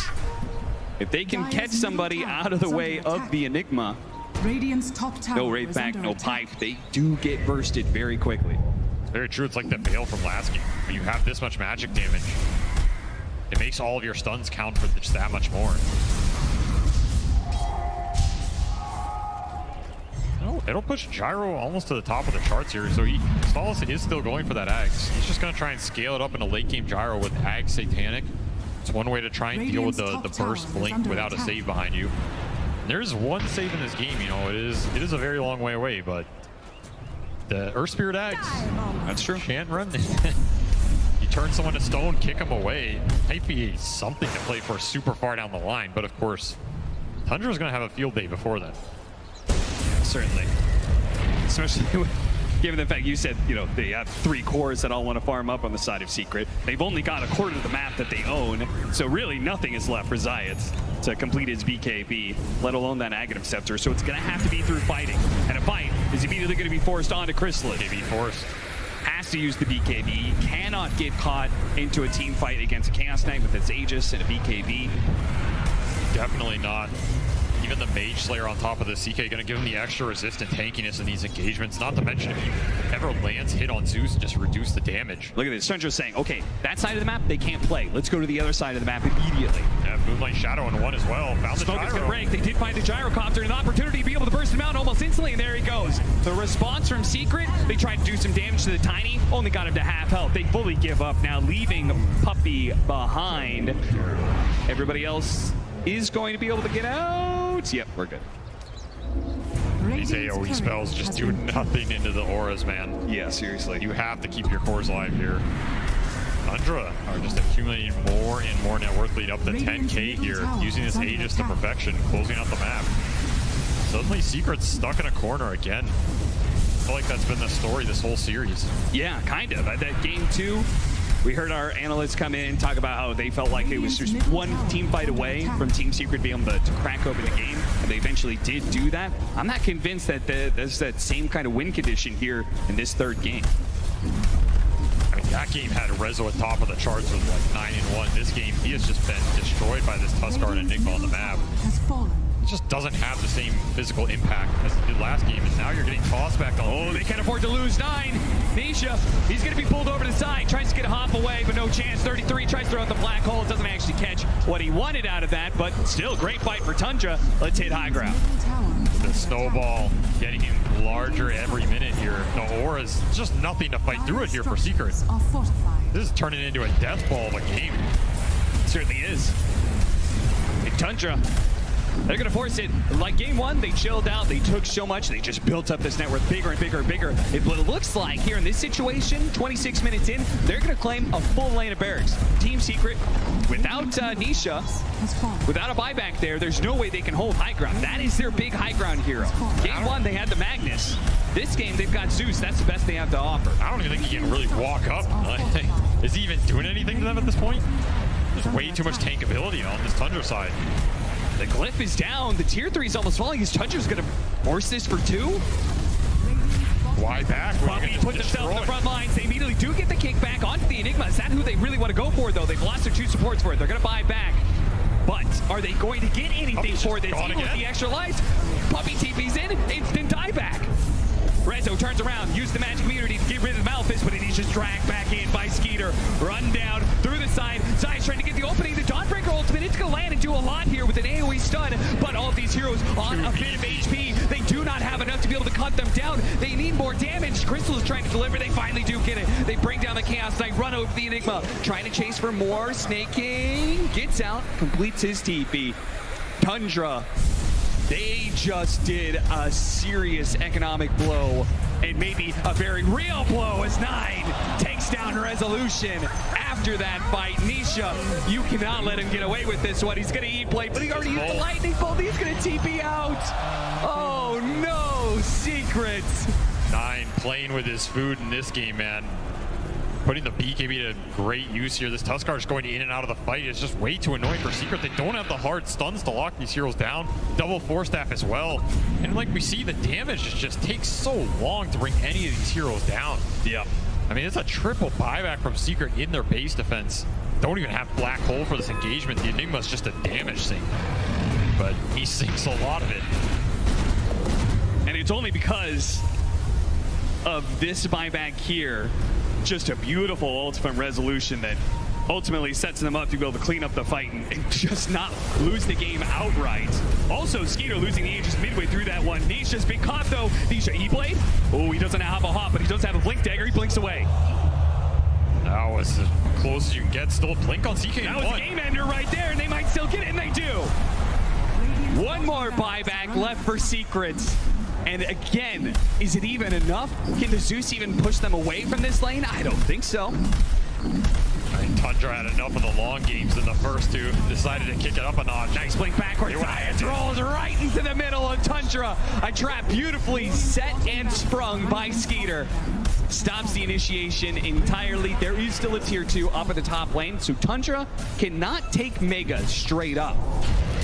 But they're only a few minutes away and a couple of movements out from being able to get that potential last team fight forced upon Team Secret. I don't see a way to fight this 5-man. I just don't see it. Where's the damage coming from? Even if you land everything on everybody, it's just not there. These heroes are too tanky. Triple BKB is now online, so now you have to worry about BKB Black Hole on top of everything else. Tundra just closed this map out so fast. The Death Ball came online, you lose one fight, suddenly you're in a position where you lose Aegis, that converts into a Rax mid. They never looked back. Secret looking perhaps the last team fight of this series. What do they need? They need a Divine Rapier, and Crystals has a queued, but he is a long way off. Okay, what do they need to win this fight in order to get to that Divine Rapier? They need a Divine Rapier. Well, maybe Tundra will buy one for him. Well, look at that. Triple bounty rune just casually sitting back on the dire side of the map. So, and, you know, Tundra, chill out. Take your time. Wait for Roshan. There is very little rush here.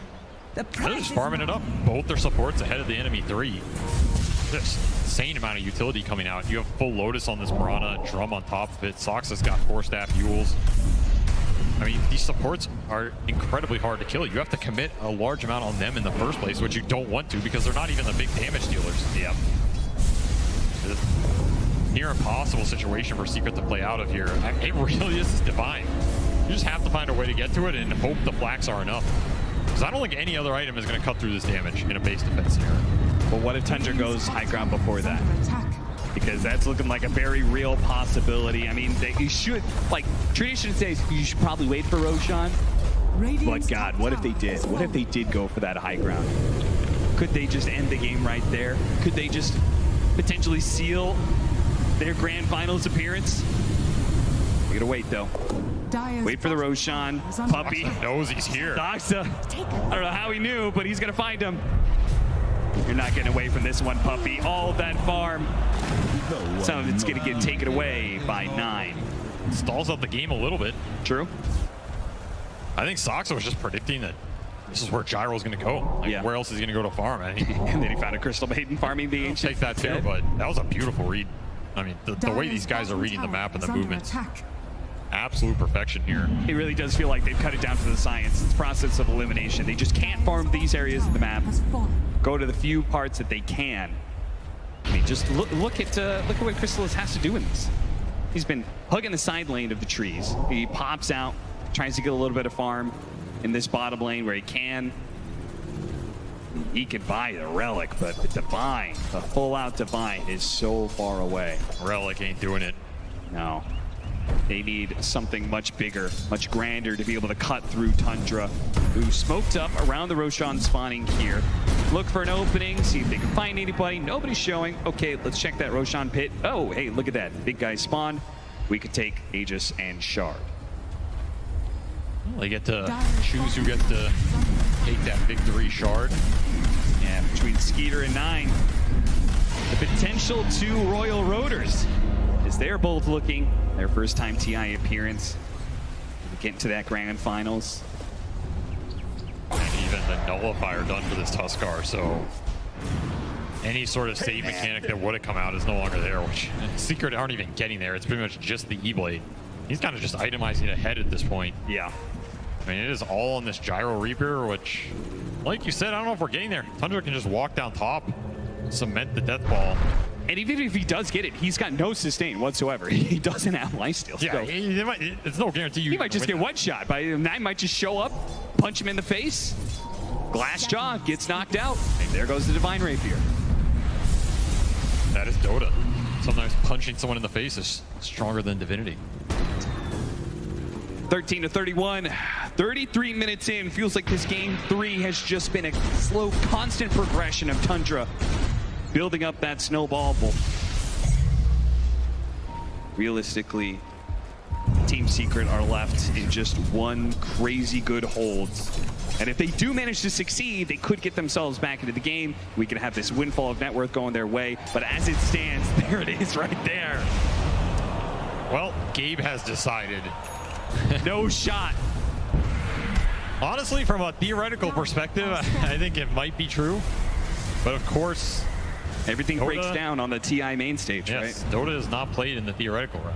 It is played in the Coliseum, where mistakes can be made. So there is still a glimmer of hope here. However, faint Ags on Nisha give them some extra damage and stun here. Okay. Of course, we are still a little bit off that Divine. And even when he has the gold for it, how do they get out there to buy it? That is a bigger problem. Yeah, because you can't just rely on the courier. I mean, that might get courier sniped. is already in the tree, so he's prepping for it. That is so scary. That is a risky courier to run, man. Yeah. Meanwhile, you might not even get there. Tundra's just near your base. Tundra, they're setting up. They got the initiation. They're going to bring down the Dawnbreaker first. The arrow comes out. He's dead. No buyback there. Zion's trying to disrupt whatever he can. The snowball on back in is going to be able to finish up Zion. The Puppy falls as well. 3 dead, no buyback. Tundra maybe don't even need the Megas. Maybe they just delivered the final blow to Team Secret, knocking them down to lower bracket. You'll have to fly it through here on the side. The last hope. Now, is he going to be able to sneak it through? Will anybody notice his courier? It's going to slip on by for now, but Megas is going to be claimed. Team Secret. Oh no, he's been grabbed. BKB does go off. Divine Rapier starts going to work, but you can see they're actually decently tanky. Chrysalis has got to get back to it, but he's just going to get blacked out immediately. Divine Rapier picked up. Divine Rapier dropped, and that is it. Tundra are going to the grand finals. And in absolute dominating fashion for this game 3. Those first 2 games, pretty rough and tumble, but this just cemented their dominance in this tournament. They are definitely the favorites going into that grand finals. Just no one can break the way these guys play the map, out-farm you, out-efficiency you. They find the picks, your lanes collapse, your jungle disappears. It is clinical, man. There are just no mistakes that come out on this side when they're functioning on all cylinders. Games look like this. You get deathballed out of nowhere from that 20-minute mark to the 30-minute mark. All downhill. It's just going to come down to that best of 5 grand finals. Then we'll see whether or not it's going to be Secret or Liquid who will challenge Tundra there. See if they can break Tundra in a best of 5, because in these best of 3s, Tundra has seemed untouchable. Crazy strong performance by